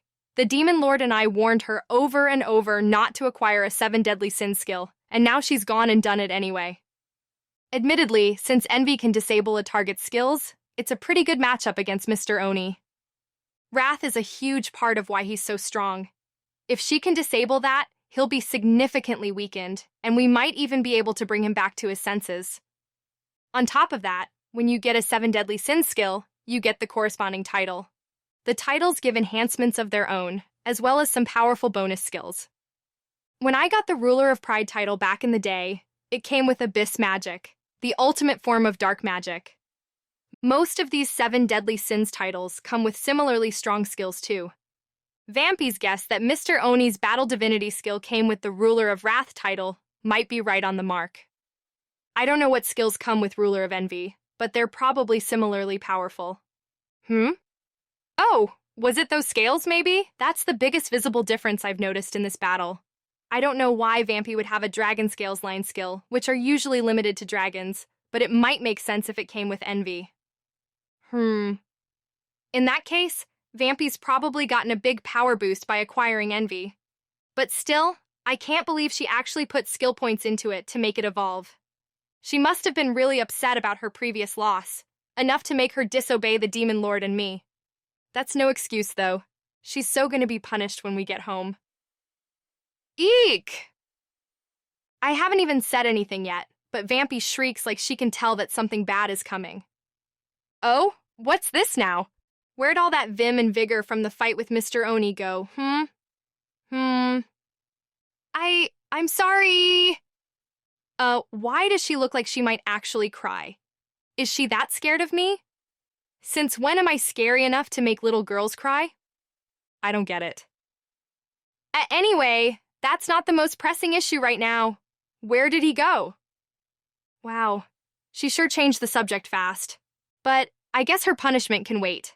For now, she wants to know where Mr. Oni went? Silently, I point at the sky. Vampy follows my lead and looks up. At that moment, something comes falling down from the air. It hits the ground without slowing down, and a dull thud echoes. Huh? Vampy sounds stunned, but to be honest, I'm a little confused myself. Hello? Don't you have the spatial maneuvering skill, Mr. Oni? If you're wondering where I teleported Mr. Oni, the answer is the sky. Specifically, about 3 miles up.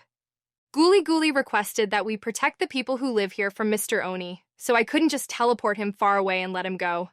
I had to buy time, but still make sure that he would come back here. So I figured the fastest way was to just toss him straight up into the air, where obviously he'd land right back here. Even if he got blown around a little, he wouldn't go so far that we couldn't catch up to him. Besides, I figured Mr. Oni would try to come back after us anyway. But it didn't occur to me that he might not have the spatial maneuvering skill and would just crash into the earth. I guess now that I think about it, if he didn't have spatial maneuvering or flight or something, teleporting him high up in the air would just mean that he'd be helpless to stop himself from falling. I guess that was a pretty dirty move on my part. Oops, my bad. Yikes! As Vampy finally figures out what I did, she pulls away from me, looking disturbed. Excuse me, where do you get off reacting that way? You were fighting pretty dirty yourself. Besides, why in the world doesn't Mr. Oni have spatial maneuvering? He was holding his own pretty well against Vampy, yet he didn't even have such a basic necessity. What's wrong with you, dude?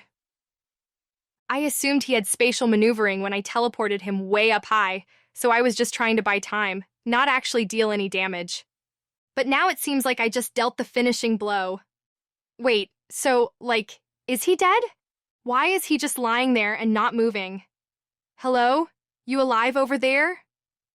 As I cautiously get closer, I can see that he's very, very faintly still breathing. He's literally on his dying breath, but at least he's still alive. Even if he's in berserker mode because of wrath, he can't even lift a finger anymore. I hesitate for a bit, then beckon to Vampy, who timidly approaches. Come on, I'm not going to do anything to you. Envy? Huh? Wrath. What? Oh, come on. Do I have to spell everything out for you? Get a clue already. Use envy on wrath. Ah. Finally understanding, Vampy holds out her hand toward Mr. Oni. I don't think she actually has to do that to use the skill, but it does help set the mood.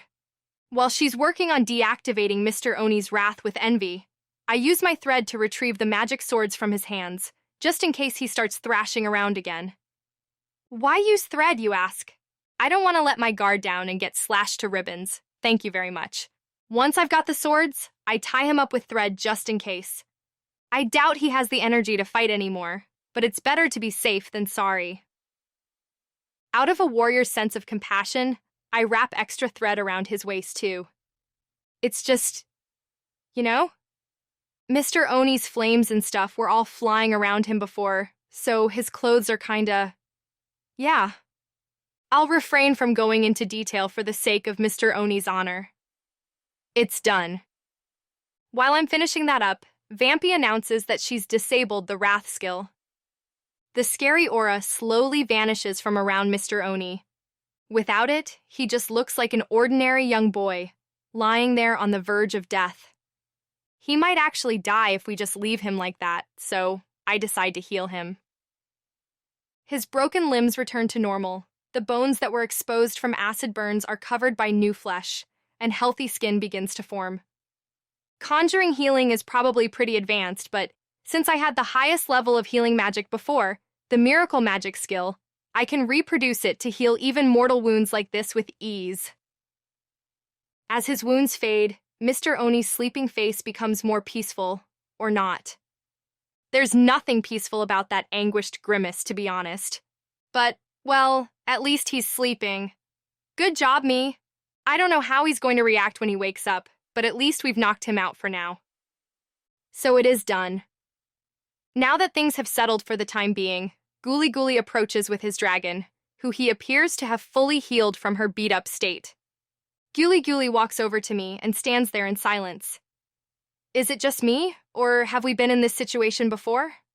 Last time, I'm pretty sure we just stood there without talking until the Demon Lord showed up, but you know she's not coming this time, right?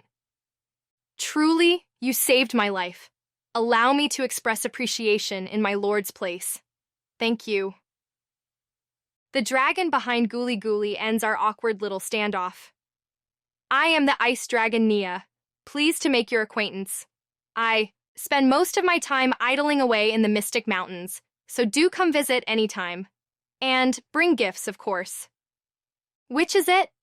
Is she thanking us or demanding tribute? Nia. I know. Now stop being bashful and thank them too, my lord. Bashful?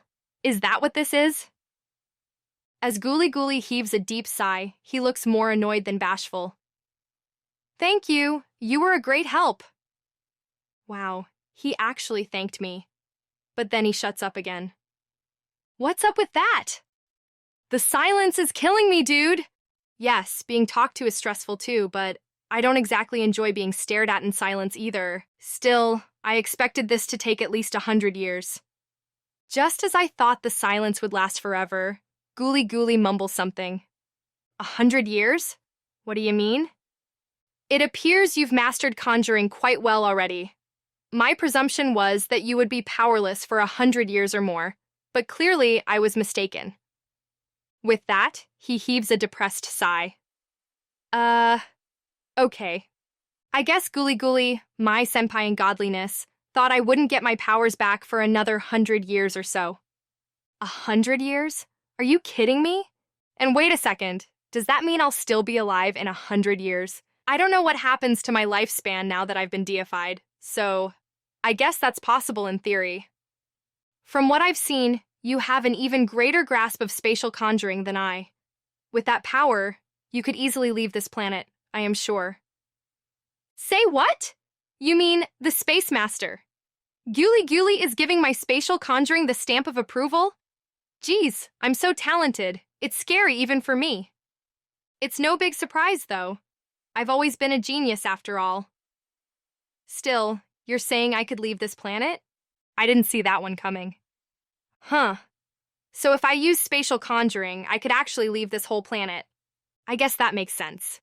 With teleport, I could cross space and even go to another planet. So I can leave this planet anytime I want. Personally, I would have no complaints whatsoever if you were to leave. In fact, it would be rather appreciated, since that would mean the removal of an unpredictable element. Okay. Mr. Gooly Gooly, is that a roundabout way of telling me that you'd be better off if I wasn't around? I guess it wasn't really roundabout at all. So you're basically telling me to GTFO? My lord, that seems a bit impolite. Of course. Pardon me. At Nia's prompt, Gooly Gooly apologizes. I guess it's fine. It sure is painfully clear what Gooly Gooly really thinks of me now, though. I will let you deal with that reincarnation. As for your recompense... Ow!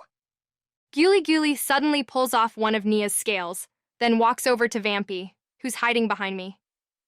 Let me see that. Gooly Gooly indicates Vampy's broadsword. Reluctantly, she holds the weapon out to him. Gooly Gooly takes the sword and presses the scale against it. Then the scale vanishes into the sword.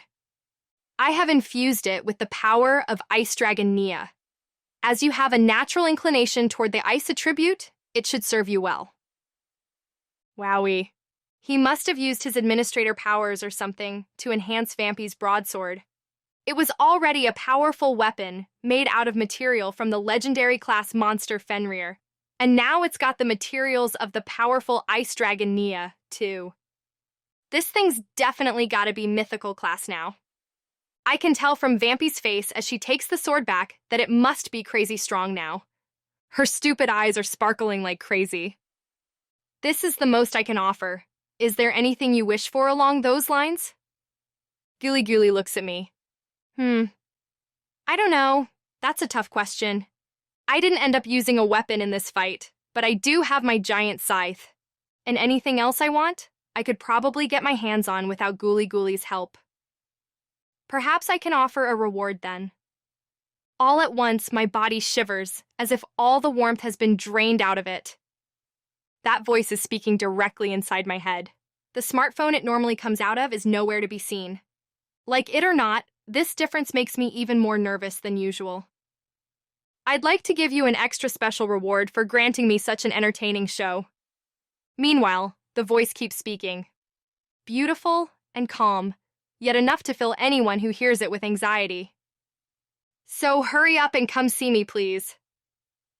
A horrible chill runs through me, as if an icicle has been stabbed into my spine. Is something wrong? Gooly Gooly gives me a puzzled look. He's a literal god, and I guess even he couldn't hear that voice. No thanks. I can't even tell if I'm still standing or if my response is actually coming out of my mouth. I don't need a reward. We'll take care of him, so I'd rather you didn't interfere. Can you promise me that in place of a reward? Very well. I do my best to keep myself from shaking.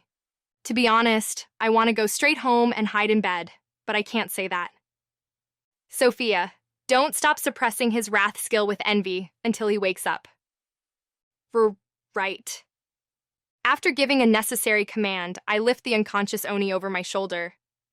Okay if I tell the Demon Lord about this place? I would prefer that you didn't, but I will leave that decision up to you. I guess I'm free to choose whether to tell the Demon Lord about this rest area for souls then. It seems like Gooly Gooly would personally prefer that I didn't, but since he told me about it as a show of good faith, he isn't going to restrict me from doing so. Okay, then we'll go back now. All right, thank you for your assistance. Vampy, Mr. Oni, and I all teleport back to the Duke's mansion. The puppet spiders run up to greet us. Real, put him in your room and keep watch. Tell me if anything happens. The puppet spiders freeze in place as I give them orders. Riel and Feel have rooms of their own, but they always hang out in my room instead, so we might as well put one to good use now. Riel stares at me in awe, then slowly picks up Mr. Oni and takes him to her room as instructed. He's tied in my thread, so even if he wakes up in a violent mood, it should be fine. The other little girls are looking at me too, but I don't have time to indulge them right now. Going to sleep. With that, I collapse onto my bed. Then I cover the whole bed with thread, shutting out the rest of the world.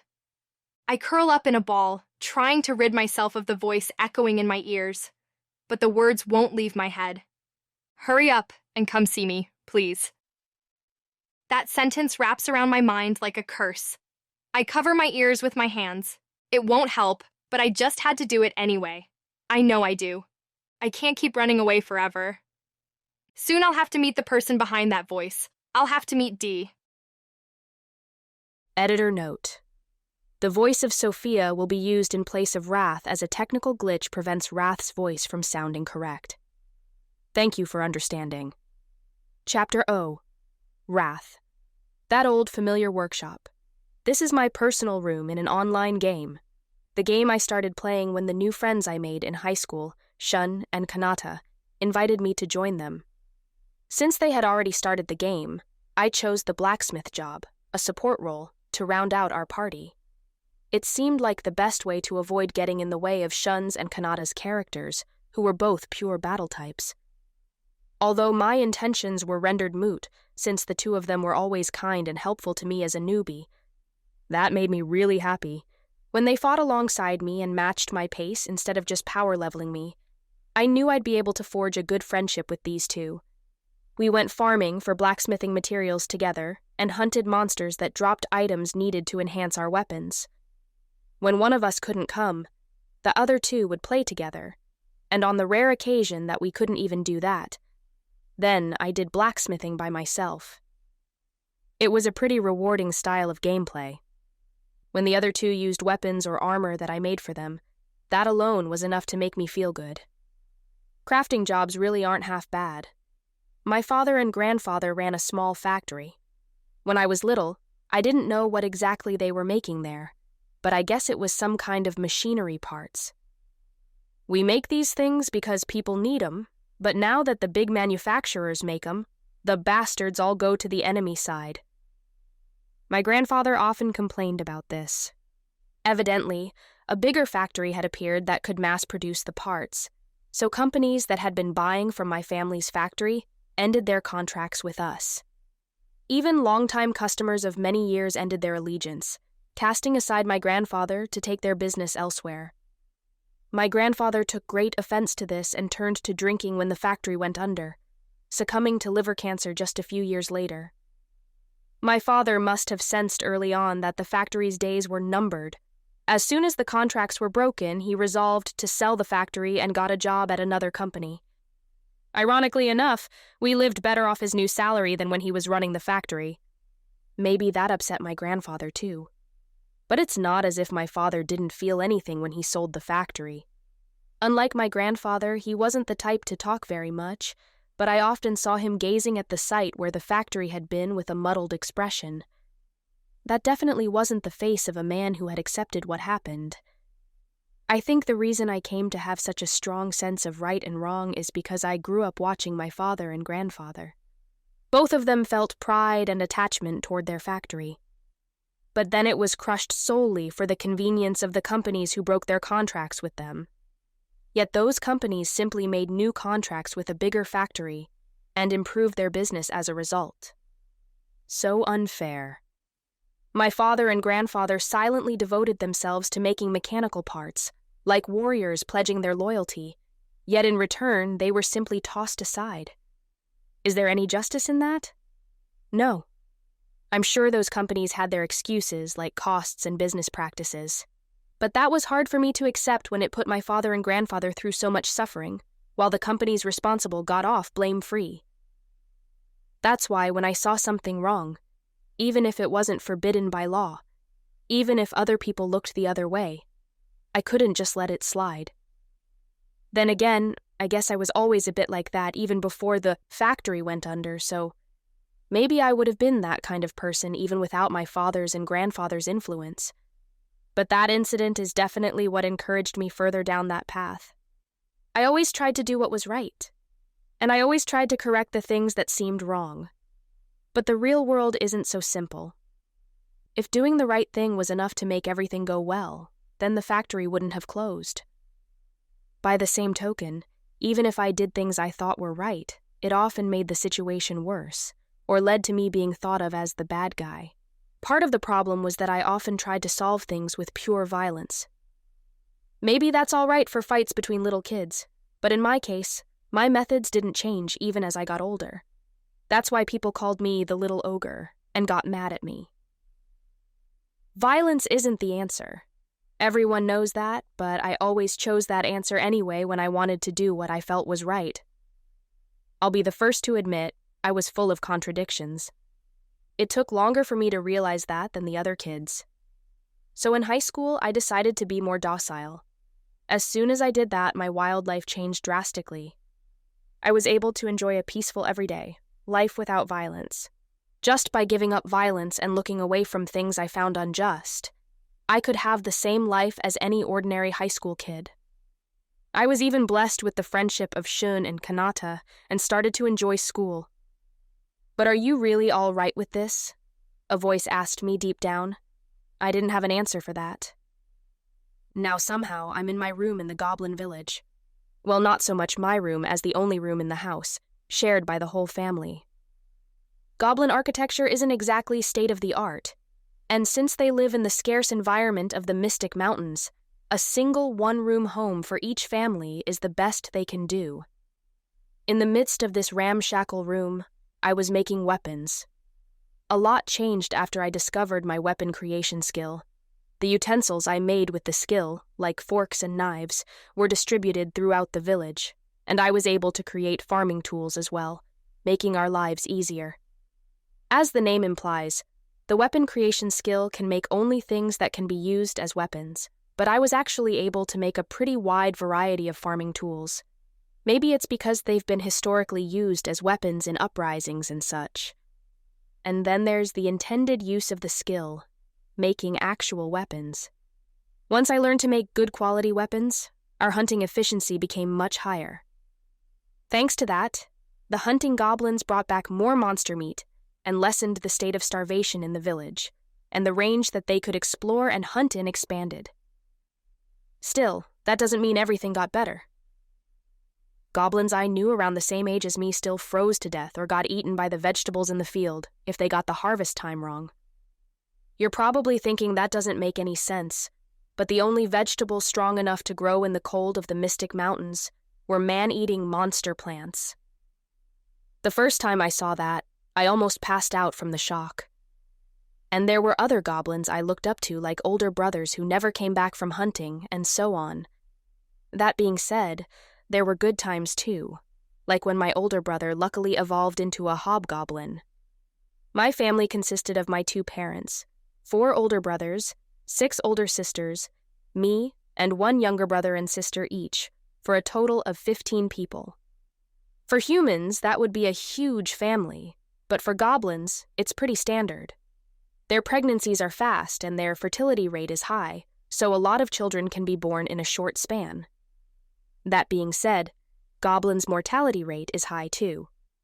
From what I've heard, I used to have 4 more older siblings, and I had a younger brother who was stillborn. That was a difficult time. He was going to be my first little brother. But he didn't make it. Our whole family cried together, and I lost my appetite for a while. The person who comforted me in that time was my eldest brother, Raza. Although I guess I don't know if you could really call that comforting. What he actually did was punch me. You can't just sit around moping forever, eat and live a healthy life. That's the duty of those of us who still live. With that, he forced me to eat. Literally. He pried my mouth open and shoved food down my throat. From that point on, if I ever seemed depressed at mealtime, he would force-feed me again. I thought it might actually kill me, but at least it pulled me out of my depression. Raza's word was law, and more importantly, my mother was pregnant with a new child by then. Goblins have an amazing will to live, and soon, my little sister was born. Right away, I swore I would protect her, for the sake of my little brother who didn't get a chance to live as well.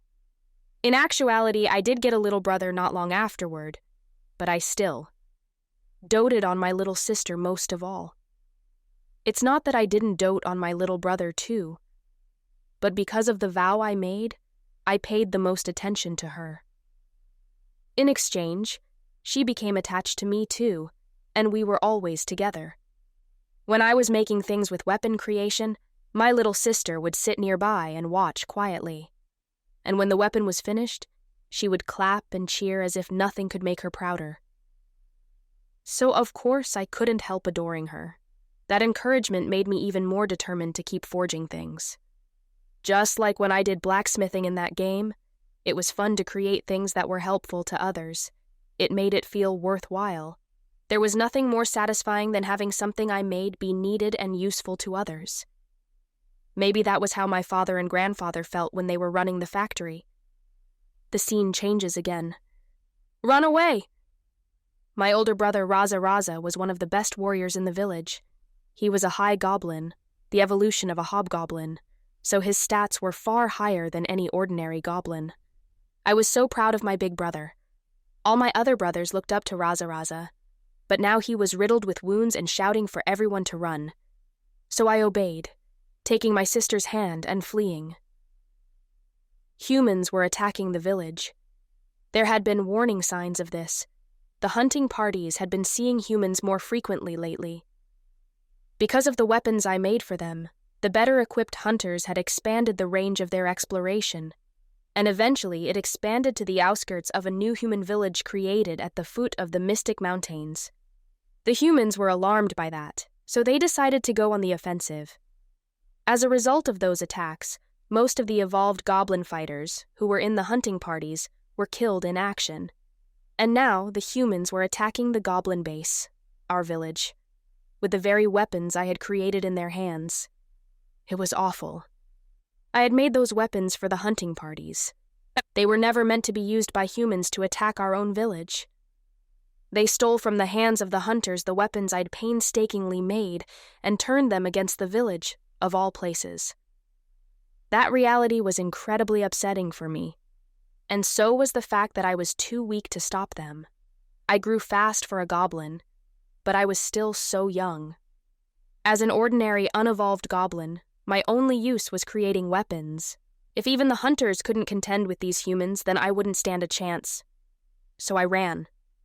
It was humiliating, but my little sister's life was in my hands too. I swore on my own life that I would protect her. But then one man blocked our path as if to laugh in the face of my resolve. Without a moment's hesitation, I threw a weapon I'd made that day at the man and tried to flee in a different direction. But the man dodged my throw easily and quickly darted around us to stand in my way again. It was clear from his movements alone that the man's stats were far higher than mine. I was out of options. As I tried desperately to find a way out anyway, the man looked at me bemusedly. Then he put his hand on a stone necklace around his neck and muttered something. It was in a different language from the one goblins used, though, so I couldn't understand what he was saying. Still, the chill that ran through my body as if gripping my very bones told me that he was doing something to me. The man narrowed his eyes. I didn't know what he was doing, but this was my chance. I tried to turn on my heels, but the man grabbed my head before I could move and pinned me to the ground. Ah! Gah! A shriek escaped my lips before I could stop it. It wasn't just the pain of being pushed down, but the strange feeling that was seeping into me from the man's hand. What's going on? Pain and unease assailed me, like a foreign substance was flowing into my body. At the same time, I felt an unfamiliar sensation, like my mind was being tainted by something. I gnashed my teeth trying to fight it off. It was enough to keep a hold of my mind, but my body was starting to refuse to obey me. I struggled to shake free of the man's grip, but my strength was quickly draining away. In the corner of my eye, I saw my sister standing frozen in place. Run, I wanted to say, but my mouth wouldn't move. The man let go, but my body still wouldn't do what I wanted. I tried to stand up, but I couldn't even lift a finger. It was like my body wasn't even my own. In reality, that's exactly what was happening in that moment. And then, the scene changes. The inside of a house far more solidly built than any in the goblin village. This was the human village at the foot of the Mystic Mountains, the base of the men who had destroyed the goblin village. There I was being forced to make weapons. My sister was no longer by my side. Instead, I had 2 new titles, Alley Slayer and Kin Eater. I had been enslaved by Buiramus, one of the men who had attacked the goblin village. It was entirely against my will. I was forced to obey and do whatever he asked. So unfair. Why did this have to happen? As much as I thought about it, there was no answer. When I finished creating a weapon, Buiramus would look at it with satisfaction and take it away. The stone hanging from Buiramus's neck was a high-level appraisal stone. There was an appraisal stone in the goblin village as well, which was how we had found out that I had the weapon creation skill. But Buiramus's was of a higher quality. My skill is the reason he enslaved me instead of killing me. It would have been better if he had. My weapon creation skill doesn't exist to be used by the likes of you people. But every day I was forced to make weapons, and every single one of them went into those humans' hands. I was frustrated, and more than that, I was angry. Though hatred welled up inside me, I couldn't escape from Buiramus's control, so I kept making weapons. The scene changes again. In the Mystic Mountains, Buiramus was forcing me to kill monsters he had enslaved. It's called power leveling. Weapon creation uses my MP to make weapons, so if I raise my level and evolve, I get more MP, which means I can make more weapons of better quality. As we repeated this process, I soon evolved into a hobgoblin. This evolution has an important meaning to goblins. Normal goblins have an incredibly short lifespan, often less than 10 years. But if a goblin evolves into a hobgoblin, they acquire a lifespan on par with that of humans. So goblins will always join the hunting parties for a time in order to defeat monsters, raise their levels, and evolve into hobgoblins.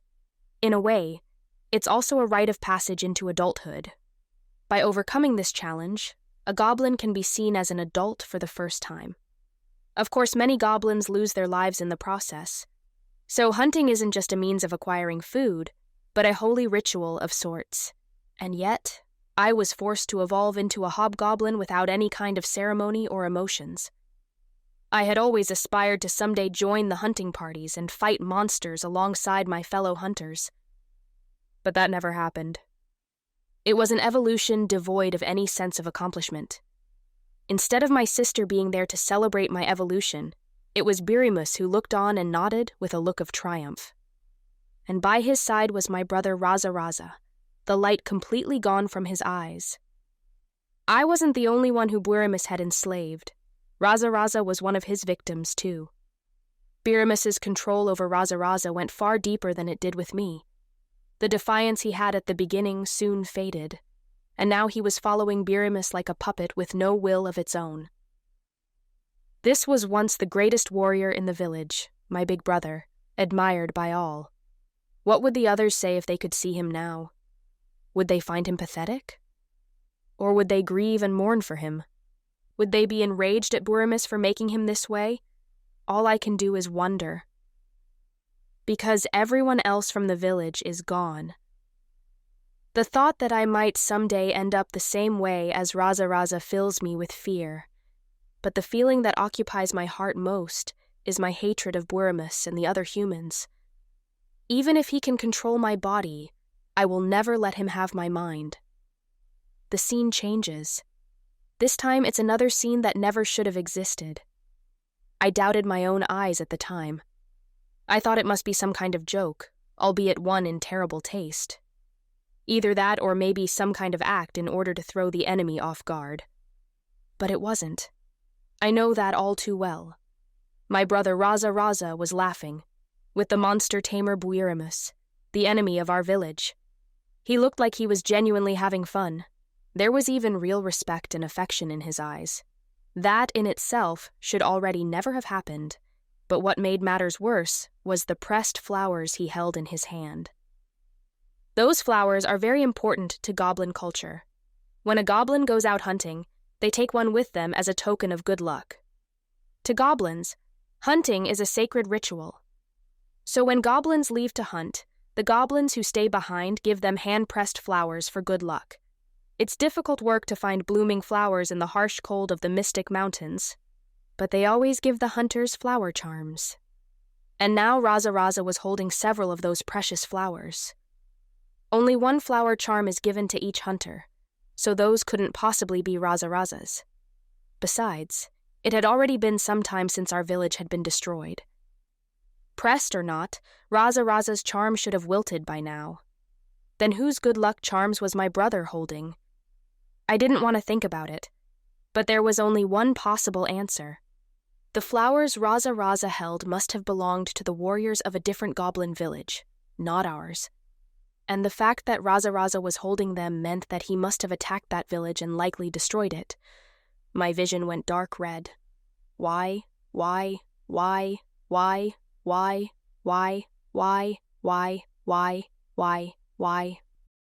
He betrayed us. He dirtied his own pride. I can't allow this. Proficiency has reached the required level. Skill Rage LV9 has become Rage LV10. Condition satisfied. Skill Rage LV10 has evolved into Skill Wrath. Proficiency has reached the required level. Skill Taboo LV3 has become Taboo LV5. Condition satisfied. Acquired title Ruler of Wrath. Acquired skills. Battle Divinity. LV 10 Enma as a result of title Ruler of Wrath.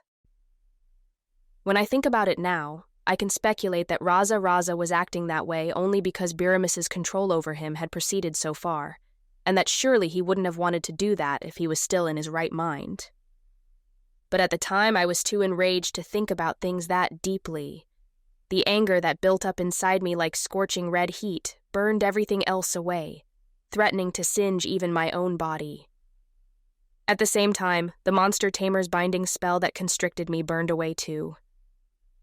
Ah, I'm free. Now he can't stop me any longer.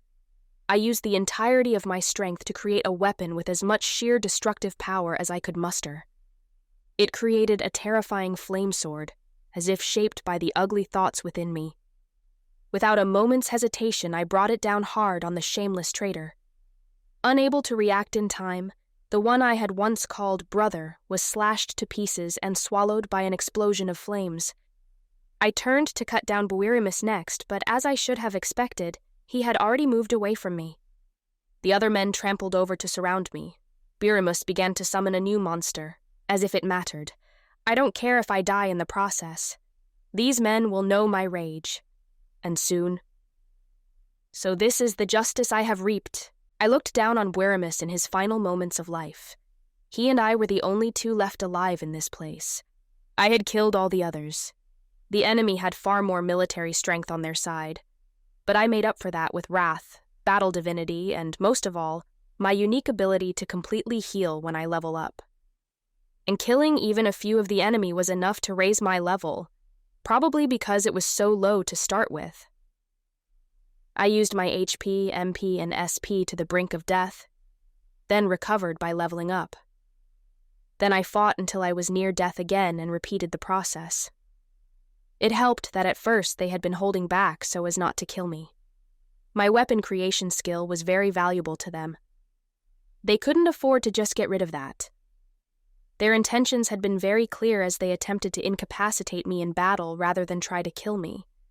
And I had used that to my full advantage. How humiliating. Buirimus, the final survivor, was strong, both as a summoner and as a warrior. He was far superior to any of the others in pure strength alone, but now he was lying on the ground, weeping. "Do you hate me?" I didn't answer Buirimus's question, not because I couldn't. I had picked up their language during my time as Buirimus's slave. But there was no point in answering. Instead, I simply brought down the sword that I'd held above my head. "Forgive me."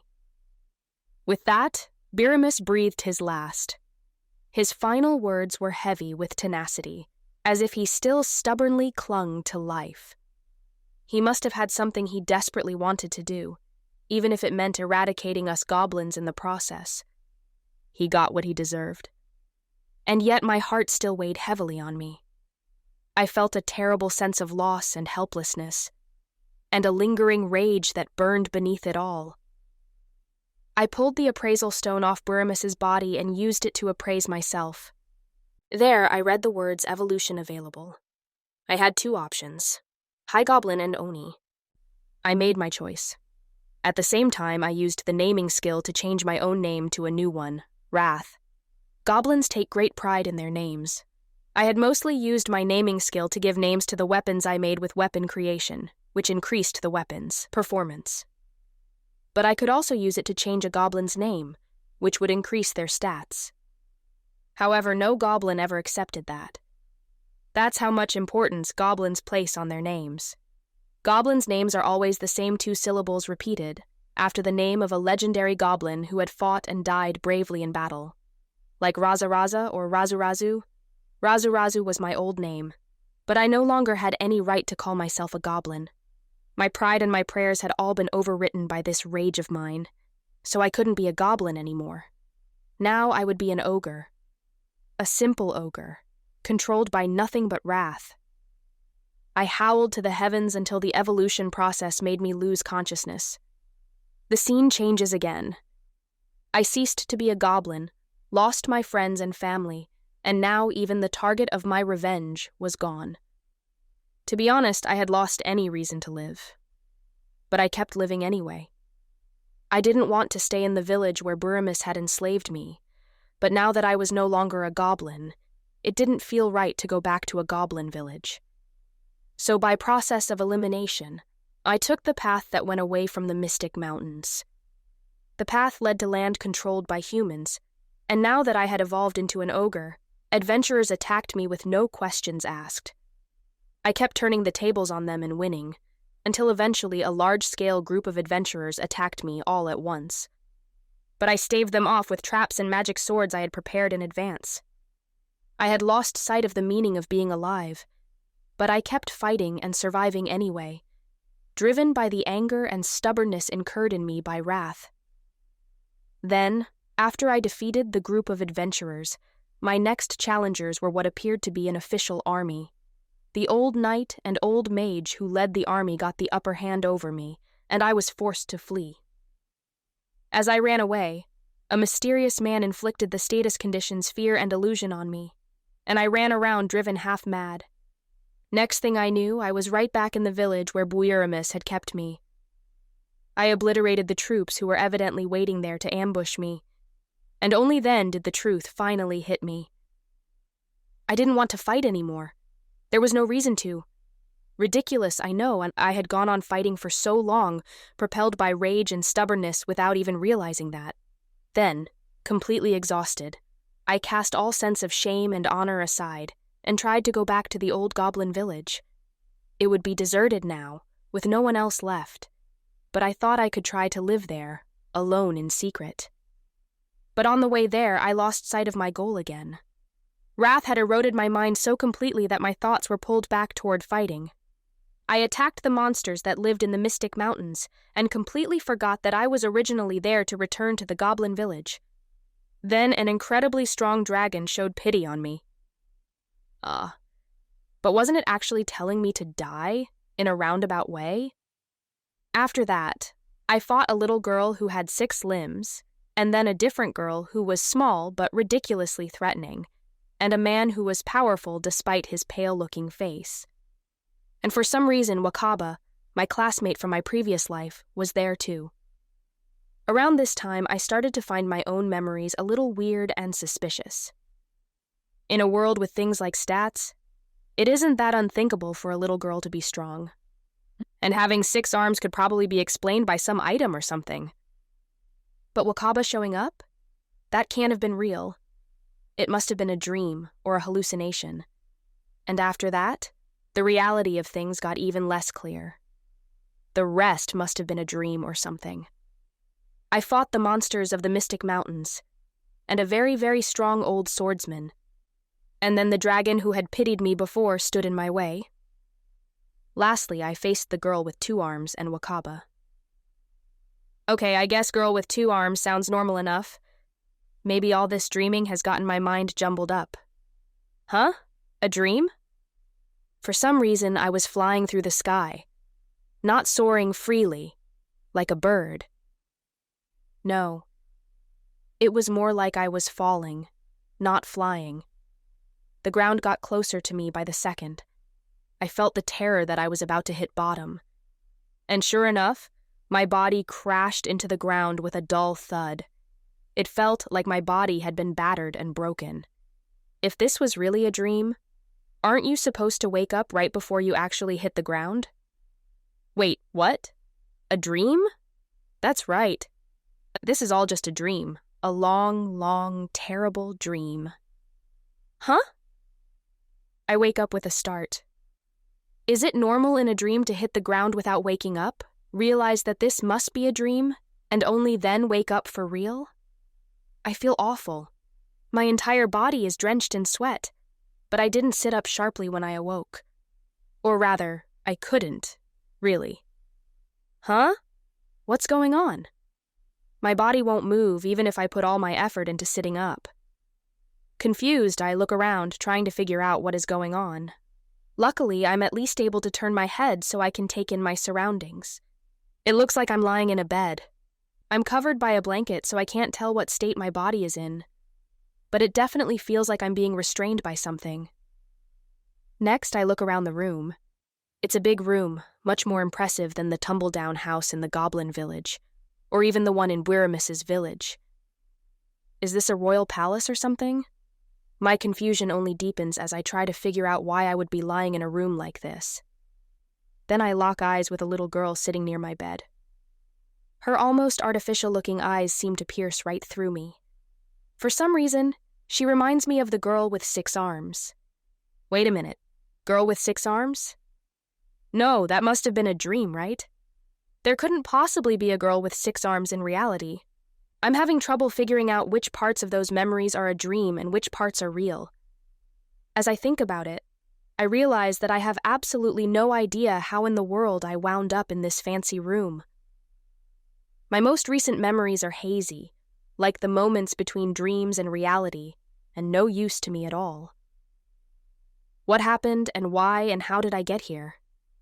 Good morning? In my confusion, the only words I manage to muster sound stupid even to me.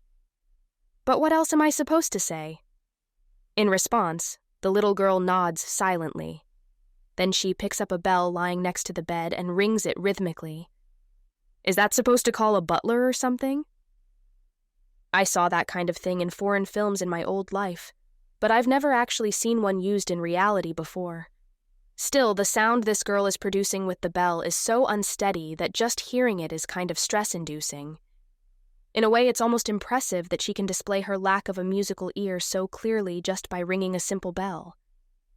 Maybe that's a talent in its own right. Not that I want to keep hearing it, though. Riel, quit making that disturbing noise before it drives us all completely mad. The door flies open without so much as a knock. There stands the girl with the 2 arms. What? Seriously, why do I keep thinking of her that way? Oh, whatever.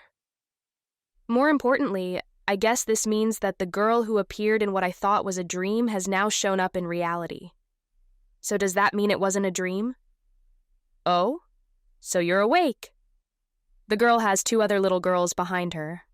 I recognize one of them as the girl with 6 arms. Although as far as I can tell, she only has 2 arms now. My dear Sophia, it's not very polite to barge into a gentleman's room without knocking. What will society think of you as a lady if you do such things? We're going to have to double down on your manners lessons. Another damn girl. Starting to get a little irritated, I look at the new arrival. Immediately, an indescribable chill runs through me. Huh? What the? She looks like an ordinary enough girl. A little older than the others, maybe, but still only in her mid to late teens at best. But for some reason, that girl has the presence of an absolute monster. Just looking at her makes my pulse run wild. Oh, ho, ho. You've got some promise if you can tell how strong I am without appraisal, kid. The girl's carefree smile somehow looks like that of a vicious predator. My every instinct tells my body to run, but I seem to be tied down at the moment, so I can't escape. Humph. Gah? Suddenly, I'm thrown to the floor. "You've got some nerve to ignore me!" As the blanket gets dragged along with me, the culprit who tossed me onto the floor stands haughtily above me. Judging by the conversation they were having before, this girl must be Sophia. She's pretty obnoxious compared to the other little girls, who are standing by quietly. "Oh, Sophia." "Well, he ignored me all right, Miss Ariel." "Me? You think I'd let him get away with just staring at you the whole time without even a glance at me? Of course not. Never." "Well, I guess envy is already affecting you a little." "Oof. Can you just calm down for a second? I'm trying to have a conversation here." The girl Sophia called Miss Ariel glares at her blandly. In response, Sophia twitches and obediently falls silent. This Ariel must be the strongest person here. "Now then, let's chat." "Can you talk?" I can't exactly deny it now. The pressure she's exerting on me makes it difficult to open my mouth, so I just nod silently. "Oh yeah, glad to hear it. Guess we've cleared the first hurdle then. Congrats on regaining control of your senses, by the way. And since you seem to understand human language, I'd say we've cleared the second hurdle too." Miss Ariel smiles cheerfully.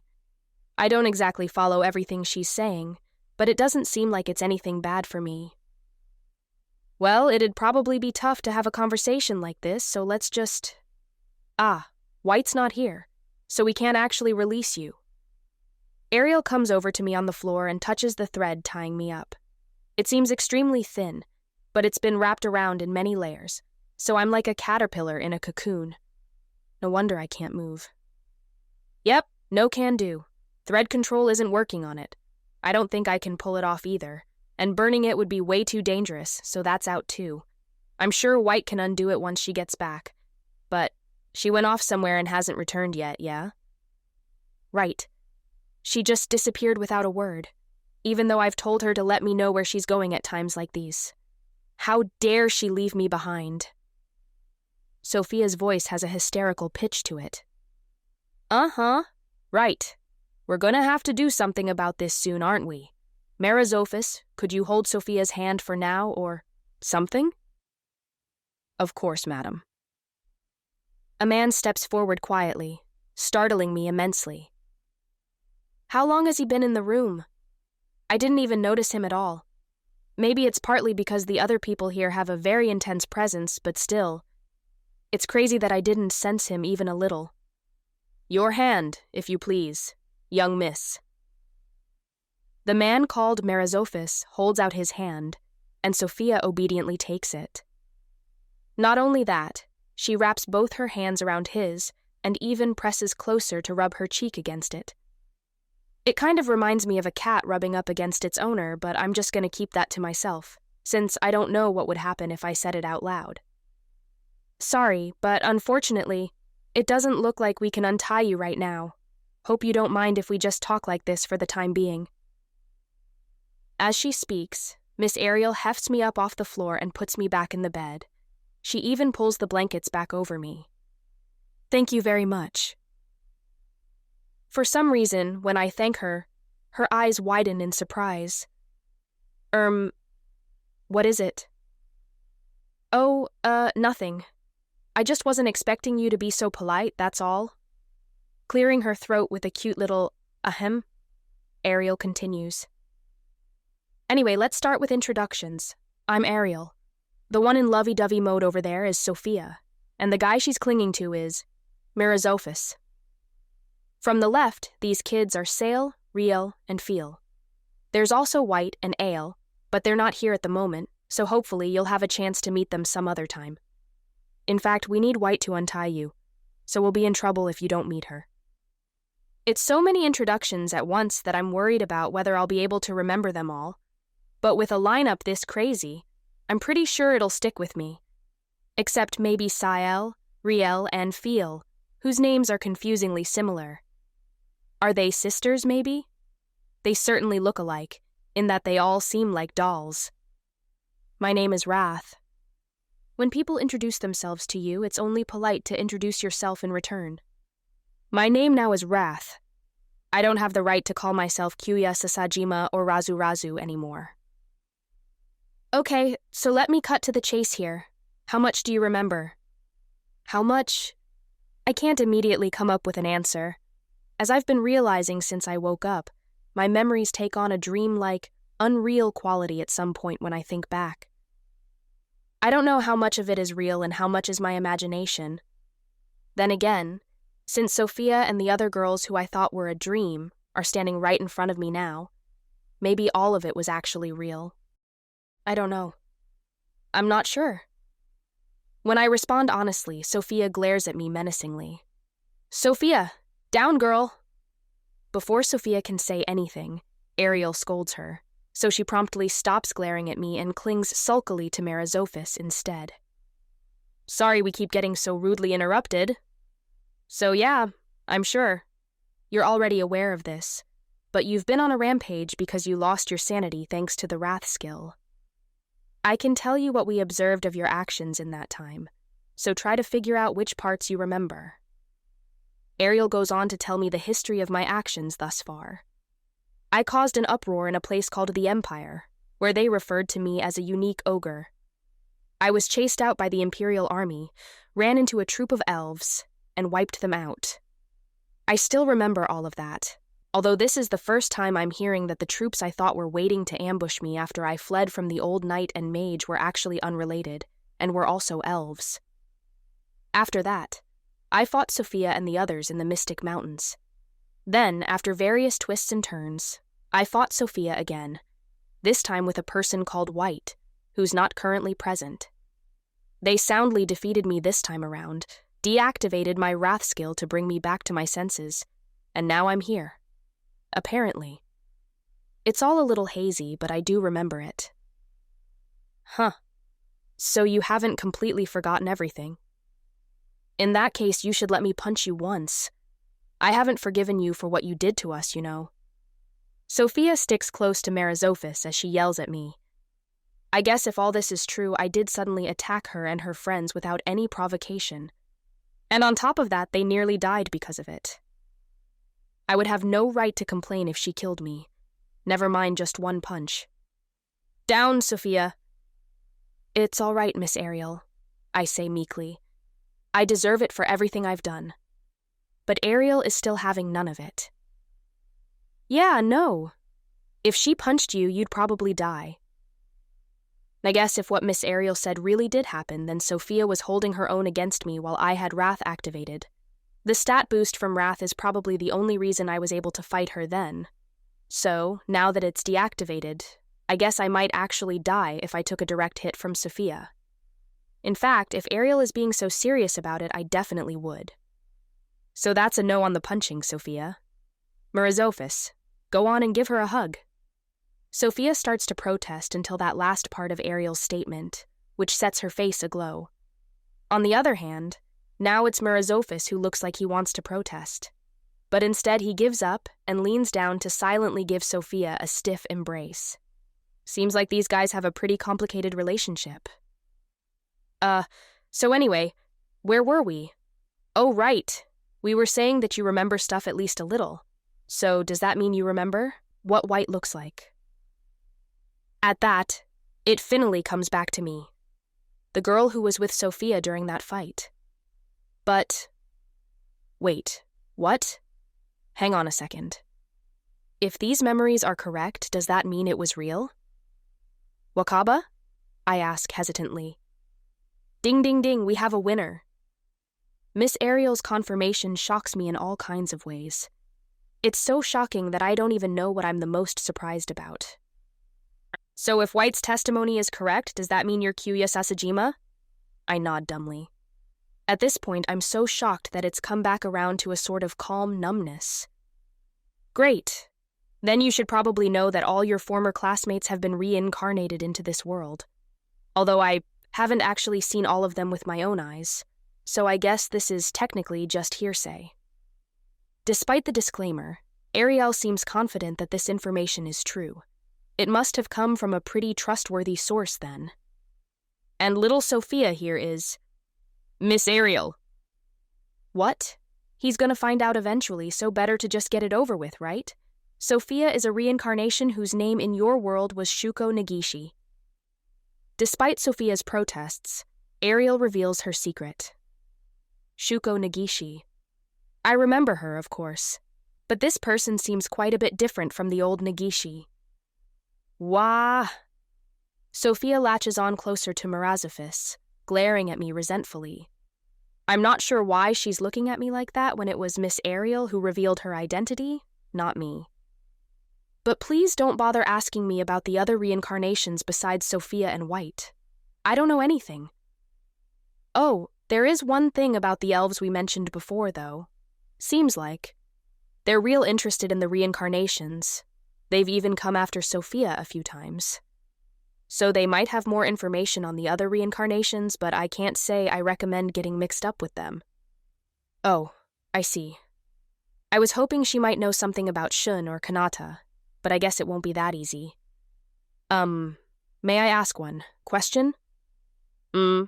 What's up? Do you know why we're in this world? It comes out like an abstract philosophical question, but luckily Miss Ariel seems to understand what I'm getting at. I guess you could say it was on the whim of a god. We are alive. There's never going to be a clear reason for that. And at least that's what I got the feeling she was telling me. After that, Miss Ariel tried to keep talking with me, but Sophia finally lost control and started raising a fuss, so Ariel wordlessly grabbed her by the scruff of the neck and dragged her out of the room. Flustered, Mirazophis quickly followed them. After a little while, Ariel comes back alone. I decide it's better not to ask what happened. I'm sure you've got a lot of thoughts to sort out, so let's call it a day for now. You can stay here as long as you like, so give some thought to what you want to do next, too. Oh, and... Ariel pauses. If you want to know about this world, maybe you should ask Taboo. With that, Ariel leaves the room. The only other person who remains is Riel, who's been in the room from the beginning. She's acting like I'm not here or something and keeps occasionally waving at an empty space in the room. Is something there? I certainly don't see anything. Anyway, Taboo, huh? With all the leveling up and evolving I've been doing, my taboo skill maxed out somewhere along the way. Like Miss Ariel said, I can get an idea of what's going on with this world from Taboo. I should probably take some time to look over its contents in detail. Although I get the feeling I don't necessarily want to know. But still. I have to look anyway. It's about the world that I'm living in now, after all. Living? If I'm thinking about things like that, I guess that means I still have the will to live, huh? Ever since I killed Buramus, I've been living solely out of stubbornness. And that stubbornness led me to kill many innocent people along the way. Ariel told me about my actions from a neutral observer's perspective. They certainly seemed like the actions of a monster. Rampaging about in anger, disrupting the lives of innocent people and killing them. It's unfair. For the people I killed, nothing could be more unfair. I committed the exact kind of injustice that I always hated more than anything else. I'm horrible. So, do I really have any right to live? Do I still want to live? Bearing the weight of those sins, having lost sight of any purpose? I don't know. But I don't think I want to die either. Hey, buddy, how you feeling? The next day, Ariel comes to visit me again, alone this time. Maybe she figured we wouldn't be able to get anywhere with Sophia around. Sorry. We still don't know where White is, so I guess you're gonna be stuck like that for a little longer. Hang in there, okay? Ariel looks deeply apologetic. I tried a few things myself over the last day to see if I could get out, but nothing worked. What in the world is this thread made out of? It's incredibly strong. Still, while it's inconvenient to be stuck like this, it hasn't been that big of a problem thanks to Ariel kindly taking care of me. As long as you don't count the embarrassment of being cared for by someone who looks like a little girl. Or saying ah and being spoon-fed by the same little girl. Okay? Maybe this is a big problem. I mean, it should be weak to fire, so I guess we might be able to burn it off somehow. I'd appreciate that. But it'd still take a considerable amount of firepower, so you'll probably get burned too. Still, I'd appreciate it, please. Giving in to my insistent request, Ariel burns the thread away, releasing me. I sustained some fairly severe burns in the process, but I have HP auto recovery, so that'll heal eventually. It's still better than being humiliated like that any longer. Thank you very much. I feel like I've finally been set free. No problem. I'm, sorry about that. Ariel must have been able to tell how relieved I was, though there was no need for her to apologize. So now that you're free and all, what you want to do next? What do I want? Sure. If it's something I can help with, I don't mind lending you a hand. You can also just stay here if you want. And if you're not sure yet, you're welcome to hang around until you figure it out. You don't need to pay or anything. Why would you do all this for me? Ariel is being far too kind to me, especially considering that I could have killed her friends. Oh, I don't know. Half out of sympathy, half out of self-interest, I guess, she replies indifferently. The first half's because I've got an inkling of some of the stuff you've been through, so I feel for ya, enough to understand why you wound up with the wrath skill. And the second half is because being nice to reincarnations won't displease a certain god, I guess. Maybe I'll even gain a little favor for it, although I'm not holding my breath. She knows what I've been through and feels sympathy for me? I'm not sure how much Ariel knows about me, but I certainly never talked about what's happened to me in the past. So it's unclear how much of her information is true, but whatever it is, I guess it was enough to elicit some sympathy. Huh. So I guess what I've been through warrants being pitied by others? For some reason, I feel detached from this realization. And then there's the self-interest part. If she's good to reincarnations, then a god might be good to her. When I asked her yesterday about why we wound up in this world, Ariel answered that it was the whim of a god. I thought that might have some deeper meaning to it, but I guess it must have been literal. Gods really do exist in this world, after all.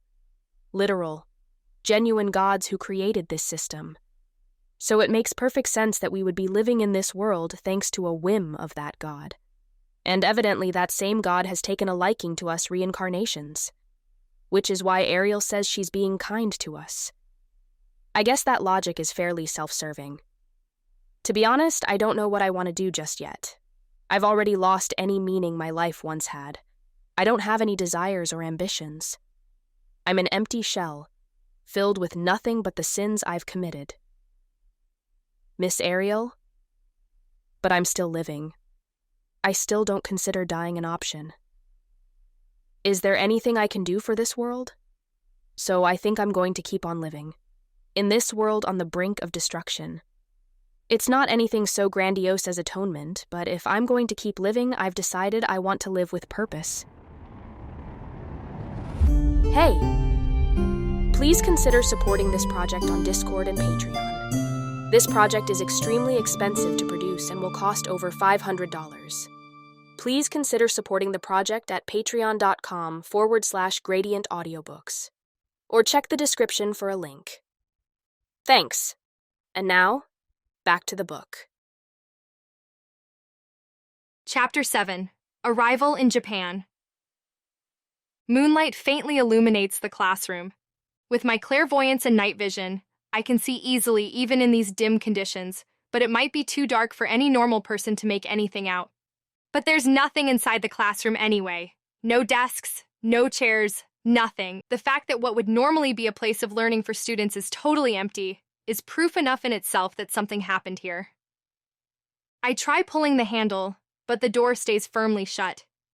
Maybe it's locked. It's almost as if it's been sealed off from the outside so that nobody knows what happened in this classroom. I thought for a moment about forcing it open, but I don't want to do anything too extreme in case it attracts the attention of security. Giving up on walking around the school, I use my X-ray vision to make sure nobody's on the path outside before teleporting there. When I turn around, I see a perfectly ordinary school, the kind you might find anywhere. Haishin High School. The schoolless reincarnations all went to in our former lives. I'm back, although it doesn't feel like much of a homecoming. But I really am here right now. On the planet called Earth, in the country called Japan. When Guli Guli informed me that I could leave the planet and Dee told me immediately afterward to come see her, I had the idea of teleporting to Japan. I can teleport anywhere I want to now just by thinking about a place, as I proved when I teleported to the Great Elro Labyrinth. I wasn't sure if I'd actually be able to teleport somewhere that I've never been in this life, but if what Ghoulie Ghoulie and Dee said was true, then it should be possible. Otherwise, they wouldn't tell me to do it. So all that was left was to test it out. To be honest, it's not like it had never occurred to me to leave that planet. I knew that now, after undergoing deification and casting off the yoke of the system, I could probably do it if I tried. Obviously, it would make more sense to get my butt to some other planet right away, instead of hanging around on a planet that's about to die. The Demon Lord's done a lot for me, but even then, I'd be better off leaving everything behind and escaping from that planet. And I always put my own life first. Why would I throw that away just to stay on that crummy old planet? So really, as soon as I figured out that I could teleport, the best choice would have been to immediately leave the whole planet behind. The reason I didn't do that is simple. I was afraid. Even with teleportation, there's only one place I could possibly go to outside of that planet. Here, in Japan, on planet Earth. No matter how impressive my teleportation might be, there's no way it could take me somewhere I've never been or even seen before. The only place I could go is the one that's connected to my old life. And once I came here, I knew I would have to face the truth that I've been avoiding all this time. I was afraid to do that. So I pretended to have forgotten that I could teleport here, stretching out my time for as long as I could. I still haven't mastered conjuring yet. There's still so much I have to do. Not yet, not yet, not yet. I kept dragging it out, but I've finally run out of time. I can't keep avoiding the truth forever. Maybe it's for the best that Dee invited me here. She might have even done it with that in mind. I take a deep breath, trying to calm down. The air smells different here. Compared to that other planet, full of the stink of blood and battle, this place just smells like school and a sort of relaxed freedom. Most of all, it reeks of exhaust fumes. I'm not particularly enhancing my senses, but since it's been so long since I smelled the stuff, I can't help but be extra sensitive to it now. It's like a whole other world, as they say. And I guess in this case, that's true. Overcome with emotion, I look up at the sky, where I see the stars and the one moon. The stars are in different places, and the moon's different too. Everything is different. Definitely feels like I'm away from home. This is supposed to be the country I came from, but I'm tense, as if I'm in enemy territory. In reality, I don't think that's far from the truth. All right, I can't just stand around like this forever. No point in dragging things out any further. Looking away from the sky, I face forward instead and start walking. Before long, there are more people around me than before. Haitian High is fairly close to the train station, so you don't have to walk long before you come out on the busy station street. Even at night, there are still a lot of pedestrians. A few of the people walking by glance at me, but they don't try to talk to me or anything, so I ignore them. I did put on clothes that wouldn't seem out of place in Japan, since I'd stand out if I wore my usual fantasy-as-hell getup.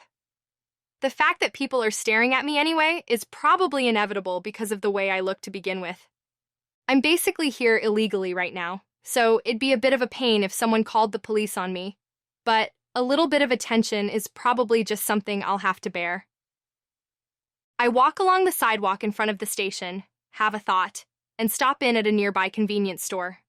Once inside, I pick up a random magazine and look at the issue number. The date surprises me, even though I had a feeling it might be something like that. It's already been more than 5 years in that world, but here on Earth, it hasn't even been 6 months. I guess the flow of time is different. Is this the special theory of relativity at work?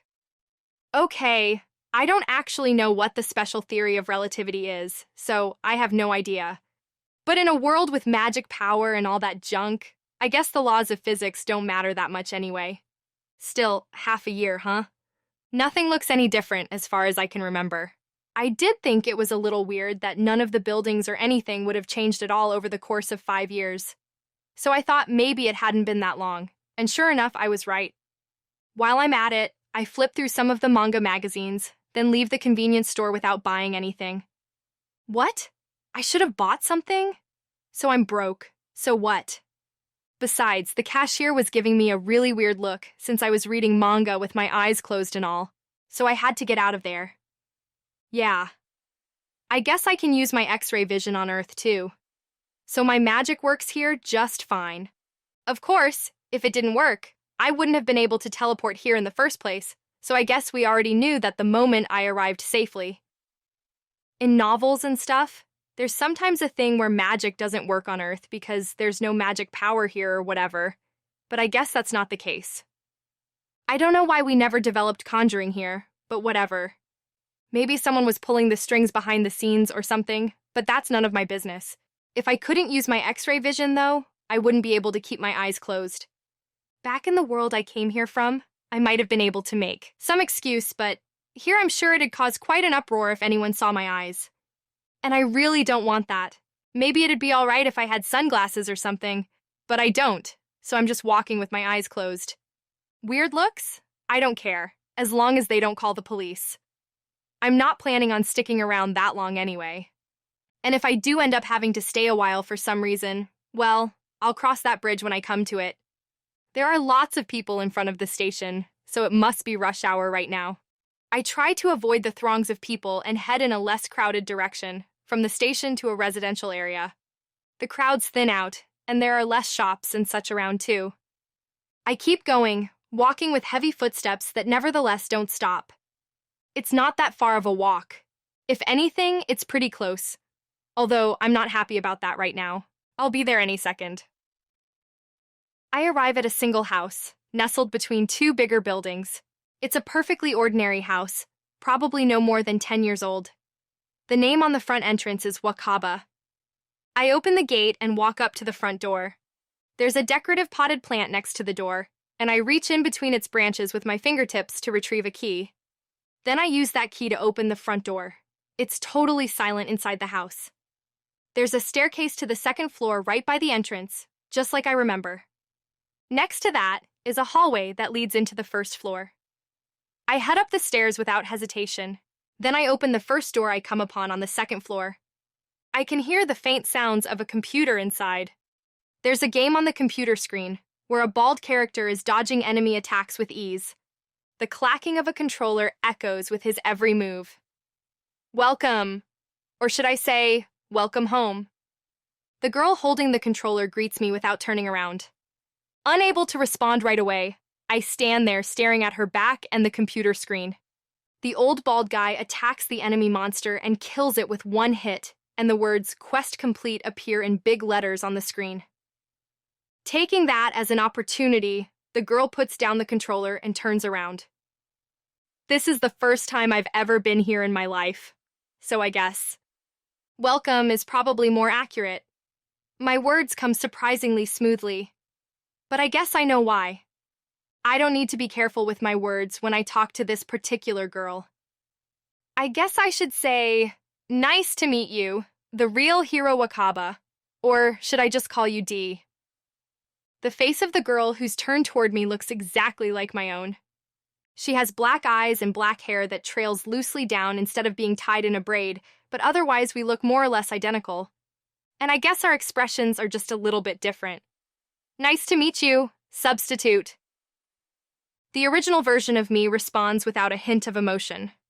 I was afraid to know the truth. The truth that I'm just an imitation.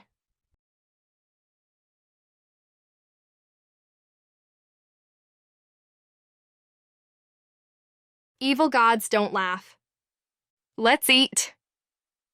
Dee and I sit across from each other in the dining room on the first floor of the Wakaba family house, eating cup noodles. Since it was right around dinner time, Dee asked if I wanted something to eat before I left, so here we are. The menu for the evening is cup noodles, because there's no proper food in this house.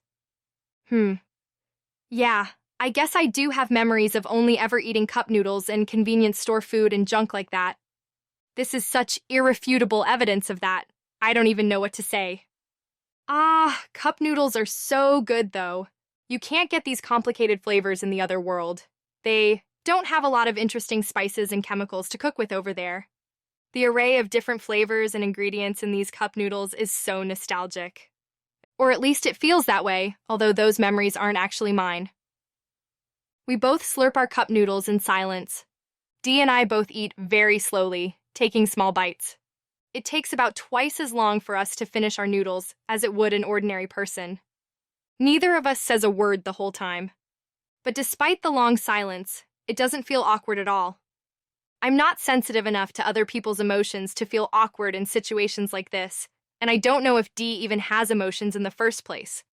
Since the moment we met, her expression hasn't changed in the slightest. I know I'm hardly one to talk, but Dee's even worse than I am. Her face is like a mask, without any trace of subtle emotions, to the point where I'm starting to wonder if she really doesn't have them at all. Maybe it's true.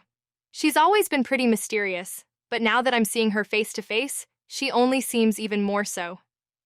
Normally, no matter how much a person tries to keep up appearances, you can get hints of their true feelings through their words and actions. The tone of their voice, the movement of their eyes, their gestures. If you keep track of little things like that, you'll eventually get an idea of that person's true nature. That's the case even for powerful beings like the Demon Lord and Ghoulie Ghoulie. It might seem like the Demon Lord's personality has changed since. She fused with one of my parallel minds, but her actual nature hasn't changed at all. Unlike me, she's still stupidly honest and kind. The longer you know someone, the more you notice their little subtleties, but there are usually hints that you can see even in a short amount of time. But Dee doesn't have those. Her tone, her eye movements, her gestures, they're all unfathomable. I can't read anything from them at all. It's not like she's so robotic that she doesn't show any emotions. In fact, it's the opposite. Her movements are very refined in a flesh and blood kind of way, making her captivating to watch. But I can't even begin to guess what thoughts or feelings are behind those actions. It's like I can see them, but I can't understand what I'm looking at. All it seems like is something disguised as a human, pretending to be a person. At that point in my analysis, I give up entirely on understanding Dee. This isn't the kind of thing you can figure out with logic. If I keep trying to do so, I can tell it's going to be futile. There are some things you just can't understand. And for me, Dee is one of those things. I have to approach her as such, or I won't be able to think straight. This must be what it feels like to lose sanity points. Leave it to an evil god to whittle away at your mind just by having a conversation. Thanks for the food. We finish our noodles and put our hands together in thanks at the same time. Leave your trash and chopsticks in the sink, please. Obediently, I put the chopsticks and the empty noodle container in the sink, and the two of us go back upstairs. Dee then turns on her gaming console and starts up a fighting game. Here. She hands me an arcade controller. Holding a similar controller, Dee sits down a little to the side of the screen. I follow suit, sitting slightly to the other side of the screen opposite Dee. Thus, our battle begins. For a while, the only sound is the clicking and clacking of controllers. The battle ends in my crushing defeat. Damn it! Look, it's not my fault. I've never held an arcade-style controller in my life. I might know how to use it from the memories I have, but that doesn't mean I have the requisite muscle memory. I try to do a Shoryuken and end up doing a Hadouken. And why is my character crouching when I'm trying to backstep? Ugh, even I have to admit, I'm awful at this. But as we continue round after round, the discrepancies between my memories and muscles begin to amend themselves, and I start to get the hang of things. I'm making less input mistakes than before, and I can more or less move the character the way I want, but I still can't win. The difference in our experience levels with this game is just way too severe. Dee can control her movements down to the frame and predict my movements with such accuracy that I have to wonder if she's using future sight or something. I myself can't use future sight, by the way. Or, at least, not very well. The future sight skill is a product of the system doing a massive amount of operations to predict the future with high accuracy. I don't have the processing power to do all that by myself. It's technically not impossible, but it takes so much focus that I pretty much can't do anything else. So I can't use future sight in the middle of our matches, but it doesn't seem like Dee is using it either. In fact, judging by the flow of energy, she's not using any kind of conjuring at all. In other words, she's flesh and blood. Which means she's physically weak, just like me when I'm not using conjuring. This body of mine was definitely made based on Dee's body. So the fact that she's beating me so thoroughly without any kind of conjuring means that her advantage is just the sheer difference in experience. How much time would you have to commit to this to get so strong despite having such a weak body? I can't help shuddering with fear. Although we're just talking about a fighting game, we keep battling late into the night, and when we're both starting to get tired, Dee makes another proposal. Want to sleep over? I'm mad that I've been losing this whole time, so I quickly agree. I set up camp in the empty room that's supposedly the parents' room, making it my own by putting up a bunch of thread, then go to bed. I'll definitely win tomorrow. Or if not, I'll at least take a single round. Huh? What did I come here to do again? Right. I came to meet Dee. Yep. And now we've met, so my mission is accomplished. If I want to play fighting games afterward, I'm totally allowed to do that. Yeah. I'm not actually as shocked as I expected to be. I thought meeting Dee was going to be a huge shock, since it would be unshakable proof that I'm a fake and all. But now that I've seen her, all I can do is accept it. That I'm just an imitation of Dee, the real Hiro Wakaba. I first became aware of Dee's existence when I acquired the wisdom skill. It all began when the divine voice, Temp, said Dee's name. Next was when I encountered Black for the first time. A smartphone appeared out of nowhere, and from it came a voice that called itself Dee. That was my and Dee's first contact. After that, she continued to meddle with me once in a while. I always thought she was creepy, since I felt an unsettling sensation whenever we spoke. I didn't figure out why until after I became a god. When I underwent deification, my soul was completely transformed. In the process, I noticed something that was stuck to my soul. It was in my divinity field, my foundation. In fact, it had swallowed me up entirely and become my very existence. It was Hiro Wakaba's memories. The existence that rode over my original self and became my being. And whether I wanted to or not, I realized what that meant. That I'm some other being entirely who just happens to have Hiro Wakaba's memories. Once I realized that, a lot of things that I'd had doubts or concerns about all clicked into place at once. Like how I was always nameless. How Vampy always had her old name and her current name displayed, but I still remained nameless for some reason. I never had the name Hiro Wakaba. That would explain why I had so few skill points too. The old me was a pretty insignificant living thing. Since skill points are a part of your soul's power, of course mine were low. But the last nail in the coffin was the discrepancies between Dee's existence and my own memories. Dee once told me that there was an explosion in the classroom she was in, and the other students who got caught up in the explosion were reincarnated in the world I was born in. And as far as I could remember, there wasn't anyone else in the classroom who could have been Dee. Except for me, Hiro Wakaba. When I thought about it, there were a lot of undeniable contradictions and inconsistencies in my memories. I don't even remember my parents' faces. I thought of myself as a loser, but I also knew that I had a beautiful face. And there were all kinds of obvious personality differences in between my memories and my current self. Eventually, I realized Dee's true identity and my own. There was a spider that had made its nest in the classroom. The boys were going to squash it, but Ms. Oka stopped them. In fact, she said it could be a biology lesson, and even tried to get the class to take care of it. Although that last part didn't happen, since the chosen students cried their eyes out and refused to do it. Nevertheless, that spider stayed in the classroom. It was surrounded by humans much larger than itself. It could have died at any moment. Most humans shunned it and thought it was creepy, but it still desperately clung to life. The lowest ranking creature in the classroom. That was me. Let's eat. The next morning. Our breakfast table is adorned with burnt toast and microwave side dishes. Hooray for this incredible society in which you can eat a proper meal without having to actually cook it all.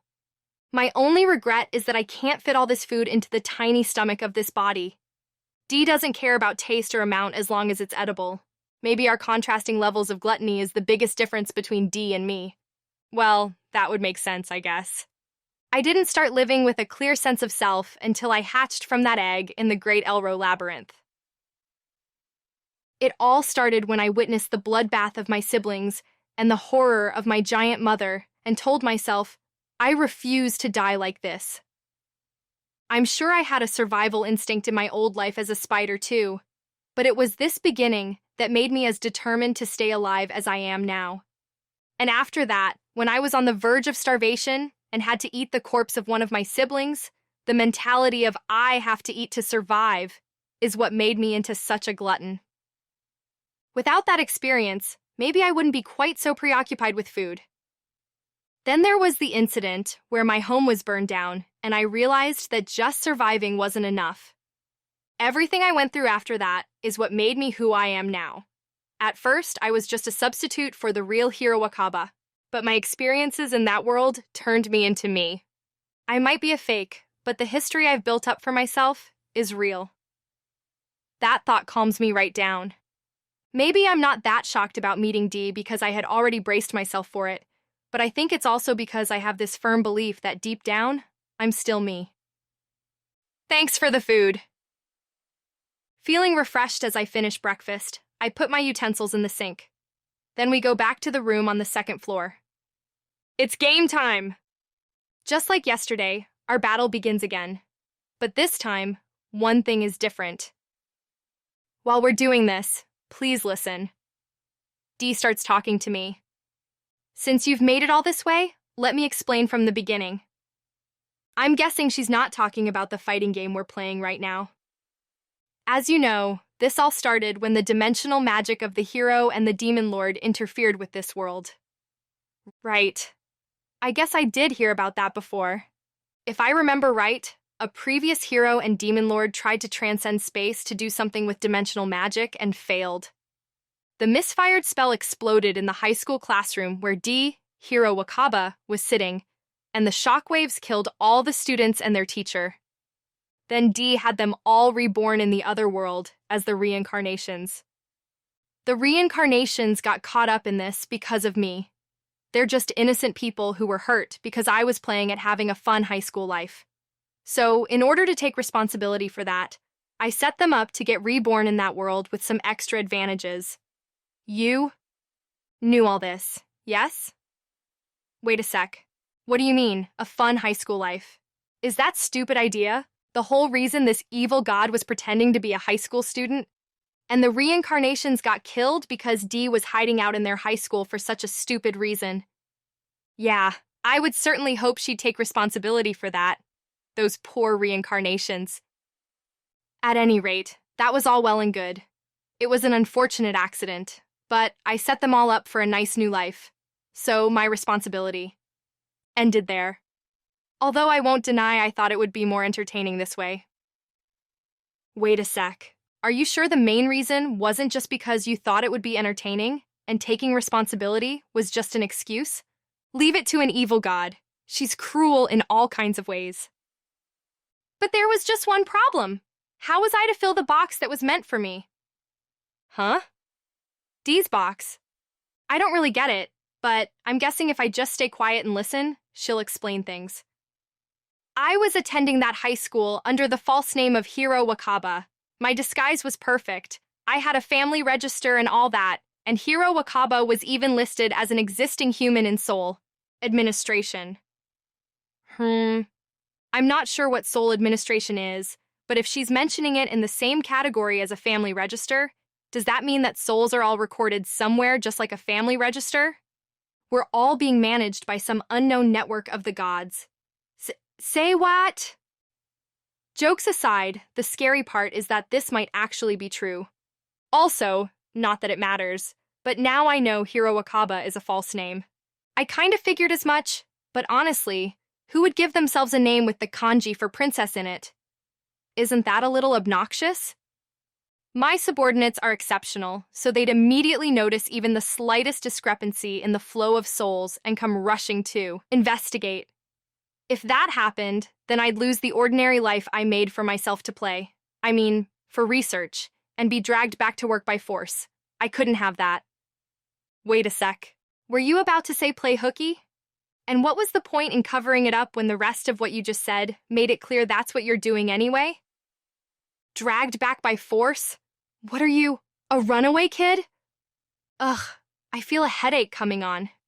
So basically, Dee skipped out on work and escaped, pretended to be a human, and was going to school to have a fun high school life or whatever. No way. There were 26 humans who died in that classroom. However, as you can see, I'm still alive and well. I couldn't just pop into that world myself, but if I didn't do something, I'd be found out and put back to work. The best way to settle things peacefully was to find a living creature to be reborn in that world, in my place, filling the role of a human in the flow of souls. At this point, you know who I'm talking about, right? Ah, yeah, it's me, right? So, what? I don't know. What does this mean exactly? Shall I skip over the confusing parts like soul administration and sum it up simply? Dee was messing around and didn't want to be dragged back to work, so she decided to send in a double, and that wound up being a spider that just happened to be in the room, namely, me. That's so stupid. What a stupid reason for me to exist. Is that seriously the whole reason why I was born? No way. No way. No way. It was actually quite difficult, you know. I had to come up with all kinds of schemes to disguise a mere spider's soul as a human's, and I even fabricated memories of Hiro Wakaba's life and grafted them onto your soul, just in case. Although I suppose it's my own fault, since I decided it would be more fun to trick the system than just increasing the volume of the soul to match a human's. But I was careful not to cut corners, even if you would probably die right away, so you wound up surpassing my expectations and making for some splendid entertainment. So, I guess it all worked out. What exactly is this feeling welling up inside me as Dee proudly explains her process to me? Oh, I know. I really, really want to slap her. Since you were a spider in the first place, I reincarnated you as a spider, which also gave you a connection to one of the major players in that world. I sent you to the Great Elro Labyrinth for pretty arbitrary reasons. Since it'd be a tough place to start out, you were a spider monster, and it was just around hatching time anyway. But it went better than I ever could have hoped. I deserve a pat on the back for making that call. Good job, me. How can she say that with a straight face? I really, really want to headbutt her in the gut. The more she explains it, the more I realize just how awful the secret story of my birth really is. She's puffing up her chest and acting like she did a great job, but the short version is that she just made me into a substitute because she didn't want to work, right? Like a kid who swears to their mom that they've already finished their homework because they don't want to do it over the summer. Doesn't she realize that she's only delaying the inevitable, and once they find out, her punishment is just going to be even worse because of it? Knowing her, I guess she probably does know that. She just thinks it'll be more fun this way, I bet. Ugh. In the end, it always comes back to that, doesn't it? Maybe that really is the only motivation behind Dee's actions, whether it seems fun or not. Honestly, I don't know. From my perspective, Dee is so incomprehensible that I never have any idea what she's thinking. Maybe deep down, she has a different motivation entirely. But her words and actions always imply that she does these things only because she thinks it'll be entertaining. No matter what Dee really thinks on the inside, as long as it doesn't show on the surface, the only guess I can make for her motivation is entertainment. I'll just have to assume that's true for now. And if so, the only conclusion I can come up with is she's still messing with me. Even I didn't expect that the reason for my entire existence would be something so stupid. But maybe it's true. In fact, that kind of stupid, pointless reason might be exactly what sets me free. Fine, see if I care. If that's how it's gonna be, then I'll just do whatever I want to. See, I was thinking about this stuff on the way here. I mean, I was made by the puppet master called Dee, who gave me part of her memories in the process. So why in the world was I created? What's my purpose? When I finally met Dee, would I find out that I had some incredibly important role that I didn't even know about? And if so, what would happen to me after that? Basically, I was a little freaked out about the possibility of this unknown future. I thought there was no way a super being like Dee would create me for no reason at all. But guess what? Turns out there really was no reason. Well, I guess that's not entirely true. There's the stupid reason of D wanting to get out of work. But man, talk about anticlimactic. I was nervous there'd turn out to be some huge reason that I was created, so this is beyond a letdown. Like, I was bracing myself for the possibility that she might even get rid of me on the spot. But this is so far in the other direction that all the energy has drained right out of me. Although it did occur to me that, since Dee seems to consider me a favorite source of entertainment, she probably wouldn't just get rid of me. But I did think something terrible might happen to me. I should probably just be happy that I was wrong, but that's not where I'm at right now. Dee is just technically, kinda like my parent, and in a way it's thanks to her that I'm like this now, so if she had asked me to do something, I would have been fairly willing to help her out. But now that I know I was made for such a stupid reason, not so much. If she was gonna force me to do something, I'd have to go along with her since she's so powerful, but otherwise I'm just gonna do whatever I want. Exactly, that's for the best. An emotionless voice interrupts my disillusioned thoughts. It's completely level and unfeeling as usual, but for some reason, it has a certain ring of satisfaction to it at this particular moment. It's because you're free that you're able to shine so much. I have great respect for that. Because it's more entertaining that way, right? I can almost hear the unspoken comment. A cold shudder runs down my spine.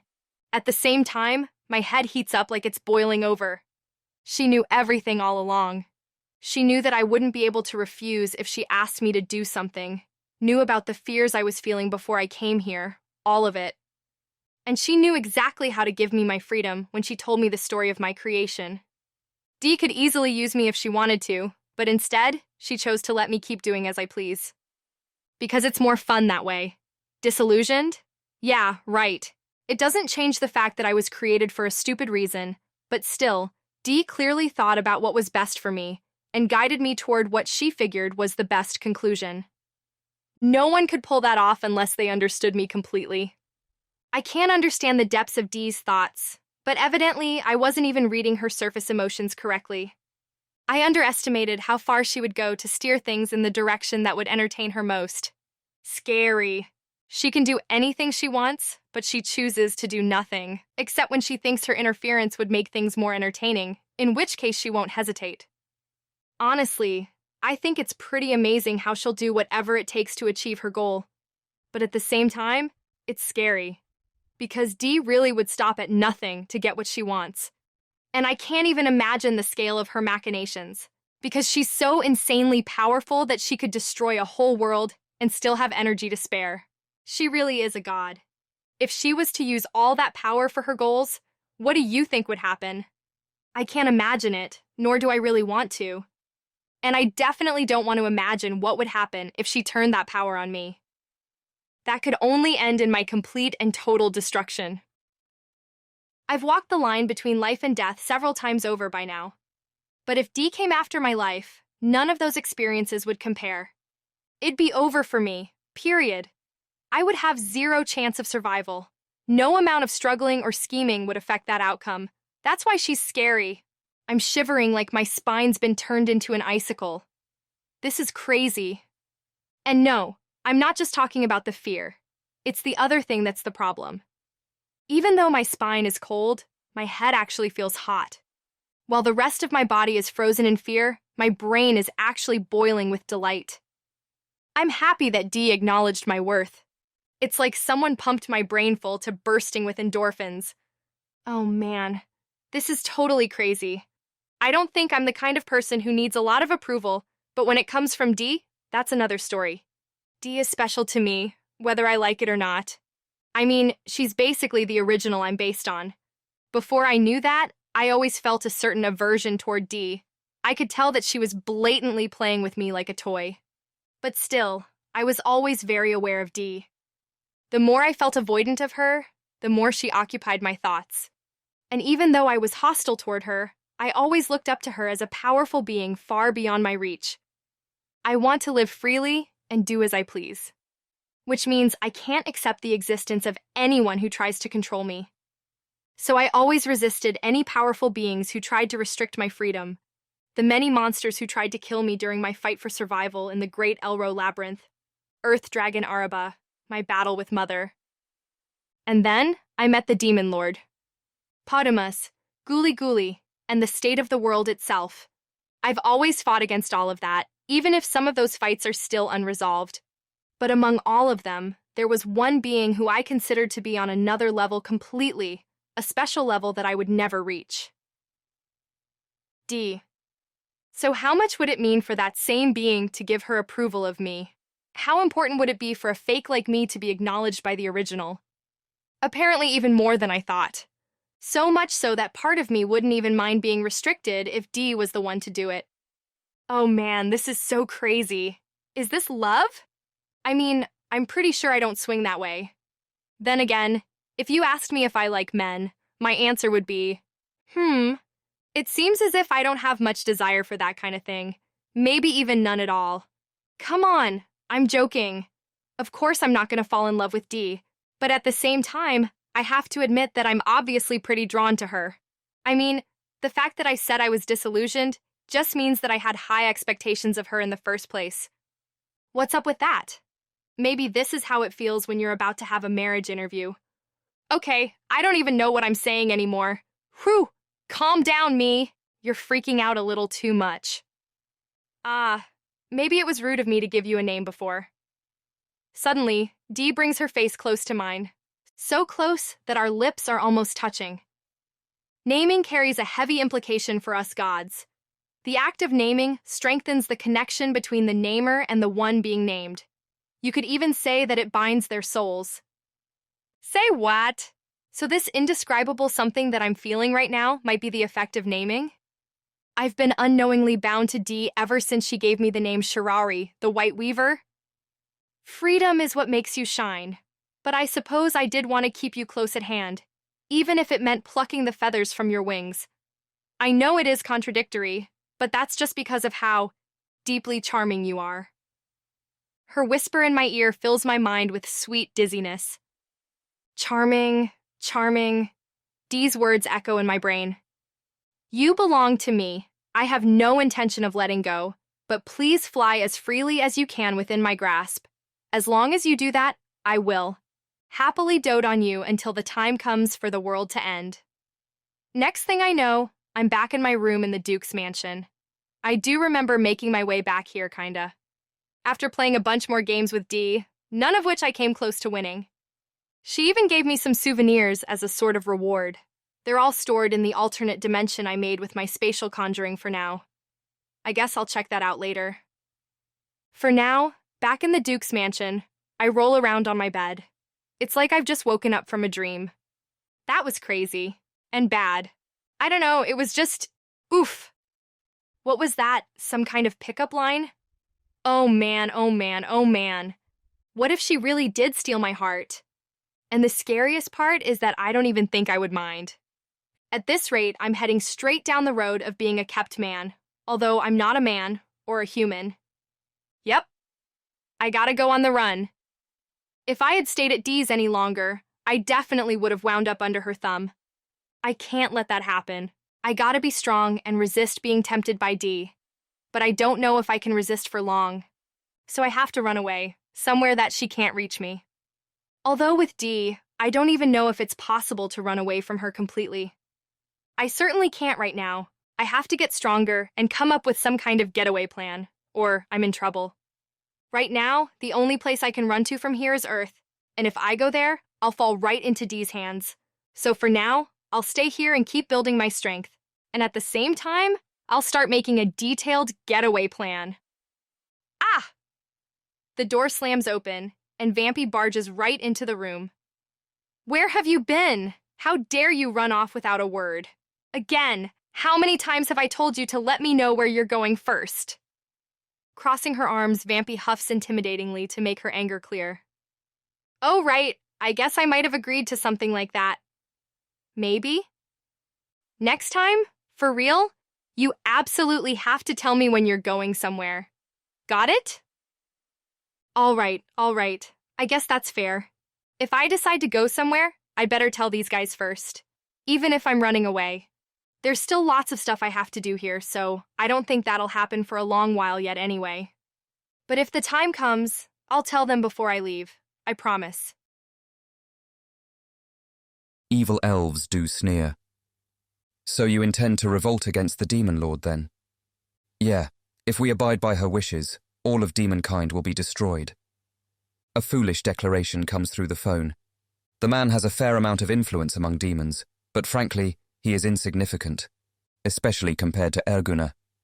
That man has some connection to the pontiff of the word of God, so he cannot be taken lightly. Surely he is scheming up some way to outwit both Ariel and me even now.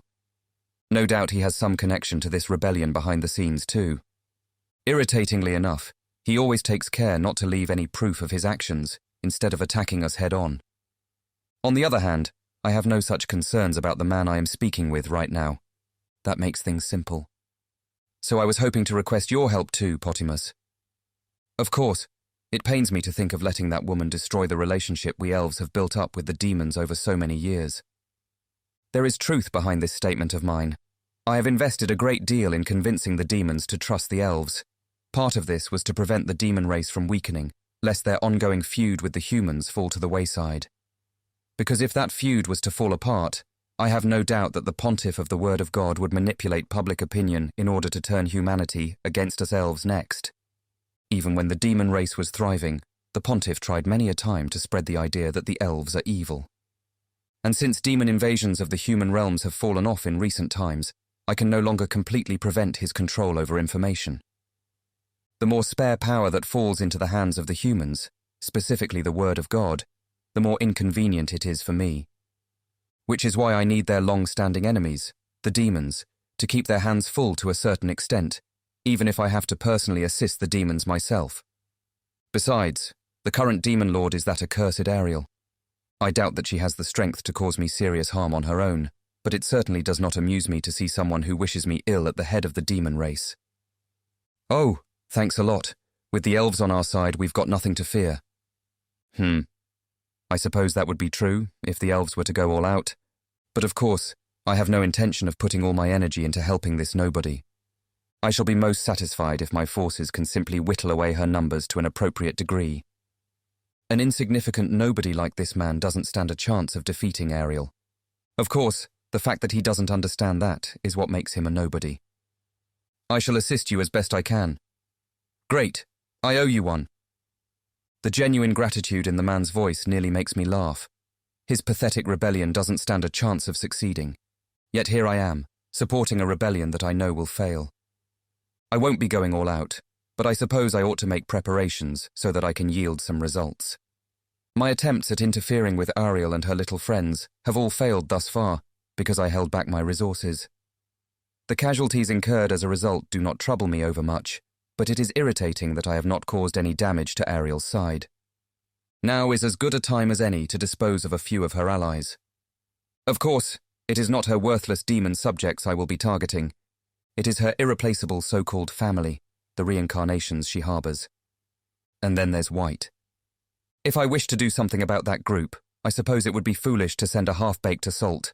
Trying to fight them with sheer numbers would be nothing but a waste of resources. Being stingy with resources because I fear to lose them will only guarantee the loss of whatever I do send. I have no choice then. I will accept a degree of risk and send in some real firepower. Now then, I must excuse myself to make preparations of my own. Of course, please do. Ending the call, I think about what to do next. Then I stand up from my chair and begin to move. My first stop is the area where the humanoid Glorias are lined up neatly. Since the main parts have not yet been installed, they are not operational, but they are all equipped with anti-technique barriers. Director: Yes, sir. Prepare all these so that they can be deployed. The director in charge of this area pales at my request, but he cannot disregard a direct order. You will be in charge of selecting the main parts to be installed. I'm expecting a job well done, you know. Yes, sir. Now, once my preparations are complete, I shall go on the attack. They had best be ready to entertain me with the screams of their final hour. Hey guys, thanks for listening. I hope you enjoyed this audiobook. It took around 20 hours to make, so I'd really appreciate it if you could like, comment, and subscribe. And of course, if you can support the project on patreon.com/gradient audiobooks, that would also be amazing. Thank you again for enjoying, and check the description for links. With your support, we can finish the series.